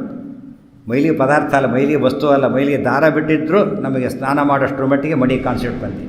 ಅಂದರೆ ಟೋಟಲಿ ಇನ್ಫೆಕ್ಷನ್ ಕಾನ್ಸೆಪ್ಟೇ ಹೋಗಿಬಿಡಬೇಕು. ಅಷ್ಟರ ಮಟ್ಟಿಗೆ ಮಡಿನ ಹೇಳಿದ್ರೆ ಇನ್ನೊಮ್ಮೆ ಸ್ನಾನ ಮಾಡೋದು, ಮಂತ್ರದ ಸ್ನಾನ. ಅಲ್ಲಿ ಬರೀ ಅಪೋಹಿಷ್ಟ ಅದನ್ನು ಹೇಳಿರ್ತಾನೆ 9 ಸಲ. ಇಲ್ಲಿ ಹಾಗಲ್ಲ, ಅಲ್ಲಿ ಬರೀ ಮೇಲೆ ಕೆಳಗೆ ಮಧ್ಯೆ ಕೆಳಗೆ ಮೇಲೆ, ಮತ್ತೆ ಮೇಲಿಂದ ಕೆಳಗೆ 3 ಸಲ ಮಾಡಿರ್ತಾನೆ. ಇಲ್ಲಿ ಹಾಗಲ್ಲ, ಬರೀ ಮೇಲೇನೆ. ಪುನರ್ಮಾರ್ಜನದಲ್ಲಿ ದೊಡ್ಡ ಮಂತ್ರ, ಇದಕ್ಕಿಂತ ಜಾಸ್ತಿ ಅದಿಷ್ಟು ಹೇಳಬೇಕು. ಅದಾದ ಮೇಲೆ ಪಾಪಪುರುಷ ನಿರಸನ ಮಾಡಬೇಕು. ಪಾಪಪುರುಷ ನಿರಸನ, ಅದರಲ್ಲಿ ಅಘಮರ್ಷಣ ಅಂತ ಹೆಸರು. ಅಘಮರ್ಷಣ ಮಂತ್ರ ಹೇಳಬೇಕು. ಅಘಮರ್ಷಣ ಮಂತ್ರ ಅಂತ ಕರೀತಾರೆ. ಋತಂತ್ಯಸ್ಯ ಸೂಕ್ತಸ್ಯ ಹೇಳಿಕೊಂಡು ಮಾಡಬೇಕದು. ಅದರಲ್ಲಿ ನೀರನ್ನು ಕೈಲಿಡ್ಕೊಂಡು ಹೇಳಿ ಎಡಭಾಗದಿಂದ ಬಲಭಾಗ ತೊಗೊಂಡು ಎಡಭಾಗದಿಂದ ಬಿಟ್ಟುಬಿಟ್ರೆ ಆ ಗಾಳಿಗೆ ಶುದ್ಧನಾಗಿ ಬಿಡ್ತಾನೆ ಅಂತ ಹೇಳ್ತಾರೆ. ಸಾಮಾನ್ಯವಾಗಿ ಜಲ ನೇತಿ ಅಂತ ಮಾಡ್ತಾರೆ. ಮೂಗಿನಲ್ಲಿ ನೀರು ಎಳ್ಕೊಂಡು ಈ ಕಡೆಯಿಂದ ಬಿಡ್ತಾರೆ, ನೋಡಿರ್ತೇನೆ. ಒಂದು ರೀತಿ ಪ್ಯೂರಿಫೈಯರ್ ಅದು ನೀರಿನ ಮಾಡ್ತಾರೆ. ಗಾಳಿನ ಹೀಗೆ ಮಾಡಬೇಕು. ಗಾಳಿನ ಈ ಕಡೆಯಿಂದ ಎಳ್ಕೊಂಡು ಈ ಕಡೆಯಿಂದ ಬಿಟ್ಟರೆ ಒಂದು ರೀತಿ ಕಂಪ್ಲೀಟ್ ಬಾಡಿನ ಇನ್ನೊಂದು ಸರ್ತಿ ಅದು ಕ್ಲೀನ್ ಮಾಡೋದು. ಅಲ್ಲಿ ಒಂದು ಪರ್ಫೆಕ್ಷನ್ ಆಯ್ತು, ಶುದ್ಧಿ ಮುಗೀತೀಗ. ಆಮೇಲೆ ಅರ್ಘ್ಯ ಪ್ರಾರಂಭ ಮಾಡಬೇಕು. ಶುದ್ಧಿ ಪ್ರೋಸೆಸ್ ಮುಗಿದ್ರೆ ಅರ್ಘ್ಯ ಪ್ರಾರಂಭ ಮಾಡೋದು. ತುಂಬ ಜನಕ್ಕೆ ಸರೋವರ ಸ್ನಾನಕ್ಕೆ ಹೋಗಿರ್ತಾರೆ, ನದಿಯಲ್ಲಿ ಸ್ನಾನ ಮಾಡ್ತಾರೆ. ಇಷ್ಟು ಭಾಗ ಸ್ನಾನ ಮಾಡೋ ಹೊತ್ತಿಗೆ ಮುಗಿದೋಗ್ಬಿಟ್ಟಿರ್ಬೇಕಾಗಲೇ. ಸ್ನಾನ ಮಾಡೋ ಹೊತ್ತಿಗೆ ಸ್ನಾನ ಕಾಲಕ್ಕೆ ಮುಗಿಸ್ಬಿಡ್ತಾರೆ. ಇದನ್ನು ಅರ್ಘ್ಯ ಅಲ್ಲೇ ಕೊಟ್ಬಿಡ್ಬೋದು ಆ ಹೊತ್ತಿನಲ್ಲಿ. ಆಚಾರ್ಯರು ಹೊಸ ವಿಷಯ ಹೇಳ್ತಾರೆ. ನಿಜವಾದ ಸ್ನಾನದ ಒಂದು ಅತ್ಯಂತ ಉತ್ಕಟವಾದ ಘಟ್ಟ ಅಂತ ಕೇಳಿದರೆ ಈ ಋತಂತ್ಯಸ್ಯ ಸೂಕ್ತಸ್ಯ ಇದೆಯಲ್ಲ, ಈ ಸೂಕ್ತವನ್ನು ನೀರಲ್ಲಿ ಮುಳುಗಿಬಿಡ್ಬೇಕು ಪೂರ್ತಿಯಾಗಿ. ಮುಳುಗಿ ಕೂತು 3 ಸರ್ತಿ ಅದು ರಿಪೀಟ್ ಮಾಡಬೇಕು. ಅದು ಪರ್ಫೆಕ್ಟ್ ಸ್ನಾನ ಅಂತ ಕರೀತಾರೆ. ಅರ್ಥ ಆಯ್ತಾ? ನೀರಲ್ಲಿ ಮುಳುಗಿ ಕೂತ್ಕೊಂಡು ಮೇಲೆಲ್ಲ ನಾವು ಬಂದಾನು ಕೂತ ಹಿಡ್ಕೊಂಡು ಬಿಟ್ಬಿಡ್ತೇವೆ ಅಷ್ಟೇ. ನೀರಲ್ಲಿ ಕೂತ್ಕೊಂಡು ಬಿಟ್ಟು 3 ಸಲ ಹೇಳಿಬಿಡಬೇಕು. ಅಲ್ಲಿವರೆಗೆ ತಲೆ ಎತ್ತಬಾರದ ಮೇಲೆ ಇನ್ನೊಂದು ಸಲ ಫಸ್ಟ್ ಕ್ಲಾಸ್ ಪ್ರಾಣಾಯಾಮ ಆಗುತ್ತೆ. ಹಾಗೆ ಕಂಪ್ಲೀಟ್ ಪ್ಯೂರಿಫಿಕೇಷನ್ ಆಗ್ತಾ ಇದೆ. ಆ ಭಾರಿ ಮಡಿ ಅಂದರೆ ಅದು ಅವಗಾಹನ ಸ್ನಾನ ಅಂದರೆ ಅದು ಅವಗಾಹನ ಸ್ನಾನ. ನೀರು ಮೈಮೇಲೆ ಹಾಕ್ಕೊಳ್ಳೋ ಸ್ನಾನ ಬೇರೆ, ನೀರೊಳಗೆ ನಾವು ಮುಳುಗೋದು ಬೇರೆ. ನಾವು ಮುಳುಗಿ ಮಾಡತಕ್ಕಂಥ ಸ್ನಾನಕ್ಕೆ ಅಘಮರ್ಷಣ ಸ್ನಾನ ಅಂತ ಕರೀತಾರೆ. ಹೈಯೆಸ್ಟ್ ಮಡಿ, ನಂಬರ್ 1 ಮಡಿ ಅಂದರೆ ಅದು. ಇಂಥ ಪದ್ಧತಿ ಇವತ್ತು ತುಂಬ ಜನಕ್ಕೆ ಹೋಗಿಬಿಟ್ಟಿದೆ. ಕೆಲವರು ಮಾತ್ರ ಇಟ್ಕೊಂಡಿದ್ದಾರೆ. ಪ್ರಾತಸ್ಮರಣೀಯರ ವಿದ್ಯಾಮಾನ್ಯ ತೀರ್ಥರು ಪ್ರತಿನಿತ್ಯದಲ್ಲೂ ಕೂಡ ಯಾವುದೋ ಊರಲ್ಲಿ ಹೋದಾಗ ಸುಮಾರು 30 ಕಿಲೋಮೀಟ್ರ್ ದೂರ ಅದು, ಅಲ್ಲಿ ಸ್ನಾನಕ್ಕೆ ಹೋಗಿ ಬರ್ತಾಯಿದ್ರು. 30 ಕಿಲೋಮೀಟ್ರ್ ದೂರ. ಯಾಕೆ ಅಲ್ಲಿ ಸರೋವರ ಯಾವುದೋ ಒಂದಿತ್ತು, ಅಲ್ಲಿ ಹುಡ್ಕೊಂಡು ಹೋಗೋರು. ಯಾವುದೇ ಊರಿಗೆ ಫಸ್ಟ್ ಕೆಲಸ ಸರೋವರ ಎಲ್ಲಿದೆ, ತೀರ್ಥ ಎಲ್ಲಿದೆ, ಯಾವಾಗ ಸ್ನಾನ ಆಗಬೇಕು ಅಂತ. ಬೆಂಗಳೂರಲ್ಲಿ ಮನೆಯಲ್ಲ ಅಂತ ಅವಕಾಶ ಇತ್ತು. ಈಗ ತುಂಬ ನೀರು ಹೋಗಿಬಿಟ್ಟಿದೆ, ಆದ್ದರಿಂದ ಇಲ್ಲ. ಸೊ ಮಡಿಯೆಲ್ಲ ಕಡಿಮೆ ಆಗೋ ಕಾಲ ಇದು.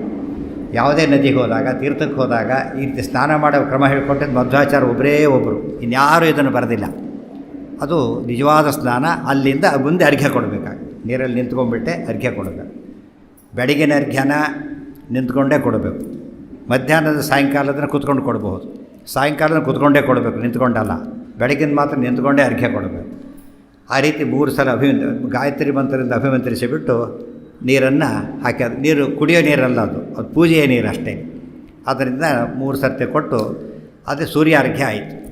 ಇದ್ರ ಬೆನಿಫಿಟ್ ಎಷ್ಟು ಅಂತ ಹೇಳ್ತಾರೆ ಶಾಸ್ತ್ರದಲ್ಲಿ. ಸೂರ್ಯಾರ್ಘ್ಯದ ಬೆನಿಫಿಟ್ ಎಷ್ಟು ಕೊಟ್ಟ ಕೇಳಿದರೆ ಭಾರಿ ಆಶ್ಚರ್ಯ ಆಗಿಬಿಡೋದು.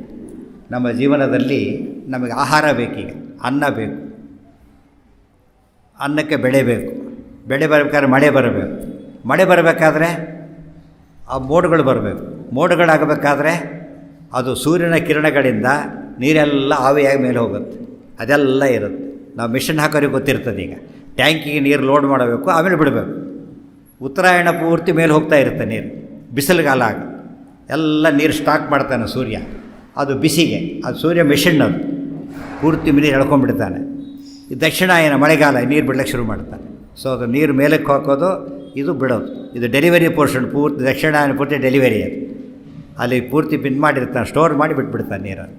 ಸೊ ಯಾರು ಸೂರ್ಯಾರ್ಘ್ಯ ಕೊಡ್ತಾರೋ ಮಳೆ ಬರಲಿಕ್ಕೆ ಶುರುವಾಗುತ್ತೆ. ಅವ್ರಿಗೆ ಅನ್ನದ ಸಮಸ್ಯೆ ಇಲ್ಲ. ಸೂರ್ಯಾರ್ಘ್ಯ ಕೊಡೋರಿಗೆ ಅನ್ನದ ಸಮಸ್ಯೆ ಇಲ್ಲ. ನಮಗೇನು ತಮಾಷೆ ಗೊತ್ತಾಗ, ಯಾರೋ ಒಬ್ಬರು ಮಾಡಿಬಿಟ್ರೆ ಸಾಕಲ್ಲ, ಮನೆಯಲ್ಲಿರೋಲ್ಲ ಸ್ವಿಚ್ ಹಾಕ್ಬೇಕು. ಒಬ್ಬರು ಸ್ವಿಚ್ ಹಾಕಿದ್ರೆ ಸಾಕು, ಒಬ್ಬನೇ ಸಂಧ್ಯಾವನೆ ಮಾಡಿದ್ರೆ ಸಾಕಲ್ಲ ಅಂತ ಕೇಳಿದರೆ ಹಾಗಲ್ಲ. ಇವತ್ತು ಮಳೆ ನಮ್ಮ ಮನೆಗೆ ಒಂದೇ ಬೇಕು, ಎಲ್ಲರಿಗೂ ಬೇಕಾ? ಈಗ ಎಲ್ಲರಿಗೂ ಬೇಕಾದಾಗ ನಾವು ಸಣ್ಣದನ್ನು ನಾವು ಹೇಳಿದ್ವಿ. ರಥ ಒಬ್ಬರು ಹೇಳಿದ್ರೆ ರಥ ಬರುತ್ತಾ? ರಥ ಹೇಳ್ಬೇಕು, ಎಲ್ಲರೂ ಸೇರಿ ಹೇಗೆ ಎಳಿಬೇಕು. ದೇಶಕ್ಕೆ ಒಳ್ಳೆಯದಾಗಬೇಕಾದ್ರೆ ಎಲ್ಲರೂ ಮಾಡಬೇಕು. ಆಗ ಮಳೆ ಬೆಳೆ ಪರ್ಫೆಕ್ಟಾಗಿರುತ್ತೆ.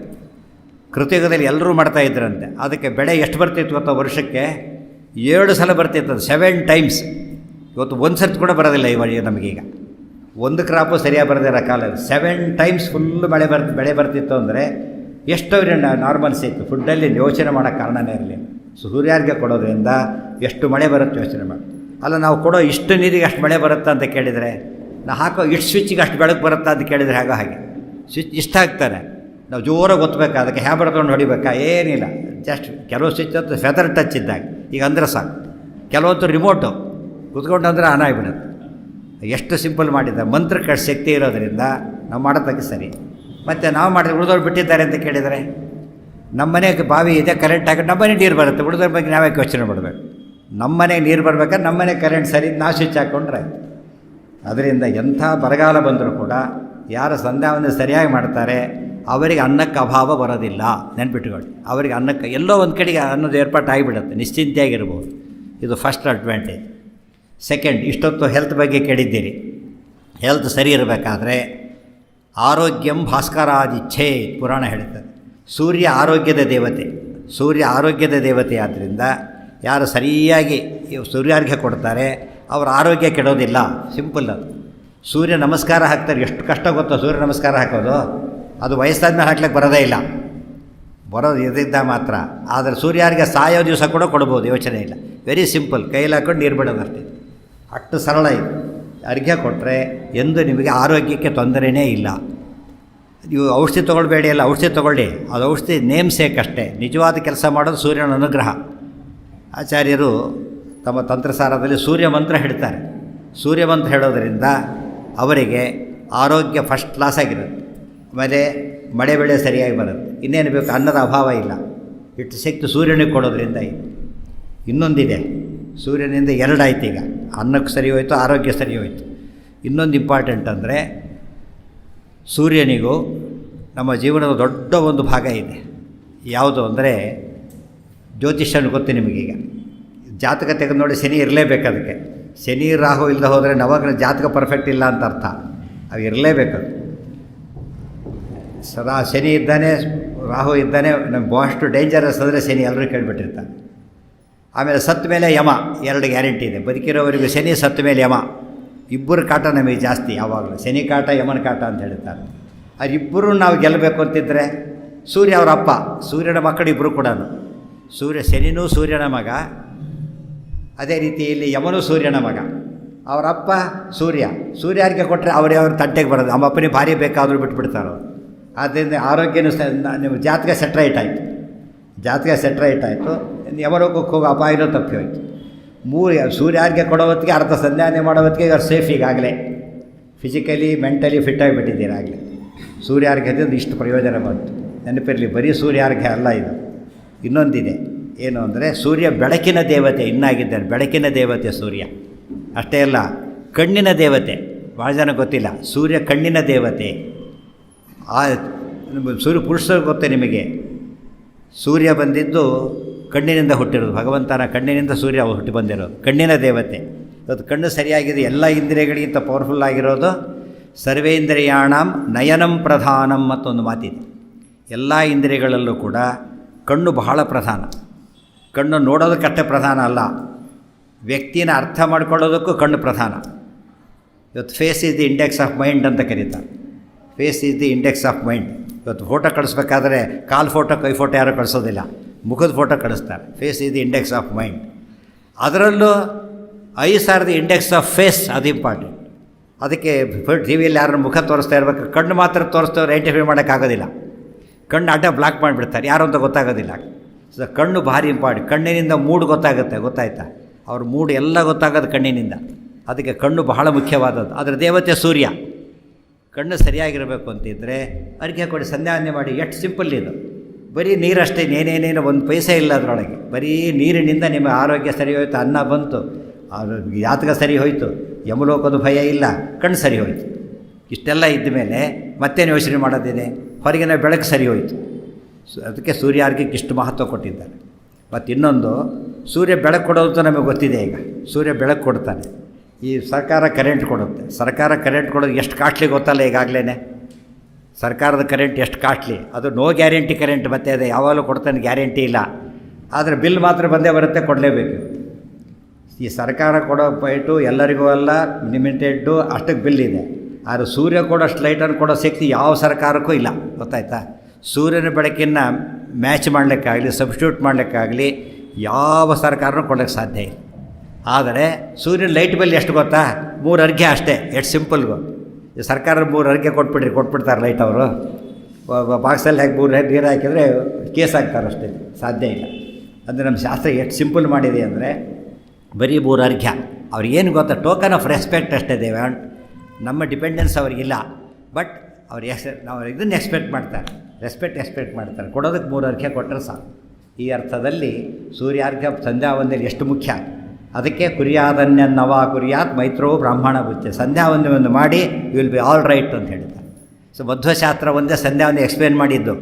ಉಳಿದವ್ರ ಪ್ರಕಾರ ಯಾವುದು ಹೇಳಿಲ್ಲ, ಅವರು ಯಾವುದನ್ನು ಹೇಳಿಲ್ಲ. ಬರೀ ಸಂಧ್ಯಾವಂದನೆ ಮಾಡಿ ಯಾರು ಮಾಡ್ತಾರೆ ಈ ಮಧ್ಯೆ? ಅದಕ್ಕೇನು ಬೆನಿಫಿಟ್ ಅಂತ ಹೇಳಿದ್ದು ಆಚಾರ್ಯರು ಒಬ್ಬರೇನೆ. ಆಚಾರ್ಯ ಸ್ವರಮೂಲ ಗ್ರಂಥ ಓದಿದವರು ಎಲ್ಲ ಸ್ಪಷ್ಟ ಅರ್ಥ ಆಗ್ತದೆ. ಸೂರ್ಯನ ಬಗ್ಗೆ ಆಚಾರ್ಯ ತುಂಬ ಅನಲೈಸ್ ಮಾಡ್ತಾರೆ. ಸೂರ್ಯನ ಕೆಪಾಸಿಟಿ ಎಷ್ಟು ಅಂತ ಆಚಾರ್ಯ ಹೇಳ್ತಾರೆ. ಸೂರ್ಯನ ರೇಸಿಂದ ಏನೇನಾಗುತ್ತೆ ಆಚಾರ್ಯ ಹೇಳ್ತಾರೆ. ಸೂರ್ಯ ರೇಸಿಂದ ಏನೇನಾಗುತ್ತೆ. ಮಧ್ವಾಚಾರ್ಯನ ಜನ ಓದೇ ಇಲ್ಲ ಸರಿಯಾಗಿ. ಓದಿದ್ರೆ ಅವ್ರು ಸೂಪರ್ ಸೈಂಟಿಸ್ಟ್ ಮಧ್ವಾಚಾರ್ಯರು. ಅವ್ರು ಹೇಳೋ ಒಂದೊಂದು ಗಾಳಿ ಬಗ್ಗೆ, ನೀರಿನ ಬಗ್ಗೆ, ಸೂರ್ಯನ ಬಗ್ಗೆ, ಸೂರ್ಯನ ಕಿರಣಗಳ ಬಗ್ಗೆ ಏನೇನು ಮಾಹಿತಿ ಕೊಡ್ತಾರೆ, ಅದೆಲ್ಲ ಸೈನ್ಸಲ್ಲಿ ಇಮ್ಯಾಜಿನ್ ಮಾಡೋಕ್ಕೂ ಸಾಧ್ಯ ಇಲ್ಲ. ಅಷ್ಟು ವಿಷಯ ಆಚಾರ್ಯ ಹೇಳಿದ್ದ. ಆಗ ನಮಗೆ ಸೂರ್ಯಾರ್ಘ್ಯ ಒಂದು ಸ್ಟೇಜ್ ಆಯಿತು. ನೆನಪಿರಲಿ, ಇಷ್ಟಾದರೂ ಕೂಡ ಅದು ಬರೀ ಸೂರ್ಯಾರ್ಘ್ಯ ಅಲ್ಲ. ಫೈನಲ್ ಅದು ಬರೀ ಸೂರ್ಯಾರ್ಘ್ಯ ಅಲ್ಲ. ಉಳಿದವ್ರು ಕೊಟ್ಟು ಸೂರ್ಯಾರ್ಘ್ಯ ಕೊಡ್ತಾರೆ ಹಬ್ಬ ಅಂದ್ರೆ ಅಷ್ಟೇ, ಇನ್ನೇನಿಲ್ಲ. ಆಚಾರ ಹಾಗಲ್ಲ. ಸೂರ್ಯಾಂತರ್ಗತ ಭಾರತೀಯರವಣ ಮುಖ್ಯ ಪ್ರಾಣ ಅಂತರ್ಗತ ನಾರಾಯಣ ಇದಮರ್ಘ್ಯ. ನಾರಾಯಣ ಕೊಡೋ ಅರ್ಘ್ಯ ಅದು. ಅಂದಮೇಲೆ ಅಲ್ಟಿಮೇಟ್ ಆಯ್ತು. ಸೂರ್ಯನಾರಾಯಣ ಅಂತ ಬಂತು. ಸೂರ್ಯನಾರಾಯಣ ಅಲ್ಲ, ಸೂರ್ಯನ ಒಳಗೆ ನಾರಾಯಣ ಇದ್ದಾನೆ ಅಂತ ಸೂರ್ಯನಾರಾಯಣ ಅಂತ ಕರೆಯೋದು. ಸೂರ್ಯನ ಒಳಗೆ ನಾರಾಯಣ ಇರೋದರಿಂದ ಅಲ್ಲಿ ಸೂರ್ಯನೊಳಗೆ ವಾಯುದೇವರು, ವಾಯುದೇವರಲ್ಲಿ ಯಾರು ಇರಲಿಕ್ಕಾಗೋದೇ ಇಲ್ಲ. ಫಸ್ಟ್ ಅವ್ರು ಇಂಜಿನಿಯರು ಡಾಕ್ಟ್ರು ಎಲ್ಲ ಹೇಳ್ತಾರೆ. ಫಸ್ಟ್ ಅವ್ರು ಬದುಕಿದ್ರೆ ಇಲ್ದವ್ರು ಏನೋ ಅಲ್ಲೇ ಅಲ್ಲ. ಫಸ್ಟ್ ಲೈಫ್ ಇದ್ದರೆ ಇಂಜಿನಿಯರು ಡಾಕ್ಟರು, ಇಲ್ಲದೋದ್ರೆ ಬಾಡಿ ಅಷ್ಟೇ. ಸೊ ಭಾರತೀಯ ರಮಣ ಇಲ್ಲದೆ ಹೋದರೆ ಜಸ್ಟ್ ಎ ಡೆಡ್ ಪರ್ಸನ್. ಅದು ಯಾವಾಗ ವಾಯುದೇವರು ಪ್ರೆಸೆಂಟ್ ಆಗ್ತಾರೆ ಅಲ್ಲಿಗೆ ಅವರು, ಇಲ್ಲದೆ ಹೋದರೆ ಅಲ್ಲಿ ಹೆಸರು ಬರೋದಿಲ್ಲ. ಅದಕ್ಕೆ ವಾಯುದೇವರು ಇಲ್ಲದೆ ಹೋದರೆ ಅದು ಜಡ ಪದಾರ್ಥ, ಇಲ್ಲ ಡೆಡ್ ಪದಾರ್ಥ ಎರಡೇ. ಸೊ ಭಾರತೀಯರ ಮುಖ್ಯ ಪ್ರಾಣಾಂತರ್ಗತ ನಾರಾಯಣ ಅಂತ ಅರ್ಘ್ಯ ಕೊಡೋ ಪದ್ಧತಿ ಶ್ರೀಮದ್ ಆಚಾರ್ಯರು ಮಾತ್ರ ಹೇಳಿರ್ತಕ್ಕಂಥದ್ದು. ಆದ್ದರಿಂದ ಸೂರ್ಯಾರ್ಘದಿಂದ ವಾಯುದೇವರಿಗೆ ಅರ್ಘ್ಯ ಆಯಿತು, ನಾರಾಯಣಿಗೆ ಅರ್ಘ್ಯ ಆಯಿತು. ವಾಯುದೇವರಿಗೆ ಅರ್ಘ್ಯ ಕೊಟ್ಟರೆ ಏನಾಗುತ್ತೆ ಗೊತ್ತಾ? ವಿಷ್ಣುರ್ಹಿತಾತ ಮೋಕ್ಷಸ್ಯ ವಾಯುಶ್ಚ ತದನುಜ್ಞೇಯ. ನಮ್ಮನ್ನು ಬದುಕಿಸಿರೋದೇ ವಾಯುದೇವರು. 6321000 ಶ್ವಾಸ ಜಪಗಳ 3 ವಿಧ ಜೀವರೊಳಗೆ ಅಬ್ಜಜ ಕಲ್ಪ ಪರ್ಯಂತ ತಾರಚಿಸಿ ಸಾತ್ವರಿಗೆ ಸುಖ ಸಂಸಾರ ಮಿಶ್ರರಿಗೆ ಅಧಮ ಜನರಿಗೆ ಅಪಾರ ದುಃಖಗಳೀವ ಗುರು ಪವಮಾನ ಸಲಹೆಮ್ಮ. ಅಂದಮೇಲೆ ಎಷ್ಟು ಸುಲಭ ವಾಯುದೇವರಿಗೆ ಅರ್ಘ್ಯ ಆಯ್ತು. ಈಗ ಒಳಗೆ Narayana is all in all. ಪ್ರತಿಯೊಂದು ಶ್ವಾಸೋಚ್ಛ ತೇನ ವಿನ ತೃಣಮಪಿನ ಚಲತಿ, ಅವನಿಗೆ ಬಿಂಬರೂಪಿ ಪರಮಾತ್ಮ. ಇಷ್ಟೆಲ್ಲ ಸೂರ್ಯಾರ್ಘ್ಯ ಕೊಡೋ ಹೊತ್ತಿಗೆ ನಿಮ್ಗೆ ಒಂದೊಂದೋಗ್ಬಿಟ್ಟಿರುತ್ತಾಗಲೇ. ಆಮೇಲೆ ಜಪ ಪ್ರಾರಂಭ. ನಮಗೊಂದು ಪ್ರಶ್ನೆ, ಈಗ ಸೂರ್ಯಾರ್ಘ್ಯಕ್ಕೂ ಗಾಯತ್ರಿ ಜಪಕ್ಕೆ ಏನು ಸಂಬಂಧ? ಅರ್ಥಾತ್ ಸಂಬಂಧ ಇಲ್ಲ. ಸೂರ್ಯಾರ್ಘ್ಯ ಯಾಕೆ ಕೊಡಬೇಕು, ಅಥವಾ ಗರ್ಘ್ಯಕ್ಕಿಂತ ಸೂರ್ಯಾರ್ಘ್ಯ ಯಾಕೆ ಮಾಡಬೇಕು ಅದಕ್ಕೆ ಹೇಳ್ತಾರೆ. ಗಾಯತ್ರಿ ಮಂತ್ರ ಏನು ಗೊತ್ತಾ? ಹೇಳೋದು ಗಾಯತ್ರಿ ಮಂತ್ರ. ಗಾಯತ್ರಿ ಮಂತ್ರದ ದೇವತೆ ಯಾರು? ನಾರಾಯಣ. ಅದೆಲ್ಲಿದ್ದಾನೆ ಅಂದರೆ ಧ್ಯೇಯಸ್ಥದ ಸವಿತೃಮಂಡಲ ಮಧ್ಯವರ್ತಿ. ಸೂರ್ಯಮಂಡಲ ಮಧ್ಯವರ್ತಿಯಾದ ಭಗವಂತನೇ ಧ್ಯಾನ ಮಾಡಬೇಕು ನಾವು. ಸೊ ಸೂರ್ಯಮಂಡಲ ಮೊದಲು ಅರ್ಥ ಆಗಬೇಕು. ಸೂರ್ಯಮಂಡಲ ಮನೆಯೊಳಗೆ ಹೋಗಿ ಯಾರನ್ನು ನೋಡಿ ಮನೆಯೊಳಗೆ ಎಂಟರ್ ಆಗಬೇಕಲ್ಲ. ಫಸ್ಟ್ ಆಫೀಸ್ದೊಳಗೆ ಕೆಲಸ ಆಗಬೇಕಲ್ಲ, ಆಫೀಸ್ ಒಳಗೆ ಹೋಗಬೇಕಲ್ಲ. ಸೊ ಸೂರ್ಯನ ಒಳಗೆ ಭಗವಂತ ಇರೋದರಿಂದ ಸೂರ್ಯಾರ್ಘ್ಯ ಕೊಟ್ಟು ನಾವು ಕ್ಲಿಯರ್ ಮಾಡ್ಕೋತೇವೆ. ಆಗ ಒಳಗೆ ಧ್ಯಾನ ಮಾಡೋಕ್ಕೆ ಸ್ಕೋಪ್ ಸಿಗೋದು. ಇಲ್ಲ ಧ್ಯಾನ ಮಾಡೋಕ್ಕೆ ಸ್ಕೋಪ್ ಸಿಗೋದಿಲ್ಲ. ಅಲ್ಲಿಂದ ಜಪ ಶುರು ಮಾಡಬೇಕು. ಜಪಕ್ಕೆ ಮೊದಲನೇದಾಗಿ ಗುರು ನಮಸ್ಕಾರ ಪ್ರಾರಂಭ ಮಾಡಬೇಕು. ಗುರುಭ್ಯೋ ನಮಃ ಇಲ್ಲದೆ ಯಾವ ಮಂತ್ರನೂ ಸಿದ್ಧಿ ಫಲ ಕೊಡೋದಿಲ್ಲ. ಗುರುವಿನ ಗುಲಾಮನಾಗುವ ತನಕ ದೊರೆಯದಣ್ಣ ಮುಗುತಿ. ಸೊ ಗುರು ನಮಸ್ಕಾರ ಫಸ್ಟ್. 12 ಗುರು ನಮಸ್ಕಾರ ಹಾಕಬೇಕು. ಅದರಲ್ಲಿ ಸಾಮಾನ್ಯವಾದ ಗುರು ನಮಸ್ಕಾರ ರಮಾಪತಿಂ ಪೂರ್ಣಗುಣಂ ಮುಕುಂದಂ ವ್ಯಾಸಂಚ ವಿಜ್ಞಾನ ಸಹಸ್ರಭಾನುಂ ಪೂರ್ಣ ಪ್ರಬೋಧಂಚ ಸುತತ್ವದೀಪಂ ಕ್ರಮಾತ್ ಗುರುಂಶ್ಚ ಪ್ರಣಮಾಮಿ ಮೂರ್ಧ. ಒಂದು ಸಿಂಪಲ್ ಇದು. ಭೂತೋಚ್ಚಾಟನ, ಆಮೇಲೆ ಪೃಥ್ವಿ ಪ್ರಾರ್ಥನಾ, ಎರಡಾಗ ಭೂತೋಚ್ಚಾಟನ. ಭೂತೋಚ್ಚಾಟನ ಅಂದರೆ ಏನು? ನಾವು ಜಪ ಮಾಡಬೇಕಾದ್ರೆ ಏನು ಜಪ ಮಾಡ್ತಾ ಕಾನ್ಸಂಟ್ರೇಟ್ ಮಾಡ್ತೇವೆ, ಡಿಸ್ಟರ್ಬೆನ್ಸ್ ಬರುತ್ತೆ. ಡಿಸ್ಟರ್ಬೆನ್ಸ್ ನಮಗೆ ಯಾವ ಸೈಡಿಂದ ಬೇಕಾದ್ರೆ ಬರ್ಬೋದು. ಅದೆಲ್ಲ ಬ್ಲಾಕ್ ಮಾಡಲಿಕ್ಕೆ ಭೂತೋಚ್ಚಾಟನ ಅಂತ. ಅಪಸರ್ಪಂತು ಏ ಭೂತ ಭುವಿ ಸಂಸ್ಥಿತಾ. ಅದು ಭೂತೋಚ್ಚಾಟನೆ ಆಗಬೇಕಾದ್ರೆ ಭೂತಗಳ ಅಧಿಪತಿ ರುದ್ರದೇವರು. ಎಷ್ಟು ಚೆನ್ನಾಗಿದೆ ಯೋಚನೆ ಮಾಡಿ.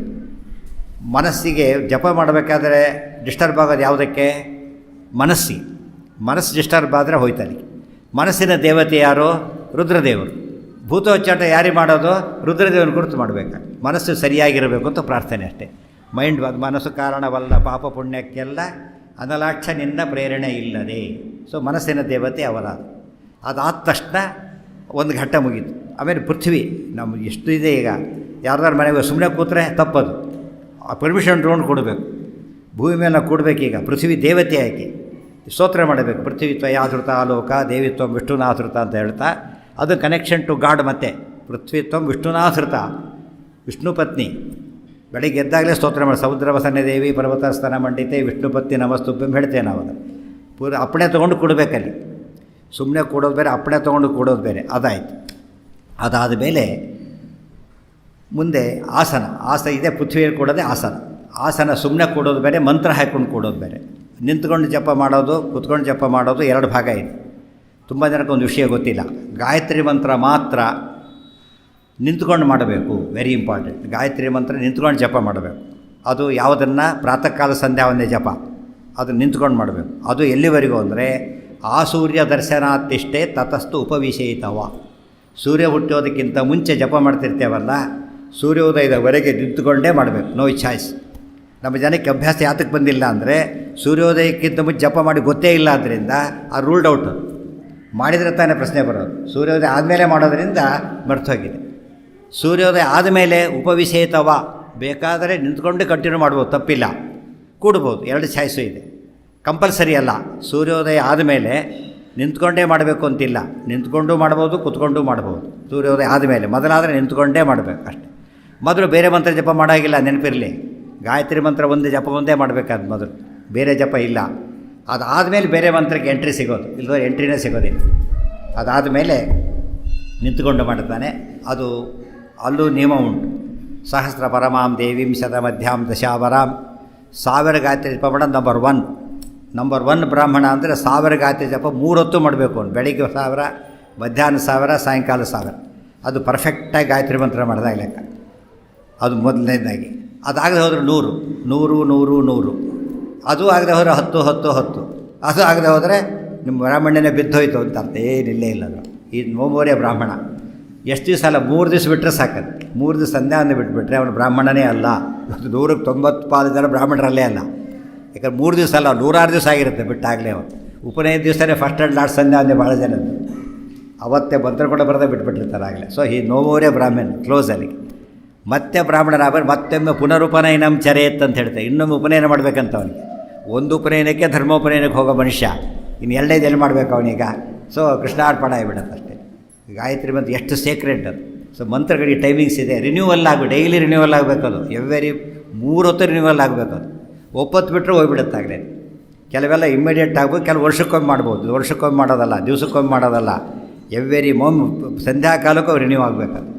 ಅದು ಪರ್ಫೆಕ್ಟ್ ಗಾಯತ್ರಿ ಮಂತ್ರ. ಎಲ್ಲ ಆಚಾರ್ಯರು ತುಂಬ ಹೇಳ್ತಾರೆ. ಅದೆಲ್ಲ ಸರಿಯಾಗಿ ಸದಾಚಾರ ಸ್ಮೃತಿ, ಕೃಷ್ಣಾಮೃತ ಮಹಾರ್ಣವ, ಅದನ್ನೆಲ್ಲ ತಂತ್ರಸಾರ ಎಲ್ಲ ಓದಿದಾಗ ಇದ್ರ ಮಹತ್ವ ಗೊತ್ತಾಗುತ್ತೆ. ಜಪ ಮಾಡಬೇಕಾಗುತ್ತೆ. ಅದಕ್ಕೆ ಮೊದಲು ಮತ್ತೆ ಯಥಾ ಪ್ರಕಾರ ಪ್ರಾಣಾಯಾಮ ಪ್ರಾಣಾಯಾಮ ಮಾಡಬೇಕಾದ್ರೆ ಗಾಯತ್ರಿ ಮಂತ್ರದಿಂದಲೇ ಪ್ರಾಣಾಯಾಮ. ಅದಾದಮೇಲೆ ಋಷಿ ದೇವತಾ ಛಂದಸ್ಥೇನ ಕೀರ್ತಿ ಅಸ್ಯ ಶ್ರೀ ಗಾಯತ್ರಿ ಮಹಾಮಂತ್ರಸ್ಯ. ಋಷಿ ಹೇಳಬೇಕಾದ್ರೆ ತಲೆ ಮೇಲೆ ಕೈ ಇಟ್ಕೋಬೇಕು, ಗೊತ್ತಾಯ್ತಾ. ದೇವತೆ ಹೇಳಬೇಕಾದ್ರೆ ಮುಖದ ಮೇಲೆ ಕೈ ಇಟ್ಕೋಬೇಕು, ಮುಂದೆ ಹೃದಯದಲ್ಲಿ ಕೈ ಇಟ್ಕೋಬೇಕು. 3 ಎಲ್ಲೆಲ್ಲಿ ಕೈ ಇಟ್ಕೊಂಡು ನಿಯಮಗಳು ಉಂಟದಕ್ಕೆಲ್ಲ. ಅದಾದ ಮೇಲೆ ಋಷಿ ಹೆಸರು, ದೇವತೆ ಹೆಸರು, ಛಂದಸ್ಸು 3 ಹೇಳಿದರೆ ಮಂತ್ರ ಹೇಳೋದಕ್ಕೆ ಎಲಿಜಿಬಿಲಿಟಿ ಬರುತ್ತೆ. ಅಷ್ಟು ಹೇಳಿಕೊಂಡು ಆಮೇಲೆ ಅಂಗನ್ಯಾಸ ಕರನ್ಯಾಸ. ಅಂಗಗಳಲ್ಲಿ ನ್ಯಾಸ ಅಂಗನ್ಯಾಸ, ಕರದಲ್ಲಿ ನ್ಯಾಸ ಕರನ್ಯಾಸ. ಅಂಗಗಳು ಅಂದ್ರೇನು? ಶಿರಸ್ಸು, ಹೃದಯ, ಇವೆಲ್ಲ ಅಂಗಗಳು. ಕರ ಅಂದರೆ ಬೆರಳುಗಳು. ಈ ರೀತಿ ಮಾಡೋದು ಕರನ್ಯಾಸ. ಅಂಗನ್ಯಾಸ ಕರನ್ಯಾಸ ಎರಡೂ ಮಾಡಿದ ಮೇಲೆ ದಿಗ್ಬಂಧನ ಅಂತ ಮಾಡಬೇಕು. ಆಮೇಲೆ ಧ್ಯಾನ ಶ್ಲೋಕ ಹೇಳಬೇಕು. ಧ್ಯೇಯ ಸದಾ ಸವಿತೃಮಂಡಲ ಮಧ್ಯವರ್ತಿ ನಾರಾಯಣ ಸರಸಿಜಾಸನ ಸನ್ನಿವಿಷ್ಟ ಕೇಯೂರವಾನ್ ಮಕರಕುಂಡಲವಾನ್ ಕಿರೀಟಿ ಹಾರಿ ಹಿರಣ್ಮಯ ವಪುಃ ಧೃತಶಂಖಚಕ್ರ. ಇದು ಧ್ಯಾನ ಶ್ಲೋಕ. ಧ್ಯಾನ ಶ್ಲೋಕ ಸುಮ್ಮನೆ ಹೇಳಬಾರದು, ಅರ್ಥ ಮಾಡಿಕೊಂಡು ಅದನ್ನೇ ಚಿಂತನೆ ಮಾಡಬೇಕು. ಅದು ಧ್ಯಾನ ಶ್ಲೋಕ. ಗಾಯತ್ರಿ ಮಂತ್ರ ಹೇಳ್ತಿದ್ದೀರಿ, ರೂಪ ಯಾವ್ದು ಧ್ಯಾನ ಮಾಡಬೇಕು ಅಂದರೆ ಈ ರೂಪ ಧ್ಯಾನ ಮಾಡಬೇಕು. ಹೇಗಿದ್ದಾನೆ ಪರಮಾತ್ಮ? ಸೂರ್ಯಮಂಡಲ ಮಧ್ಯವರ್ತಿ ಆಗಿದ್ದಾನೆ. ಸವಿತೃಮಂಡಲ ಮಧ್ಯವರ್ತಿ ನಾರಾಯಣ ಸರಸಿಜಾಸನ ಸನ್ನಿವಿಷ್ಟ. ಕಮಲಾಸನದಲ್ಲಿ ಕೂತಿದ್ದಾನೆ. ಕಮಲಾಸನದಲ್ಲಿ ಕೂತಿದ್ದಾನೆ, ಕೆಳಗೆ ಕಮಲ ಇದೆ, ಮೇಲೆ ಕೂತಿದ್ದಾನೆ ಅಂತ ಒಂದರ್ಥ. ಪದ್ಮಾಸನ ಹಾಕ್ಕೊಂಡು ಕೂತಿ ಇನ್ನೊಂದು ಅರ್ಥ ಅದಕ್ಕೆ. ಕಮಲದ ಮೇಲೆ ಪದ್ಮಾಸನ ಹಾಕ್ಕೊಂಡು ಕೂತಿದ್ದಾನೆ. ಪದ್ಮಾಸನ ಅಂದ್ರೇನು? 2 ಕಾಲು ಮೇಲೆ ಬಂದರೆ ಪದ್ಮಾಸನ, 2 ಕಾಲು ಕೆಳಗೆ ಬಂದರೆ ಸ್ವಸ್ತಿಕಾಸನ. 2 ಪಾದಗಳು ಒಂದು ಮೇಲೆ ಒಂದು ಕೆಳಗಿದ್ದರೆ ವೀರಾಸನ ಅಂತ ಕರೀತಾರೆ. ಸೊ ಪದ್ಮಾಸನ ಅಂದರೆ ಭಗವಂತ ಕೂತಿದ್ದಾನೆ. 4 ಕೈ, ಶಂಖ ಚಕ್ರ, ಹೀಗೆ ಕೂತಿದ್ದಾನೆ. ಇದು ದೇವರ ಚಿತ್ರ. ಇದನ್ನು ಧ್ಯಾನ ಮಾಡಿ ಇಲ್ಲಿ ಶಂಖಚಕ್ರ ಹಿಡ್ಕೊಂಡಿದ್ದಾನೆ, ಕೈ ಹಿಡ್ಕೊಂಡಿದ್ದಾನೆ. ಹಿರಣ್ಮಯ ವಪುಃ, ಬಂಗಾರದಂಥ ಮೈಬಣ್ಣ ದೇವರದು. ಅದನ್ನು ಧ್ಯಾನ ಮಾಡಿದರೆ ಅದು ಗಾಯತ್ರಿ ಮಂತ್ರದ ಧ್ಯಾನ. ಅದು ಇನ್ನು ಮಂತ್ರನೂ ಗೊತ್ತಿಲ್ಲ, ಅರ್ಥನೂ ಗೊತ್ತಿಲ್ಲ, ರೂಪ ಧ್ಯಾನವೂ ಗೊತ್ತಿರೋದಿಲ್ಲ, ಜಪ ಆಗೋ ಚಾನ್ಸೇ ಇಲ್ಲ. ನಾವು ಸುಮ್ಮನೆ ಕೂತಿದ್ದರೆ ಜಪ ಅಂತ ತಿಳ್ಕೊಬೇಕು ಅಷ್ಟೇ ಹೊರತು ನಾವು ನಿಜವಾದ ಅರ್ಥದಲ್ಲಿ ಪರೀಕ್ಷೆಯಲ್ಲಿ ಕೂತಿರ್ತಾನೆ, ಕೂತಷ್ಟು ಪಾಸಾಗಿಬಿಡ್ತಾನೆ. ಬರೀಬೇಕು ಅವನು. ಕೂತೆದ್ದು ಬಂದು ಪಾಸಾಗೋದು ಎಲ್ಲರೂ ಪಾಸಾಗಿಬಿಡ್ತಾರೆ. ಅಲ್ಲಿ ಜಪ ಕೂತಿದ್ದಾನೆ ಅಷ್ಟೇ, ಅವನು ಜಪ ಮಾಡ್ತಾನೆ ಬಿಡ್ತಾನೆ ನಮಗೆ ಗೊತ್ತಾಗೋದಿಲ್ಲ. ಗೊತ್ತಾಗಬೇಕಾದ್ರೆ ಇವೆಲ್ಲ ಪ್ರೋಸೆಸ್ ಇದೆ. ಇಷ್ಟಾದ ಮೇಲೆ ಒಂದು ಘಟ್ಟ ಇದೆ. ಆಮೇಲೆ ಪುನಃ ಪ್ರಾಣಾಯಾಮಾದಿಗಳನ್ನು ಮಾಡಿ, ಋಷ್ಯಾದಿ ಸಂಕೀರ್ತನ ಮಾಡಿ, ಅಂಗನ್ಯಾಸ ಕರನ್ಯಾಸ ಮಾಡಿ, ದಿಗ್ವಿಮೋಕ ಮಾಡಿ ಕೃಷ್ಣಾರ್ಪಣ ಅಂತ ಹೇಳಿದರೆ ಗಾಯತ್ರಿ ಜಪ ಮುಗೀತು. ಆಮೇಲೆ ಉಪಸ್ಥಾನ ಆದರೆ ಎದುರಿದ್ರು ನಮಸ್ಕಾರ ಮಾಡೋದು. ಯಾರ್ಯಾರಿಗೆ? ಎಲ್ಲ ದೇವತೆಗಳು ನಮಸ್ಕಾರ. ಜಾತವೇದಸ ಸುನವಾಮ ಸೋಮ, ಅದು ಪರಶುರಾಮ ಮಂತ್ರ, ದುರ್ಗಾ ಮಂತ್ರ, ಅಗ್ನಿ ಮಂತ್ರ 3 ಆಗಿದೆ. ಅದು ಜಾತವೇದಸ ಅಂದರೆ ಅಗ್ನಿ, ದುರ್ಗಾದೇವಿ ಮತ್ತು ಪರಶುರಾಮ ದೇವರು 3 ಸ್ತೋತ್ರ. ಆಚಾರ್ಯದನ್ನೆಲ್ಲ ಭಾಳ ಅಪೂರ್ವ ರೀತಿಯಲ್ಲಿ ವರ್ಣನೆ ಮಾಡ್ತಾರೆ. ಋಗ್ಭಾಷ್ಯದೊಳಗೆ ತಿಳ್ಕೊಂಡಿರಬೇಕು. ಆದ್ದರಿಂದ ನಾನು 3 ಜನ ಸ್ತೋತ್ರ ಮಾಡಿಬಿಟ್ಟು ಆಮೇಲೆ ಸಂತಚ್ಛಮ್ಯೋ ರಾವಣೀಮಹೆ ಅಂಥೇಳಿ ನಮಗೆ ಮಂಗಳವನ್ನು ಮಾಡಿ ದೇವತೆಗಳ ಪ್ರಾರ್ಥನೆ, ಓಂ ನಮೋ ಬ್ರಹ್ಮಣೆ ಇದೆಲ್ಲ ಹೇಳ್ತಾ ಪರಮಾತ್ಮನ ರೂಪಗಳು ಎಲ್ಲ 3 ಸರ್ತಿ ಹೇಳಿ ಪ್ರದಕ್ಷಿಣೆ ಹಾಕ್ಕೊಂಡು ನಮಸ್ಕಾರ ಮಾಡಬೇಕು. ಅದಾದ ಮೇಲೆ ಭಾಳ ಮುಖ್ಯವಾದ ಅಂಶ ಇಂದ್ರಾಯ ನಮಃ, ಅಗ್ನೇಯ ನಮಃ. 8 ದಿಕ್ಕಿಗೂ ನಮಸ್ಕಾರ ಅಲ್ಲ, 10 ದಿಕ್ಕಿಗೂ ನಮಸ್ಕಾರ. ಮೊದಲು ಪ್ರಾಚ್ಯ ದಿಶೆ, ದಕ್ಷಿಣಸ್ಯಾಂ ದಿಶೆ, ಆಮೇಲೆ ಪ್ರತಿಚ್ಛಾವಿ ದಿಶೆ, ಆಮೇಲೆ ಉತ್ತರ ದಿಕ್ಕು ಎಲ್ಲ ಹೇಳಿಬಿಟ್ಟು ಅವಾಂತರ ದಿಕ್ಕುಗಳು, ಇವು ಮೇನ್ ದಿಕ್ಕುಗಳು. ಪೂರ್ವ, ದಕ್ಷಿಣ, ಪಶ್ಚಿಮ, ಉತ್ತರ ಮೇನ್. ಆಗ್ನೇಯ, ನೈಋತ್ಯ, ವಾಯವ್ಯ, ಈಶಾನ್ಯ 4 ಸಬ್ ದಿಕ್ಕುಗಳು. ಊರ್ಧ್ವ ಅಧಃ 10 ದಿಕ್ಕಿರೋದು ನಮಗೆ. ಸಾಮಾನ್ಯ 4 ದಿಕ್ಕು, 8 ದಿಕ್ಕು, 10 ದಿಕ್ಕು 3 ಕರೆಕ್ಟೇ. ಮೇನ್ ತೊಗೊಂಡಾಗ 4, ಸಬ್ ತೊಗೊಂಡಾಗ ಇದು, ಮೇಲೆ ಕೆಳ ತೊಗೊಂಡ 10 ದಿಕ್ಕಿಗೆ ನಮಸ್ಕಾರ ಮಾಡಬೇಕು. ಅದರ ಅರ್ಥ ಏನು? ಪೂರ್ವ ದಿಕ್ಕಿನಲ್ಲಿ ಯಾವ ದೇವತೆಗಳಿದ್ದಾರೋ ಅವರೆಲ್ಲರಿಗೂ ನಮಸ್ಕಾರ. ಪ್ರಧಾನವಾಗಿರೋದು ಯಾರೋ? ಇಂದ್ರ. ಪೂರ್ವ ದಿಕ್ಕಿಗೆ ಇಂದ್ರದೇವರಿರೋದು, ದಕ್ಷಿಣಕ್ಕೆ ಯಮದೇವರಿರೋದು, ಪಶ್ಚಿಮಕ್ಕೆ ವರುಣ, ಇದಕ್ಕೆ ನೈಋತ್ಯ ಚಂದ್ರ, ಕುಬೇರ. ಇಷ್ಟು ಜನ ಧ್ಯಾನ ಮಾಡಿದರೆ ತಮಾಷೆ ಏನು ಗೊತ್ತಾ? ಎಲ್ಲ ದಿಕ್ಕಿಗೆ ದೇವ ನಮಸ್ಕಾರ ಆಯ್ತು. ಈಗ ಯಾವ ದಿಕ್ಕಿಗೆ ಹೋದರೂ ಸೋಲಿಲ್ಲ, ಎಲ್ಲರೂ ಫೇವರ್ ಮಾಡ್ತಾರೆ. ಎಲ್ಲ ಅನುಗ್ರಹ ಇರೋದರಿಂದ ಯಾರ ಕೈಲಿ ಫೈಲ್ ಇದ್ದರೂ ಯೋಚನೆ ಇಲ್ಲ ಅಂತೀವಲ್ಲ, ಹಾಗೆ ಎಲ್ಲರೂ ಫೇವರ್ಬಲ್ ಆಗಿಬಿಡೋದ್ರಿಂದ ದಿಗ್ ನಮಸ್ಕಾರ ಬಹಳ ಮುಖ್ಯವಾದ ಅಂಶ, ಬರೀ ಹಾಗಿಲ್ಲ. ಸಂಧ್ಯಾ ಯನ್ಮ, ಗಾಯತ್ರಿ ಯನ್ಮ, ಸಾವಿತ್ರಿಗಳು ಎಲ್ಲ ದೇವತೆಗಳು ನಮಸ್ಕಾರ. ಗುರುಭ್ಯೋ ನಮ, ಮಾತೃಭ್ಯೋ ನಮ, ಪಿತೃಭ್ಯೋ ನಮ ಎಲ್ಲ ಬಂದುಬಿಡ್ತಾರೆ ಅದರೊಳಗೆ. ಜನ್ಮಾಂತರದ ತಾಯಂದಿರ ನಮಸ್ಕಾರ, ಜನ್ಮಾಂತರದ ತಂದೆಯರಿಗೆ ನಮಸ್ಕಾರ. ಸಂಧ್ಯಾವಂದನೆಯಲ್ಲಿ ಎಷ್ಟು ದೊಡ್ಡ ಕಾನ್ಸೆಪ್ಟ್ ಇದೆ ಅಂದರೆ, ಎಲ್ಲ ದೇವತೆಗಳಿಗೆ, ಋಷಿಗಳಿಗೆ, ಮುನಿಗಳಿಗೆ, ಜನ್ಮಾಂತರ ತಂದೆ ತಾಯಿಗಳಿಗೆ ಎಲ್ಲರಿಗೂ ನಮಸ್ಕಾರ ಮಾಡ್ತಕ್ಕ ದೊಡ್ಡ ಚಾನ್ಸ್. ಇಷ್ಟು ಮಾಡಿದ ಮೇಲೆ ಅವನಿಗೆ ಯಾವುದನ್ನು ಬಿಟ್ಟಾಗೋದೇ ಇಲ್ಲ. ಅದಕ್ಕೆ ಕುರ್ಯಾದನ್ಯನ್ನವ ಕುರ್ಯಾತ್ ಮೈತ್ರೋ ಬ್ರಾಹ್ಮಣ ಉಚ್ಯತೆ. ಪ್ರಧಾನವಾಗಿ ಗಾಯತ್ರಿ ಮಂತ್ರದಲ್ಲಿ ಭಾರತೀಯರ್ವಣ ಮುಖ್ಯ ಪ್ರಾಣ ಅಂತರ್ಗತ ನಾರಾಯಣ. ಇದರಲ್ಲಿ ಎಲ್ಲ ದೇವತೆಗಳು, ಋಷಿಮುನಿಗಳು ಬಂದು ಹೋದರು. ಇಷ್ಟಾದ ಮೇಲೆ ಆಮೇಲೆ ಸಂಧ್ಯಾ ಉಪವಾಸನೆ, ಬ್ರಹ್ಮಣ್ಯ ಪುಂಡರೀಕಾಕ್ಷ, ಇದೆಲ್ಲ ನಮೋ ಬ್ರಹ್ಮಣ್ಯ ದೇವಾಯ ಗೋಬ್ರಾಹ್ಮಣ ಹಿತಾಯಚ ಅದೆಲ್ಲ ಮಾಡಬೇಕು. ಅದಾದ ಮೇಲೆ ದುರ್ಗಾ ನಮಸ್ಕಾರ ಬರುತ್ತೆ. ತುಂಬ ಜನ ಗೊತ್ತಿಲ್ಲ. ಆಕಾಶಾತ್ ಪತಿತಂ ತೋಯಂ ಯಥಾಗಚ್ಚತಿ ಸಾಗರಂ ಸರ್ವದೇವ ನಮಸ್ಕಾರ ಕೇಶವಂ ಪ್ರತಿಗಚ್ಚತಿ. ಎಲ್ಲ ದೇವತೆಗಳು ಮಾಡಿ ಇದನ್ನೆಲ್ಲ ತಮಾಷೆಯಿಂದ ಎಲ್ಲರೂ ಹೇಳ್ತಾರೆ ಶ್ಲೋಕನ. ಆ ಹರಿಸರ್ವತ್ವತ್ತು ಒಪ್ಪೋದಿಲ್ಲ, ಎಷ್ಟು ತಪ್ಪದ ಒಂದಾಗ. ಇದು ಹೇಳಿದ ಮೇಲೆ ಹರಿಸರ್ವತ್ವತ್ತು ಒಪ್ಪಲೇಬೇಕಲ್ಲ. ಯಾರಿಗೆ ಮಾಡಿದ ನಮಸ್ಕಾರ ನಾರಾಯಣಿಗೆ ಹೋಗುತ್ತೆ ಅಂತ ಹೇಳಿದ ಮೇಲೆ ನಾರಾಯಣ ಒಪ್ಪಬೇಕಾದ್ರೆ ಭೇದ ಗೊತ್ತಿರಬೇಕಲ್ಲಿ. ಅಭೇದ ಇದ್ದರೆ ನಾರಾಯಣ ಬರೋದಿಲ್ಲ, ತಾರತಮ್ಯ ಇಲ್ಲದವರು ನಾರಾಯಣ ಬರೋದಿಲ್ಲ. ಸರಿ ಸರ್ವೋತ್ತಮತ್ತು ಹೇಳಿಕೊಂಡೇ ನಮಸ್ಕಾರ ಮಾಡಬೇಕು. ಆಮೇಲೆ ದುರ್ಗಾ ನಮಸ್ಕಾರ, ಕ್ಷೀರೇಣ ಸ್ಥಾಪಿತೆ ದೇವಿ ಚಂದನೇನ ವಿಲೇಪಿತೆ ಅಂತ ಸ್ತೋತ್ರ ಮಾಡುತ್ತೇವೆ. ಇದು ಯಾತಕ್ಕೆ ಬಹಳ ಮುಖ್ಯ ಗೊತ್ತಾ? ಆಚಾರ್ಯ ಐತರೇಯ ಭಾಷೆದಲ್ಲೇ ಹೇಳ್ತಾರೆ. ಬಹಳ ಮುಖ್ಯವಾಗಿ ನಮಗೆ ದುಸ್ವಪ್ನಗಳು ಬಿದ್ದಾಗ ಏನು ಮಾಡಬೇಕು ಅಂತ ಪ್ರಶ್ನೆ. ದುಸ್ವಪ್ನಗಳು ಬಿದ್ದಾಗ ಏನು ಮಾಡಬೇಕು, ದುಸ್ವಪ್ನ ಬೀಳದಂತೆ ಏನು ಮಾಡಬೇಕು, 2. ದುಸ್ವಪ್ನ ಬೀಳ್ಕೊಡೋದು, ಅಕಸ್ಮಾತ್ ಬಿತ್ತು ಪರಿಹಾರ ಏನು?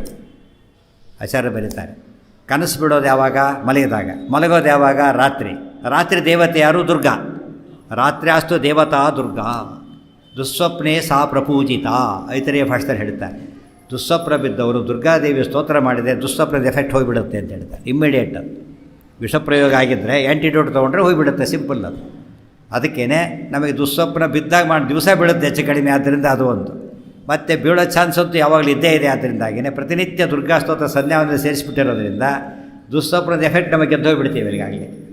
ಅವ್ರಿಗೆ ಒಂದು ಗಾಯತ್ರಿ ಮಂತ್ರಕ್ಕೆ ಎಷ್ಟು ಪರಿಣಾಮ ಇದೆ ನೋಡಿದರೆ, ಆಲ್ರೌಂಡ್ ಎಫೆಕ್ಟ್ ಇದೆ ಅದು.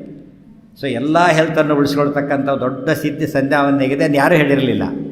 ಮಧ್ವಾಚಾರ್ಯ ಒಬ್ಬರೇ ಹೇಳಿದವರು ಅದಿಷ್ಟು ಕೂಡ. ಕ್ಷೀರೇಣ ಸ್ಥಾಪಿತೆ ದೇವಿ ಚಂದನೇನ ವೇಪಿತೆ ಬಿಲ್ವಪತ್ರಾಶ್ಚಿತೆ ದೇವಿ ಸ್ತೋತ್ರ ಮಾಡಿದ್ರು. ಉತ್ತಮೇ ಶಿಖರೇ ಜಾತ, ಅದು ಗಾಯತ್ರಿ ಉದ್ವಾಸನ ಅಂತ ಅದಕ್ಕೆ ಹೆಸರು. ಮತ್ತು ವಾಸುದೇವನ ಸ್ತೋತ್ರ, ವಾಸನಾದ್ ವಾಸುದೇವೋಸಿ ವಾಸಿದಂತೆ ಜಗತ್ರಯಂ ಸರ್ವಭೂತ ನಿವಾಸೋಸಿ ವಾಸುದೇವ ನಮೋಸ್ತುತೆ. ಇಲ್ಲೊಂದು ಸ್ವಾರಸ್ಯ ಇದೆ. ಏನು ಗೊತ್ತಾ? ವಾಸುದೇವ ನಮಸ್ಕಾರ ಯಾಕೆ ಮಾಡಬೇಕು? ಎಷ್ಟೋ ದೇವ ರೂಪ ಇದೆ ಭಗವಂತನದು. ವಾಸುದೇವನಿಗೆ ಯಾತಕ್ಕೆ ಅಂದರೆ ನಿಜ ಮುಕ್ತಿ ಪದಪ್ರದಾತ, ಮುಕ್ತಿ ಕೊಡೋ ರೂಪ ಅದು. ನಮಗೆ ಬೇಕಾದ್ದೇನು ಫೈನಲಿ ಮುಕ್ತಿ. ಪ್ರತಿನಿತ್ಯ ವಾಸುದೇವನ ಸ್ತೋತ್ರ ಮಾಡ್ತಾಯಿದ್ರೆ ಮುಕ್ತಿಗೆ ಎಲಿಜಿಬಿಲಿಟಿ ಬರಲಿಕ್ಕೆ ಶುರುವಾಗುತ್ತೆ. ಪ್ರತಿನಿತ್ಯದಲ್ಲಿ ಇವತ್ತು ಮೆಡಿಕಲ್ ಓದೋನು ಕಾನ್ವೆಂಟಿಂದ ಶುರು ಮಾಡಿರ್ತಾನೆ, ಅಲ್ಲಿಂದ ಪ್ಲ್ಯಾನ್ ಮಾಡಿಕೊಂಡು ಇಂಜಿನಿಯರು ಡಾಕ್ಟರ್ ಆಗಲಿಕ್ಕೆ ಇಷ್ಟಪಡ್ತಾರೆ. ಸೊ ಪ್ರತಿನಿತ್ಯ ನಾವು ವಾಸುದೇವನ ಸ್ಮರಣೆ ಮಾಡ್ತಾ ಮೋಕ್ಷದ ಹಾದಿ ಬಗ್ಗೆ ನಮಗೆ ಕ್ಲಾರಿಟಿ ಸಿಗುತ್ತೆ. ಮೋಕ್ಷಕ್ಕೆ ಅಧಿಕಾರಿಗಳಾಗ್ತೇವೆ. ಕೊನೆಗೆ ದೇವರ ಸ್ತೋತ್ರ, ನಮೋಸ್ತ್ವನಂತಾಯ ಸಹಸ್ರಮೂರ್ತಯೇ ಸಹಸ್ರಪಾದಾಕ್ಷಿ. ಕಾನ್ಸೆಪ್ಟ್ ಆಫ್ ಗಾಡ್ ಎಷ್ಟು ಚೆನ್ನಾಗಿದೆ ಯೋಚನೆ ಮಾಡಿ. ಅದು ಪುರುಷ ಸೂಕ್ತ, ಅದೇ ಪುರುಷ ಸೂಕ್ತ, ವಿಷ್ಣು ಸಹಸ್ರನಾಮ ಎಲ್ಲ ಬಂದುಬಿಡುತ್ತೆ ಅದರೊಳಗೆ. ನಮೋಸ್ತ್ವನಂತಾಯ ಸಹಸ್ರಮೂರ್ತಯೇ, ಸಹಸ್ರಪಾದಾಕ್ಷಿ ಶಿರೋರು ಬಾಹವೇ ಪುರುಷ ಸೂಕ್ತ, ಅದೆಲ್ಲ ಕೂಡ ಅನಂತಮೂರ್ತಿ ಹೇಳಬೇಕಾದ್ರೆ ವಿಷ್ಣು ಸಹಸ್ರನಾಮ ಎಲ್ಲ ಬಂದೋಯ್ತು. ಸಹಸ್ರ ಕೋಟಿ ಯುಗಧಾರಿಣೇ ನಮಃ. ಕಾನ್ಸೆಪ್ಟ್ ಆಫ್ ಗಾಡನ್ನು ಒಂದೇ ಶ್ಲೋಕದಲ್ಲಿ ಅಷ್ಟು ಪ್ಯಾಕ್ ಮಾಡಿ ಹೇಳಿರೋ ಅದ್ಭುತ ಶ್ಲೋಕ ನಮೋಸ್ತ್ವನಂತಾಯ. ಎಲ್ಲರೂ ಹೇಳಲೇಬೇಕಾದ್ರೆ ಅದಾದ ಮೇಲೆ ತನ್ನ ಐಡೆಂಟಿಟಿ ಹೇಳ್ಕೊಳ್ಬೇಕು. ತನ್ನ ಐಡೆಂಟಿಟಿ ಹೇಳಿಕೊಂಡು ಓಂ ಭದ್ರಂ ನೋ ಅಭಿವಾದಯ ಅಂತ ಹೇಳ್ತಾ ಸಾಷ್ಟಾಂಗ ನಮಸ್ಕಾರ ದೇವರಿಗೆ ಎಲ್ಲರಿಗೂ ಒಟ್ಟಿಗೆ ನಮಸ್ಕಾರ ಮಾಡಿ. ಇಷ್ಟೊತ್ತು ನಿಂತ್ಕೊಂಡು ಹೇಳಿರ್ತಾನೆ, ಒಂದೇ ಇದರಲ್ಲಿ ನಮಸ್ಕಾರ ಮಾಡಿರ್ತಾನೆ. ತಾನು ಯಾರು ಅಂತ ಹೇಳ್ಕೊಬೇಕಾಗ ಗೋತ್ರ, ಪ್ರವರ, ವೇದ, ಅದರ ಶಾಖೆ, ಸೂತ್ರ ಎಲ್ಲ ಹೇಳ್ಕೊಂಡು ಇಲ್ಲದ ಹೊತ್ತಿನಲ್ಲಿ ಜನ್ಮನಾಮ ಹೇಳಬೇಕು, ಅದು ಮುಖ್ಯ. ವ್ಯವಹಾರ ನಾಮ ಬೇರೆ, ಜನ್ಮನಾಮ ಬೇರೆ. ಹೆಸರಿಡಬೇಕಾದ್ರೆ ಎಲ್ಲ ಎಷ್ಟು ಹೆಸರಿಟ್ಟಿರ್ತಾರೆ. ನಾಮಕರಣ ಮಾಡಬೇಕಾದ್ರೆ ಹೆಸರಿಟ್ಟಿರ್ತಾರೆ. ಕುಲದೇವತಾ ನಾಮ, ಮಾಸನಾಮ, ಜನ್ಮನಾಮ, ವ್ಯವಹಾರನಾಮ, ನಕ್ಷತ್ರನಾಮ ಎಲ್ಲ ಇಟ್ಟಿರ್ತಾರೆ. ನಕ್ಷತ್ರನಾಮನೇ ಜನ್ಮನಾಮ. ಯಾವಾಗ ನಕ್ಷತ್ರದಲ್ಲಿ ಹುಟ್ಟಿರ್ತಾರೋ ನಕ್ಷತ್ರಕ್ಕೆ ಅಕ್ಷರಗಳಿರುತ್ತೆ. ಆ ಪಾದಕ್ಕೆ ತಕ್ಕಂಥ ಅಕ್ಷರ ಇರುತ್ತೆ. 4 ಪಾದಕ್ಕೊಂದು ಅಕ್ಷರ ಇರುತ್ತೆ. ಅದು ತಕ್ಕಂಥ ಹೆಸರಿಟ್ಟಿರ್ತಾರೆ. ಅದನ್ನು ಹೇಳ್ಕೊಂಡು ನಮಸ್ಕಾರ ಮಾಡಿದರೆ ಅದು ಅಭಿವಾದನ ಅಂತ ಹೆಸರು, ಫೈನಲ್. ಅದಾದಮೇಲೆ ಕೃಷ್ಣಾರ್ಪಣ. ಯಶಸ್ಮೃತ್ಯಾಚರ ಮುಕ್ತ್ಯ ತಪಸ್ಸಂಧ್ಯಾ ಕ್ರಿಯಾದಿಶು ಅಂತ ಕೃಷ್ಣಾರ್ಪಣ ಹೇಳಿದರೆ ಅಲ್ಲಿಗೆ ಸಂಧ್ಯಾವಂದನೆ ಮುಗಿದಂತೆ ಲೆಕ್ಕ. ಈ ಸಂಧ್ಯಾವಂದನೆ ಮುಗಿದಂತೆ ಲೆಕ್ಕ. ಸರಿಯಾಗಿ ಸಂಧ್ಯಾಕಾಲದಲ್ಲಿ ಸಂಧ್ಯಾವಂದನೆ ಆಗಿರೋದ್ರಿಂದ ಮನೆಗೆ ಹೋಗಿ ಮಾಡಿ ಬಿಡಬಾರ್ದು, ಮತ್ತೆ ಮಾಡಲೇಬೇಕು. ಶಾರ್ಟಾಗಿ ಸಂಧ್ಯಾವಂದನೆ ಆದಾಗಿದೆ. ಇಷ್ಟೆಲ್ಲ ಸ್ಟೆಪ್ಸ್ ಮನಸ್ಸಲ್ಲಿ ಇದ್ದರೂ ಕೂಡ ಮಾಡಲಿಕ್ಕೆ ತುಂಬ ಅನುಕೂಲ. ತುಂಬ ಜನಕ್ಕೆ ಏನೂ ಗೊತ್ತಿರೋದಿಲ್ಲ, ಮಾಡೋದೇ ಇಲ್ಲ. ಸ್ವತ್ತು ಯಾರು ನೋಡ್ತಾರೆ ಅಂತ ಗೊತ್ತಾದರೆ ಈ ಕಡೆ ನೀರು ಈ ಕಡೆ ಹಾಕಿಬಿಟ್ರೆ ಮುಗಿದೋಯ್ತು. ಈ ಲೋಟ ನೀರು ಇಲ್ಲೋತ್ತಿಗೆ ಶಿಫ್ಟ್ ಮಾಡಿಬಿಟ್ರೆ ಸಂಧ್ಯಾವಂದನೆ ಮುಗಿದಾಗಲಿಕ್ಕೆ. ಇದು ಖಾಲಿ ಇರುತ್ತೆ, ತುಂಬೋಗಿರುತ್ತೆ. ಇದಲ್ಲ, ನಿಜವಾದ ಸಂಧ್ಯಾವಂದನೆ ಮಾಡಿದರೆ ಎಲ್ಲ ಸಿದ್ಧಿ ಬರುತ್ತೆ. ಎಲ್ಲ ದೇವ್ರ ನಮಸ್ಕಾರ ಆಯಿತು. ಮುಖ್ಯವಾಗಿ ದೇವರ ನಮಸ್ಕಾರ, ವಾಯುದೇವರ ನಮಸ್ಕಾರ ಆಗಿದ್ದರಿಂದ ಮೋಕ್ಷ ಕೊಡೋ ದೇವರು ನಾರಾಯಣ, ಮೋಕ್ಷ ಕೊಡಿಸೋ ಗುರುಗಳು ವಾಯುದೇವರು, ಉಳಿದವರೆಲ್ಲ ಅನುಗ್ರಹ ಮಾಡೋರು. ಹೀಗಾಗಿ ಸಮಸ್ತ ದೇವತಾ ನಮಸ್ಕಾರ ತಾರತಮ್ಯ ಕ್ರಮದಲ್ಲೇ ಆಗೋದರಿಂದ ಕುರ್ಯಾದನ್ಯನ್ನವಾ ಕುರ್ಯಾತ್ ಮೈತ್ರೋ ಬ್ರಾಹ್ಮಣ ಉಚ್ಯತೆ. ಇಷ್ಟಾರು ಸಂಧ್ಯಾವಂದನೆ ಪೂರ್ತಿ ಮುಗಿಯೋದಿಲ್ಲ, ಇನ್ನೊಂದು ಉಳ್ಕೊಂಡಿದೆ ಬಾಕಿ. ಆಚಾರ್ಯ ಹೇಳ್ತಾರೆ, ಗಾಯತ್ರಿ ತ್ರಿಗುಣಂ ವಿಷ್ಣುಂ ಧ್ಯಾಯನ್ ಅಷ್ಟಾಕ್ಷರಂ ಜಪೆ. ಗಾಯತ್ರಿ ಮಂತ್ರ ಪೂರ್ತಿ ಫಲ ಕೊಡಬೇಕಾದ್ರೆ ಗಾಯತ್ರಿ ಮಂತ್ರ ಎಷ್ಟು ಸರ್ತಿ ಹೇಳಿರ್ತೀರೋ ಅದರ 3 ಟೈಮ್ಸ್ ನಾರಾಯಣ ಮಂತ್ರ ಹೇಳಬೇಕು.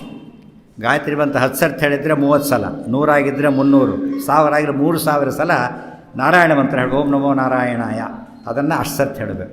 ಆಗ ಪರ್ಫೆಕ್ಟಾಗಿ ಸಂಧ್ಯಾವಂದನೆ ಮುಗಿದಾಗಲೇ. ಮತ್ತು 100ಕ್ಕೆ 90 ಪಾಲು ಜನ ಎಲ್ಲ ಬಿಟ್ಟವರೇ. ಬರೀ ಗಾಯತ್ರಿ ಮಾಡೋರು ಸಿಗ್ತಾರೆ, ನಾರಾಯಣ ಮಂತ್ರ ಸಮೇತ ಮಾಡೋರು ಸಿಗೋದಿಲ್ಲ. ವೆರಿ ವೆರಿ ವೆರಿ ರೇರ್ ಅದು. ಹೀಗಾಗಿ ಗಾಯತ್ರಿ ಮಂತ್ರ ಫಲ ಸಿಗೋದೇ ಇಲ್ಲ ಅವರಿಗೆ. ಗಾಯತ್ರಿ ಫಲ ಸಿಗೋದಿಲ್ಲ. ಸಂಧ್ಯಾವಂದನೆ ವೇಸ್ಟ್ ಅಂತ ತಿಳ್ಕೊಂಡ್ಬಿಡ್ತಾರೆ. ಸಂಧ್ಯಾವಂದನೆ ವೇಸ್ಟ್ ಅಲ್ಲ, ಸಂಧ್ಯಾವಂದನೆ ಸರಿಯಾಗಿ ಮಾಡಿಲ್ಲ ಇವನು, ಅಲ್ಲಿ ಆಗಿರೋ ಪ್ರಾಬ್ಲಮ್. ಸಂಧ್ಯಾವಂದನೆ ಸರಿಯಾಗಿ ಮಾಡಿದರೆ ಅದಾಗುತ್ತೆ. ಆನ್ಲೈನ್ ಕ್ರೆಡಿಟ್ ಮಾಡಬೇಕು, ಸರಿಯಾಗಿ ಮಾಡಲಿಕ್ಕೆ ಬರಲ್ಲ, ರಿಜೆಕ್ಟೆಡ್ ಆಗಿಬಿಡುತ್ತೆ ಅಷ್ಟೇ. ಅದು ಡನ್ ಅಂತ ಬರಬೇಕಾದ್ರೆ ಕರೆಕ್ಟ್ ಎಲ್ಲ ಸ್ಟೆಪ್ಸ್ ಕರೆಕ್ಟ್ ಇದ್ದರೆ ಮಾತ್ರ ಶಿಫ್ಟ್ ಆಗೋದಿಲ್ಲ. ಅದಕ್ಕೆ ನಾವು ಮಾಡ್ತಕ್ಕಂಥ ಪ್ರತಿಯೊಂದು ಕಾರ್ಯ ಸರಿಯಾಗಬೇಕಾದ್ರೆ ವಿಧಿ ವಿಧಾನ ಅಂತ ಕರೀತಾರೆ. ವಿಧಿ ವಿಧಾನ 2 ಇದ್ದರೆ ಮಾತ್ರ ಸರಿಯಾಗಿ ನಡೆಯೋದು. ಅದನ್ನೆಲ್ಲ ಹೇಳಿಕೊಟ್ಟವ್ರು ಶ್ರೀಮದ್ ಆಚಾರ್ಯರು. ಸಂಧ್ಯಾವಂದನೆ ಬಗ್ಗೆ ತುಂಬ ಹೇಳೋದಿದೆ, ಅದಕ್ಕೆಲ್ಲ ಹೊತ್ತಿಲ್ಲ. ಇದು ಚಿಕ್ಕದಾಗಿರ್ತಕ್ಕಂಥ ಕಾರ್ಯಕ್ರಮ.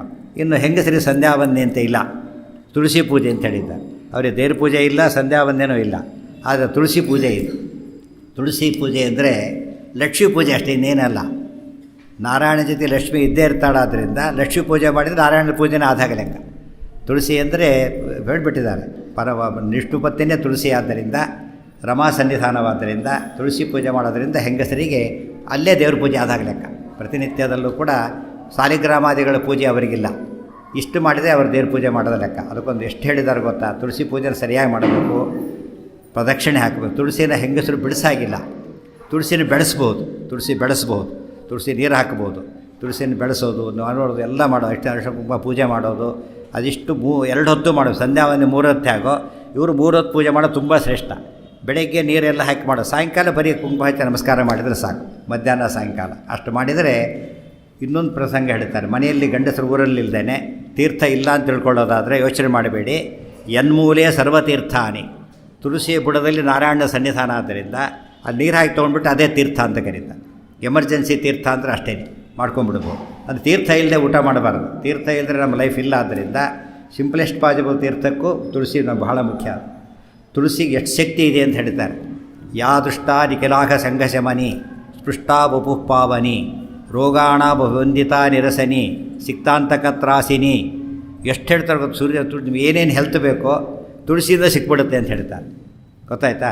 ತುಳಸಿ ನೋಡೋದು ಪುಣ್ಯ, ಮುಟ್ಟೋದು ಪುಣ್ಯ, ಪ್ರದಕ್ಷಿಣೆ ಹಾಕೋದು ಪುಣ್ಯ, ನಮಸ್ಕಾರ ಮಾಡೋದು ಪುಣ್ಯ, ಬೆಳೆಸೋದು ಪುಣ್ಯ, ಬಿಡಿಸೋದು ಪುಣ್ಯ, ದೇವರಿಗೆ ಹಾಕೋದು ಪುಣ್ಯ, ಅದು ತೀರ್ಥ ತೊಗೊಳ್ಳೋದು ಪುಣ್ಯ. ಇಷ್ಟು ಪುಣ್ಯದ ರಾಶಿ ಅಂದರೆ ತುಳಸಿಯಲ್ಲಿರುತ್ತೆ ಅಂತೇಳಿ.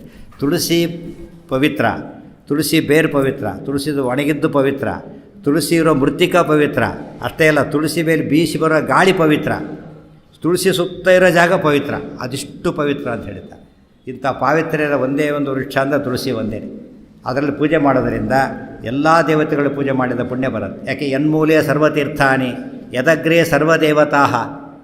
ಎಲ್ಲ ಹೇಳಬೇಡಿ, ಎಲ್ಲ ತುಳಸಿ ಎಲ್ಲ ದೇವತೆಗಳಿದ್ದಾರೆ. ಎಲ್ಲ ದೇವತೆಗಳಿರೋದು ಒಂದೇ ಕಡೆಗೆ ಅಂದರೆ ಒಂದು ಕಡೆಗೆ ಗೋವು, ಗೋವಿನಲ್ಲಿ ಇಲ್ಲದ ದೇವತೆಗಳೇ ಇಲ್ಲ. ಫುಲ್ ಅದು ಹೇಳ್ತಾರೆ, ಒಂದು ಮೊಬೈಲ್ ಟೆಂಪಲ್ ಅಂದರೆ ಗೋವು ಕೌವು ಅಂತ ಹೇಳಿಬಿಡ್ತಾರೆ. ಅದೇ ರೀತಿ ಮೊಬೈಲ್ ವೃಕ್ಷ ಅಂತ ಕೇಳಿದರೆ ನಮ್ಮ ಹೇಳಿದಾಗ ತುಳಸಿ. ಎಲ್ಲ ದೇವತೆಗಳಿರೋದ್ರಿಂದ ತುಳಸಿ ಬೆಳೆಸೋದು, ತುಳಸಿ ನೋಡೋದು, ನಮಸ್ಕಾರ ಮಾಡೋದೆಲ್ಲ ಕೂಡ ಅತ್ಯಂತ ಶ್ರೇಷ್ಠ. ಅದನ್ನು ಪೂಜೆ ಮಾಡೋ ಅಭ್ಯಾಸ ಮಾಡಬೇಕು. ಅದು ದೇವ್ರ ಪೂಜೆ ಇದ್ದಾಗ ಲೆಕ್ಕ. ಅಲ್ಲಿ ಮುಗಿಯೋದಿಲ್ಲ. ಪೂಜೆ ಮಾಡೋದು ಗಂಡಸರ ಕೆಲಸ ಆದರೆ ಅದಕ್ಕೆ ತಕ್ಕಂತೆ ನೈವೇದ್ಯ ಪ್ರಿಪೇರ್ ಮಾಡಿಕೊಡೋದು ಹೆಂಗಸರ ಕೆಲಸ. ಆದ್ದರಿಂದ ಅಡಿಗೆ ಇತ್ಯಾದಿ ಮಾಡೋದು, ದೇವ್ರ ಮನೆ ಸ್ವಚ್ಛವಾಗಿ ಇಡೋದು, ಅದಿಷ್ಟು ಕೂಡ ದೇವ್ರ ಪಾತ್ರೆ ತೊಳೆಯೋದು ಎಲ್ಲ ಪೂಜೆಯ ಭಾಗ. ಅದು ಮಾಡಿದವರು ಪೂಜೆ ಆಗೋದಿಲ್ಲ. ಆದ್ದರಿಂದ ಪೂಜೆಯ ಭಾಗ ಎರಡನ್ನೂ ಕೂಡ ಹೆಂಗಸರು ಕೂಡ ಮಾಡಬೇಕು. ಆಗ ಬಹಳಷ್ಟು ಬರುತ್ತೆ. ಅದು ಬೇಕಾದಷ್ಟು ಸ್ತೋತ್ರಗಳು, ತುಳಸಿ ಪೂಜೆ ಬಗ್ಗೆ ಬೇಕಾದಷ್ಟು ಮಾಹಿತಿ ಇದೆ. ಹರಿದಾಸ ಸಾಹಿತ್ಯದಲ್ಲಿ ಬೇಕಾದಷ್ಟು ಸ್ತೋತ್ರಗಳಿದೆ, ಸಂಸ್ಕೃತದಲ್ಲಿ ಬೇಕಾದಷ್ಟು ಸ್ತೋತ್ರಗಳಿವೆ. ಅದೆಲ್ಲ ಹೆಂಗಸರೆಲ್ಲ ಹೇಳ್ಬೋದು. ತುಳಸಿ ಪೂಜೆ ಮಾಡಬೇಕಾದ ಪ್ರಧಾನವಾಗಿ ಹೆಂಗಸರೇ. ಆದ್ದರಿಂದ ತುಳಸಿ ಸಹಸ್ರನಾಮ ಸ್ತೋತ್ರ ಇದೆ, ತುಳಸಿ ಅಷ್ಟೋತ್ತರ ಶತನಾಮ ಸ್ತೋತ್ರ ಇದೆ, ತುಳಸಿ ಪೂಜೆ ಮಂತ್ರಗಳಿದೆ. ಅದಿಷ್ಟು ಹೆಂಗಸರು ವಿಶೇಷವಾಗಿ ಮಾಡಬೇಕು. ತುಳಸಿ ಅವತಾರ ಮಾಡಿದ ದಿವಸ ಕಾರ್ತಿಕ ಮಾಸದ ಹುಣ್ಣಿಮೆ ಮೊನ್ನೆ ಆಯ್ತಲ್ಲ, ಅವತ್ತು ತುಳಸಿ ಜಯಂತಿ. ಅವತ್ತು ತೊಳೆದ ನನಗೆ ಗೊತ್ತೇ ಇಲ್ಲ, ಒಬ್ಬರು ಪಂಚಾಂಗದಲ್ಲಿ ಹಾಕೋದೇ ಇಲ್ಲ. ತುಳಸಿ ಜಯಂತಿ ಅವತ್ತು ಸಮುದ್ರ ಮಥನ ಕಾಲಕ್ಕೆ ಒಂದು ಹನಿ ಅಮೃತ ಬಿಂದು ಬಿದ್ದಿದ್ದಕ್ಕೆ ಧನ್ವಂತರಿ ನಾಮಕ ಪರಮಾತ್ಮನ ಕಣ್ಣಿನಿಂದ ಅವತಾರ ಮಾಡಿ ಬಂದಿರೋ ತುಳಸಿ. ಅಷ್ಟು ಪವಿತ್ರವಾದ ದಿವಸ. ತುಳಸಿ ಲಗ್ನ ಅದೊಂದು ಉತ್ಸವ ಮಾಡಬೇಕು, ಪ್ರತಿಯೊಬ್ಬರು ಕೂಡ ಮಾಡಬೇಕನ್ನ. ಉತ್ಥಾನ ದ್ವಾದಶಿ ಅಂದ್ರದೇ, ದ್ವಾದಶಿ, ತ್ರಯೋದಶಿ, ಚತುರ್ದಶಿ, ಹುಣ್ಣಿಮೆ ಬರೋದು ಅದು ತುಳಸಿ ಜಯಂತಿ, ತುಳಸಿ ಲಗ್ನ. ಅದು ಕಂಪಲ್ಸರಿ ಮಾಡಬೇಕಾದಂಥ ಕಲ್ಯಾಣ. ಅದನ್ನು ಮಾಡಿದರೆ ದೇವ್ರ ಪೂಜೆ ಆದಾಗತ್ತೆ. ಮತ್ತು ಹೆಂಗಸರು ಕೂಡ ಸೂರ್ಯಾರ್ಘ್ಯ ಕೊಡಲಿಕ್ಕೆ ಪುರಾಣ ಮಂತ್ರ ಇದೆ, ಗಾಯತ್ರಿ ಮಂತ್ರದಿಂದ ಹೇಳಬಾರ್ದು, ಪುರಾಣ ಮಂತ್ರದಿಂದ ಅರ್ಘ್ಯ ಕೊಡ್ಬೋದು. ಮತ್ತು ಹೆಂಗಸರಿಗೆ ಗಾಯತ್ರಿ ಇಲ್ಲ, ಗಾಯತ್ರಿ ಮಂತ್ರದ ಅರ್ಥ ಹೇಳೋ ಪುರಾಣ ಶ್ಲೋಕ ಇದೆ, ಅದನ್ನು ಹೇಳ್ಬೋದು. 108 ಸರ್ತಿ 10 ಎಷ್ಟು ಬೇಕಾದ್ರೆ ಹೇಳ್ಬೋದು. ಅಷ್ಟು ಹೇಳಿದರೆ ಅವರಿಗೂ ಗಾಯತ್ರಿ ಮಂತ್ರದ ಪುಣ್ಯ ಬರುತ್ತದೆ. ಗಾಯತ್ರಿ ಮಂತ್ರನೇ ಹೇಳದಂತೆ ಮಾಡೋಕ್ಕೆ ಬರುತ್ತೆ. ಅದೆಲ್ಲ ಒಂದು ಕಲ್ತ್ಕೊಂಡ್ರೆ ಭಾಳ ಸಾಧನೆ ಆಗುತ್ತೆ. ಇವತ್ತು ಹೊತ್ತಾಗಿದೆ. ಇವತ್ತು ವಿಶೇಷ ಅಂತ ಕೇಳಿದರೆ ನಮ್ಮ ಡಾಕ್ಟರ್ ಶ್ರೀನಿವಾಸನ್ ಮಧುಸೂದನ್ ಅವರು ವಿಶೇಷವಾಗಿ ಅವರಿರೋದು ಇಂಗ್ಲೆಂಡ್ನಲ್ಲೂ ಕೂಡ ದೊಡ್ಡ ಪದವಿಯಲ್ಲಿ FRCP ಅಂತ ಹೇಳಿದರೆ FRCS ಅಮೆರಿಕನ್ ದೊಡ್ಡ ಇದು ಮೆಡಿಕಲ್. ಇದರಲ್ಲಿ ಇಂಗ್ಲೆಂಡ್ನಲ್ಲಿ ಭಾರಿ ದೊಡ್ಡದು. MRCP FRCP ಬಹಳ ಪ್ರಸಿದ್ಧವಾದಂತಹ ಕೋರ್ಸ್ಗಳು. ಅದರಲ್ಲಿ ಅವರು ಕ್ಯಾನ್ಸರ್ನಲ್ಲಿ ಬಹಳಷ್ಟು ರಿಸರ್ಚ್ ಮಾಡಿ ಬಹಳಷ್ಟು ಮುಂದೆ ಬಂದಿದ್ದಾರೆ. ಅದರಲ್ಲಿ ಅಥಾರಿಟಿ ಅವರು ಇಡೀ ಜಗತ್ತಿನ ಕೆಲವು ಅತ್ಯುನ್ನತ ಕ್ಯಾನ್ಸರ್ ಸ್ಪೆಷಲಿಸ್ಟ್ಗಳಲ್ಲಿ ನಮ್ಮ ಡಾಕ್ಟರ್ ಶ್ರೀನಿವಾಸ ಮಧುಸೂದನ್ ಒಬ್ಬರು. ಅವ್ರು ತುಂಬ ಬೇಕಾದಷ್ಟು ಅವಾರ್ಡ್ಗಳು ಬಂದಿದೆ ಅವರಿಗೆ. ಒಳ್ಳೆ ಪೊಸಿಷನ್ಲಿದ್ದಾರೆ. ಅಂಥವರು ಶಾಸ್ತ್ರಾಭ್ಯಾಸ ಮಾಡ್ತಾರೆ. ನಿಮಗೆ ಆಶ್ಚರ್ಯ ಆಗುತ್ತೆ. ಸುಮ್ಮನೆ ಅವ್ರು ಲೆಕ್ಚರ್ ಮಾಡಿದ್ದಲ್ಲ, ಓದಿದ್ದಾರೆ, CD ಗಳನ್ನು ಕೇಳಿದ್ದಾರೆ, ಅಭ್ಯಾಸ ಮಾಡಿದ್ದಾರೆ, ಪುಸ್ತಕಗಳನ್ನು ಆರ್ಟಿಕಲ್ಸು ಬರೀತಾರೆ. ಅಷ್ಟೇ ಇಲ್ಲ, ಅಲ್ಲಿ ರೆಗ್ಯುಲರಾಗಿ ಅಲ್ಲಿ ಜನಗಳಿಗೆ ಲೆಕ್ಚರ್ಸ್ ಮಾಡ್ತಾ ಇರ್ತಾರೆ. ವೀಕೆಂಡು ಮಂತ್ ಎಂಡ್ಗಳಲ್ಲಿ ಜನಗಳಿಗೆ ಕರೆದಾಗ ಮಧ್ವ ಸಿದ್ಧಾಂತದ ಬಗ್ಗೆ ಒಳ್ಳೆ ರೀತಿಯಲ್ಲಿ ಪ್ರವಚನಗಳನ್ನು ಮಾಡ್ತಾರೆ. ಆಗ ನಮಗೆ ಅರ್ಥ ಆಗುತ್ತೆ. ಹೆಚ್ಚೇಳೋದಕ್ಕೆ ಗೊತ್ತಿಲ್ಲ.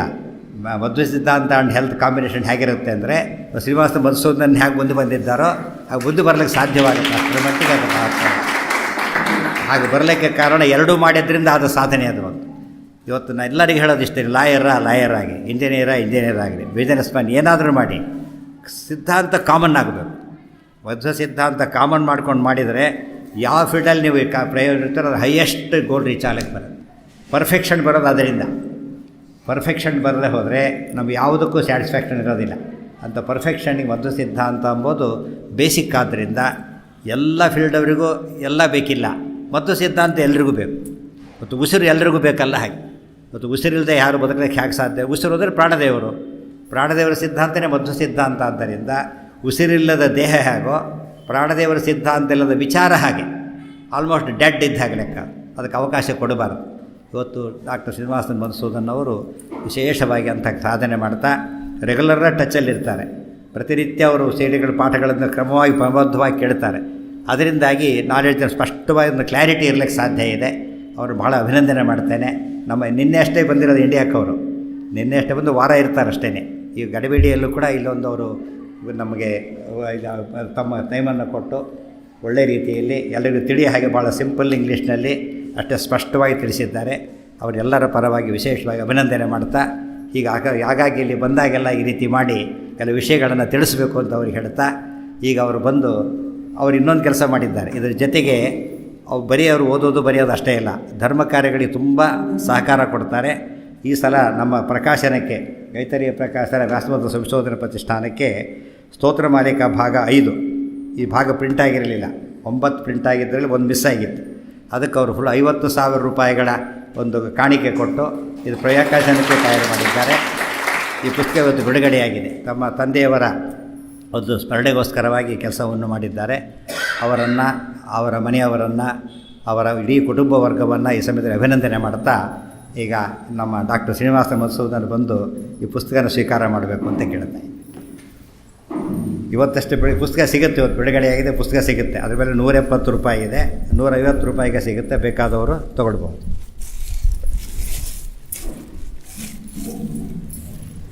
ಹರವಾಸು ಪರಾವಸು ಅಂತ ಹೇಳಿ ವಿಶ್ವಾಸು ಪರಾವ ಅವರಿಗೆ ದೂರ ಹಾಕ್ಲಿಕ್ಕೋಸ್ಕರ ಅದನ್ನು ಪದ್ಧತಿ ಇದೆ. ಕೆಲವರು ಮಾಡ್ತಾರೆ, ಕೆಲವರು ಮಾಡೋದಿಲ್ಲ. ಮಾಡಿದರೂ ಸರಿ, ತಪ್ಪೇನಿಲ್ಲ, ಮಾಡ್ಬೋದು ಅಷ್ಟೆ. ಆ ಭೂತೋಚ್ಚಾಟ ಸಂಕೇತ ಅಷ್ಟೇ. ಒಂದು ಬಾಟಿ ಬಿಟ್ಟು ಬಂದು ಎಳೆ ಹರಿದ್ಬಿಟ್ಟು ಈ ಕಡೆ ಒಂದು ಈ ಕಡೆ ಎಸ್ತು ಬಿಟ್ಟರೆ ಅವ್ರು ಹೋಗ್ತಾರೆ. ಬನ್ನಿ, ನಿಮ್ಮ ತಾಯಿಯವರು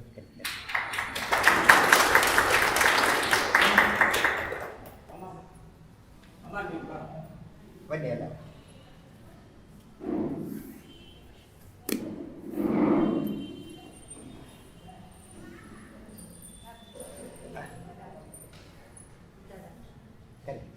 ಡಾಕ್ಟ್ರ್ ಬನ್ನಿ, ಆಯ್ತು ನೀವು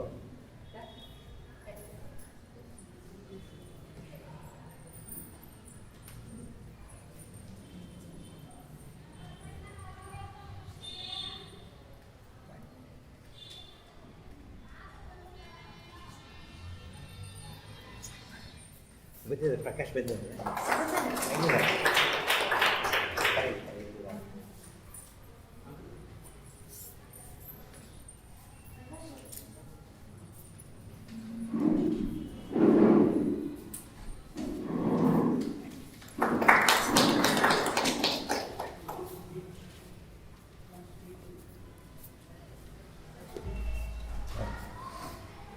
doctor M D Prakash AS ಅವರು, ನಮ್ಮ ಡಾಕ್ಟರ್ ಶ್ರೀನಿವಾಸನ್ ಮಧುಸೂದನ್ ಮಾವನರು, ನಮ್ಮ ಕರ್ನಾಟಕ ಗೌರ್ಮೆಂಟ್ಗೆ ಚೀಫ್ ಸೆಕ್ರೆಟರಿ ಆಗಿದ್ದು ಹೈಯೆಸ್ಟ್ ಕೊಟ್ಟಿರ್ತಾರೆ ಇದರಲ್ಲಿ. ಬನ್ನಿ ಬನ್ನಿ ಬನ್ನಿ ಓಕೆ ಬನ್ನಿ. ನಿಮ್ಮ ಬ್ರದರು ತಮಿಳ್ನಾಡು. ಏನು ಮಾಡ್ತೀರಿ? ಯಾವ ಇದರಲ್ಲಿ ಇದ್ದಲ್ಲಿ? ಹೌದಾ?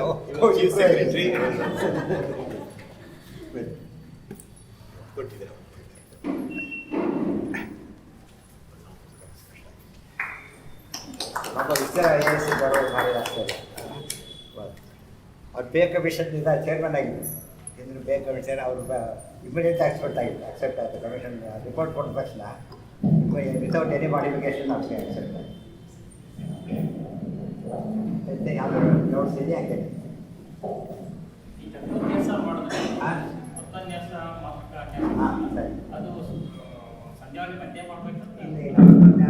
ಕನ್ಯಾಸ ಅನ್ನೋದು ಯಾವುದೇ ಮಂತ್ರ ಜಪಕ್ಕೆ ತತ್ವನ್ಯಾಸ ಮಾತ್ರ ಕನ್ಯಾಸ ಬೇಕು. ತತ್ವನ್ಯಾಸ ಮಾತ್ರ ಕನ್ಯಾಸ ಯಾವುದೇ ಮಂತ್ರ ಜಪ ಮಾಡಾಗಿಲ್ಲ. ಗಾಯತ್ರಿ ಮಂತ್ರಕ್ಕೆ ಅದಕ್ಕೂ ಮಾಡಲೇಬೇಕು ತತ್ವನ್ಯಾಸ ಮಾತ್ರ ಕನ್ಯಾಸ. ಅದು ಏನಾಗಿದೆ, ತುಂಬ ಜನಗಳು ಇನ್ನು ಆರಂಭದಲ್ಲಿ ಒಟ್ಟುಗೂಡಿ ಹೇಳ್ಕೊಡ್ತಾರೆ, ಕಷ್ಟ ಆಗುತ್ತೆ ಅಂಥೇಳಿ ಸರ್ವತತ್ವ ದೇವತಾಭ್ಯೋ ನಮಃ, ಸರ್ವ ಮಾತೃಕಾ ದೇವತಾಭ್ಯೋ ಇಷ್ಟೇ ಹೇಳ್ಕೊಟ್ಬಿಡ್ತಾರೆ. ಅದು ಸರಿಯಾಗಿ ಆಮೇಲೆ ಕಲಿತ ಮೇಲೆ ತತ್ವನ್ಯಾಸ ಮಾತ್ರ ಕನ್ಯಾಸ ಮಾಡಿಯೇ ಮಾಡಬೇಕಾದ್ದು ನಂಬರ್ 1 ಅದು. ಗೊತ್ತಾಯ್ತಾ? ಅದು ಜಪಕ್ಕಿಂತ ಮುಂಚೆ ಪ್ರಾಣಾಯಾಮ ಮಾಡ್ತಾರೆ. ಅದಕ್ಕಿಂತ ಗುರು ನಮಸ್ಕಾರ, ಭೂತೋಚ್ಚಾಟನ, ಆಸನ ಶುದ್ಧಿ ಆದ ತಕ್ಷಣ ತತ್ವನ್ಯಾಸ ಮಾತ್ರ ಕನ್ಯಾಸ ಮಾಡಿ ಪ್ರಾಣಾಯಾಮ ಮಾಡಿ ಶುರು ಮಾಡೋದು. ಅದು ಜಾಗ ತತ್ವನ್ಯಾಸ ಮಾತ್ರ ಸ್ಥಳ. ತತ್ವನ್ಯಾಸ ದೇಹದಲ್ಲೇ ಪರಮಾತ್ಮನ ತತ್ವಾಭಿಮಾನಿ ದೇವತೆಗಳ ಚಿಂತನೆ, ಮಾತೃಕ ಅಂದರೆ ಅಕ್ಷರಾಭಿಮಾನಿ ದೇವತೆಗಳ ಚಿಂತನೆ ಮಾಡೋದೇ ತತ್ವನ್ಯಾಸ ಮಾತೃಕಾನ್ಯಾಸ.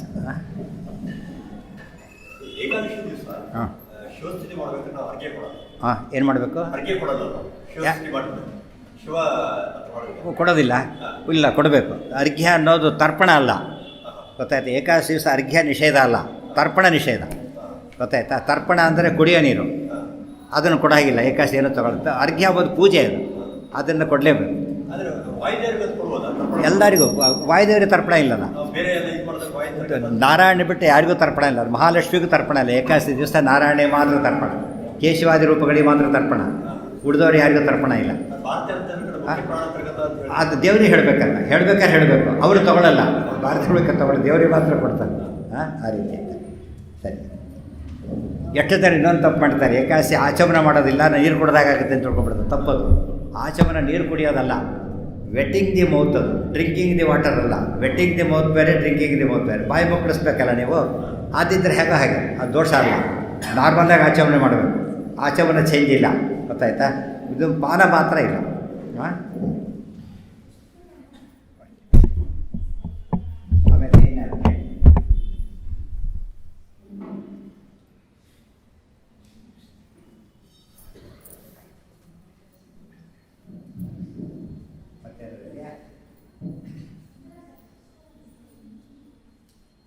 ಸಂಧ್ಯಾವಂದನೆ ಇನ್ನೊಂದು ವಿಶೇಷ ಅಂದರೆ ಎಕ್ಸಿಬಿಷನ್ನೇ ಇಲ್ಲ.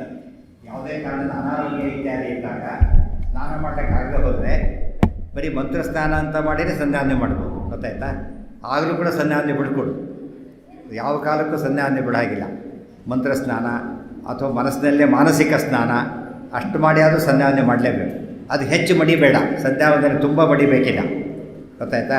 ಅದಕ್ಕೆ ನಮಗೆ ರೇಷ್ಮೆ ಬಟ್ಟೆ ಅಂತದಿದ್ದರೂ ಸಾಕು, ಬಟ್ಟೆ ಮಡಿ ಉಟ್ಕೊಂಡ್ರು ಮಾಡ್ಬೋದು, ಅಂತೂ ಬಿಡಬಾರ್ದು. ಕಾಲಕ್ಕೆ ತಕ್ಕಂತೆ ಮಾಡೋದು ಇನ್ನೂ ಶ್ರೇಷ್ಠ. ಆದ್ದರಿಂದ ಕಾಲ ನೋಡಿಕೊಂಡು ಮಿನಿಮಮ್ ಮಡಿ ಆದರೂ ಪರವಾಗಿಲ್ಲ ಮಾಡ್ಬೋದು. ಸೂತಕ ಇದ್ದಾಗ ಮಾತ್ರ ಅರ್ಘ್ಯದವರೆಗೂ ಸಂಧ್ಯಾವಂದನೆ, ಜಪ ಮನಸ್ಸಿನಲ್ಲಿ ಮಾತ್ರ ಮಾಡಿಕೊಂಡ್ರೆ ಸಾಕು, ಉಳಿದೇನೂ ಮಾಡೋಂಗಿಲ್ಲ. ಸೂತಕಾದಿಗಳ ಕಾಲಕ್ಕೆ ಉಪಸ್ಥಾನ ಜಪ ಎಲ್ಲ ಇಲ್ಲ ವಿಶೇಷವಾಗಿ. ಹಾಂ, ಸೂರ್ಯಾರ್ಘ್ಯ ಇದೆ, ಸೂರ್ಯಾರ್ಘ್ಯ ಕೊಡಲೇಬೇಕು, ಆ ಕಾಲಕ್ಕೂ ಕಂಪಲ್ಸರಿ ಸೂರ್ಯಾರ್ಘ್ಯ. ಬಟ್ ಯಾವ ಮಂತ್ರನೂ ಬಾಯಿಂದ ಉಚ್ಚಾರಣೆ ಮಾಡೋಂಗಿಲ್ಲ, ಮನಸ್ಸಲ್ಲೇ ಅನ್ಕೋಬೇಕು, ಗಟ್ಟಿಯಾಗಿ ಉಚ್ಚಾರಣೆ ಮಾಡಬಾರ್ದು ಸೂತಕಾದಿಗಳಿಂದ. ಹಾಂ ಹಾಂ ಹಾಂ ಅನವಾಯ್ಡಬಲ್ ಎಂಬ ಪ್ರಶ್ನೆ ಸಂಧ್ಯಾವಂದನೆಗಿಲ್ಲ. ಯಾಕೆಂದರೆ ಅದು ಎಷ್ಟು ಅನವಾಯ್ಡಬಲ್ ಉಸಿರಂತೂ ಆಡ್ತೀವಲ್ಲ ಆ ಟೈಪ್ ಅನವಾಯ್ಡಬಲ್ ಅಂಥೇಳಿ ನಾವು ಸಂಧ್ಯಾವಂದನೆ ಬಿಡಕ್ಕೆ ಬರೋದಿಲ್ಲ. ಅದನ್ನೇನು ಮಾಡುವ, ಅದಕ್ಕೆ 10 ಗಾಯತ್ರಿ ಜಪ ಮಾಡಿ, ಹೆಚ್ಚು ಮಾಡಿ ಕಡಿಮೆ ಆದರೂ ಮಾಡಿ ಅಂತ ಹೇಳಿದರೆ ಹೊರತು ಬಿಡಾಗಿಲ್ಲ ಆ ಟೈಮಲ್ಲಿ. ಇನ್ನೊಂದು ಮಾತು ಹೇಳ್ತಾರೆ, ಮಹಾಭಾರತ ಯುದ್ಧ ನಡೀತಿರ್ಬೇಕಾದ್ರೆ ಸಾಯಂಕಾಲ ಬೆಳಿಗ್ಗೆ ಸಂಧ್ಯಾವಂದನೆ ಮಾಡಬೇಕಾದ್ರೆ ನೀರು ಸಿಗ್ತಿರಲಿಲ್ಲ ಅವರಿಗೆ, ಕೆಲವರಿಗೆಲ್ಲ ಕೆಲವು ಸಿಗ್ತಿರಲಿಲ್ಲ. ಅವ್ರು ಏನು ಮಾಡಿದ್ರು ಮಹಾಭಾರತ ಹೇಳ್ತಾರೆ, ಬರೀ ಧೂಳಿಯಿಂದ ಅವರಿಗೆ ಹೀಗೆ ಬರೀ ಅದಕ್ಕೆ ನೀರು ಏನಿಲ್ಲ ಹಾಗೆ ಕೊಡಿ ಸಾಕು, ನೀರಿಲ್ಲ ಅಂತ ಸಂಧ್ಯಾವಂದನೆ ಬಿಡಬೇಡಿ, ಅಷ್ಟೇ ಮಾಡಿ ಅಂತ ಹೇಳ್ತಾರೆ. ಅಷ್ಟರ ಮಟ್ಟಿಗೆ ಸಂಧ್ಯಾವಂದನೆ ಕಂಪಲ್ಸರಿ ಮಾಡಿದ್ದಾರೆ, ಬಿಡಾಗಿಲ್ವೇ ಇಲ್ಲ. ಹಾಂ, ಬರೀ ನೀರಿಲ್ದರೂ ಸಂಧ್ಯಾವಂದನೆ ಮಾಡ್ಬೋದು.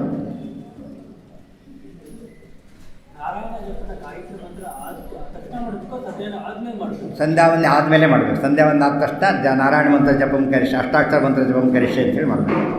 ಕೆಲವರು ಸಂಪ್ರದಾಯ ಅಲ್ಲೇನೋ ಮಾಡೋರು ಇದ್ದಾರೆ, ತಪ್ಪೇನಲ್ಲ, ಬಟ್ ಆಮೇಲೆ ಮಾಡೋದು ಉತ್ತಮ ಪಕ್ಷ.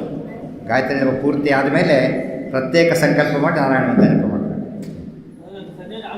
ಆದ ತಕ್ಷಣ ಫಸ್ಟ್ ಅದೇ ಮಂತ್ರ. ಹೌದು, ಯಶಸ್ವೃತಿ ಆದ ತಕ್ಷಣ. ಮತ್ತು ಇನ್ನೊಂದು ವಿಶೇಷ ಅಂದರೆ ಎಲ್ಲ ಮಂತ್ರಗಳಿಗೂ ಕೂಡ ಓಂಕಾರ ಮೊದಲು ಕೊನೆಗೆ ಎಲ್ಲ ಹೇಳಬೇಕು. ಗಾಯತ್ರಿ ಹಾಗಿಲ್ಲ, ಒಂದೇ ಓಂಕಾರ, ಓಂ ತತ್ಸವಿತುರ್ವರೆಣ್ಯಂ, ಓಂ ಭೂ ಓಂ ಭುವಃ ಬರ್ತಲ್ಲ, ಅದು ಹೇಳಬೇಕಾದ್ರೆ ಓಂ ಭೂರ್ಭುವ ಸ್ವಃ ಅಷ್ಟೇ, ಓಂ ಒಂದೇ ಓಂ. ತತ್ಸವಿತುರ್ವರೆಣ್ಯಂ ಭರ್ಗೋ ದೇವಸ್ಯ ಧೀಮಹಿ ಧಿಯೋ, ಮತ್ತೆ ಕೊನೆಗೆ ಓಂಕಾರ ಇಲ್ಲ, ಮತ್ತೆ ಒಂದೇ ಓಂಕಾರ, ಅದು ವಿಶೇಷ. ನಾರಾಯಣ ಮಂತ್ರಕ್ಕೆ ಹಾಗಲ್ಲ, ಓಂ ಓಂ ನಮೋ ನಾರಾಯಣಾಯ ಓಂ ಹಾಗೆ ಹೇಳಬೇಕು, ಗೊತ್ತಾಯ್ತಾ? ಇದು ಹಾಗಲ್ಲ, ಇಷ್ಟೇ.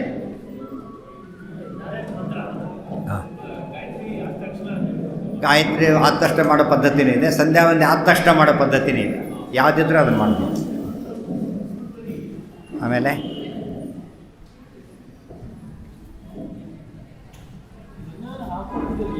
ಹಾಂ ಹಾಂ ಯಾರು ಕೊಟ್ಟಿದ್ರು? ಋಷಿಗಳು, ಅದೇ ಋಷಿ ಪರಂಪರೆ, ಅದು ಪ್ರೊಫಾರ್ಮ ಇದೆ. ಕೆಲವರು ಇರ್ತಾರೆ ನಮಸ್ಕಾರ ಮಾಡಿಬಿಟ್ರೆ ಸಾಕಲ್ಲ ಅಂತೇಳಿ, ಯಾವುದೋ ಕಾಲ ಅಪ್ಲಿಕೇಶನ್ ಕೊಡಬೇಕು, ನೀವು ಬರ್ಕೊಂಡ್ರೆ ಅಕ್ಸೆಪ್ಟ್ ಮಾಡಲ್ಲ. ಅವರು ಏನು ಮಾಡ್ತಾರೆ, ಪ್ರಿಸ್ಕ್ರೈಬ್ಡ್ ಫಾರಮ್ ಅಂತ ಕೇಳ್ತಾರೆ, ಪ್ರಿಸ್ಕ್ರೈಬ್ಡ್ ಫಾರಮ್, ಗೊತ್ತಾಯ್ತು? ವೇದಿಕ್ ಪ್ರೇಯರ್ ಇದೆ, ವೇದಿಕ್ ಪ್ರೇಯರ್ ಆದ್ದರಿಂದ ವೇದಿಕ್ ಪುರಿಗಳು ಮಾಡಿದ ಪ್ರೊಸೆಸಲ್ಲೇ ಮಾಡಬೇಕು, ನಾವು ಹೇಗೋ ಮಾಡ್ಲಿಕ್ಕೆ ಬರೋದಿಲ್ಲ. ಅದು ಕಂಪ್ಯೂಟರ್ ಇದ್ದಕ್ಕಿದ್ದಾಗ ನೀವು ಫೀಲ್ಡ್ಗೆ ಹೋಗ್ಲಿಕ್ಕೆ ಫೈಲ್ಗೆ ಹೋಗ್ಬೇಕಾದ್ರೆ ಏನು ಮಾಡ್ಬೇಕು, ನೀವೀಗ ಸ್ಟೆಪ್ಸ್ ಇದೆ, ಇದ್ದಕ್ಕಿದ್ದಾಗ ಹೋಗ್ಲಿಕ್ಕೆ ಬರೋದಿಲ್ಲ, ಆ ಕ್ರಮದಲ್ಲೇ ಹೋಗ್ಬೇಕು. ಸೊ ಈ ಕ್ರಮದಲ್ಲಿ ಮಾಡಿದ್ರೇ ಅದು ಸಂಧ್ಯಾವಂದನೆ ಆಗೋದು. ಇದು ಸಂಧ್ಯಾವಂದನೆ ಸಬ್ಸ್ಟಿಟ್ಯೂಟು ಇಲ್ಲ, ಅದಕ್ಕೆ ಪ್ರೋಫಾರ್ಮ್ ಬೇರೆ ಮಾಡ್ಕೊಳ್ಳೋ ಹೋಗಿಲ್ಲ, ಋಷಿ ಪರಂಪರೆಯಿಂದ ಬಂದಿರೋದನ್ನೇ ಮಾಡಬೇಕು ಯಾವಾಗ.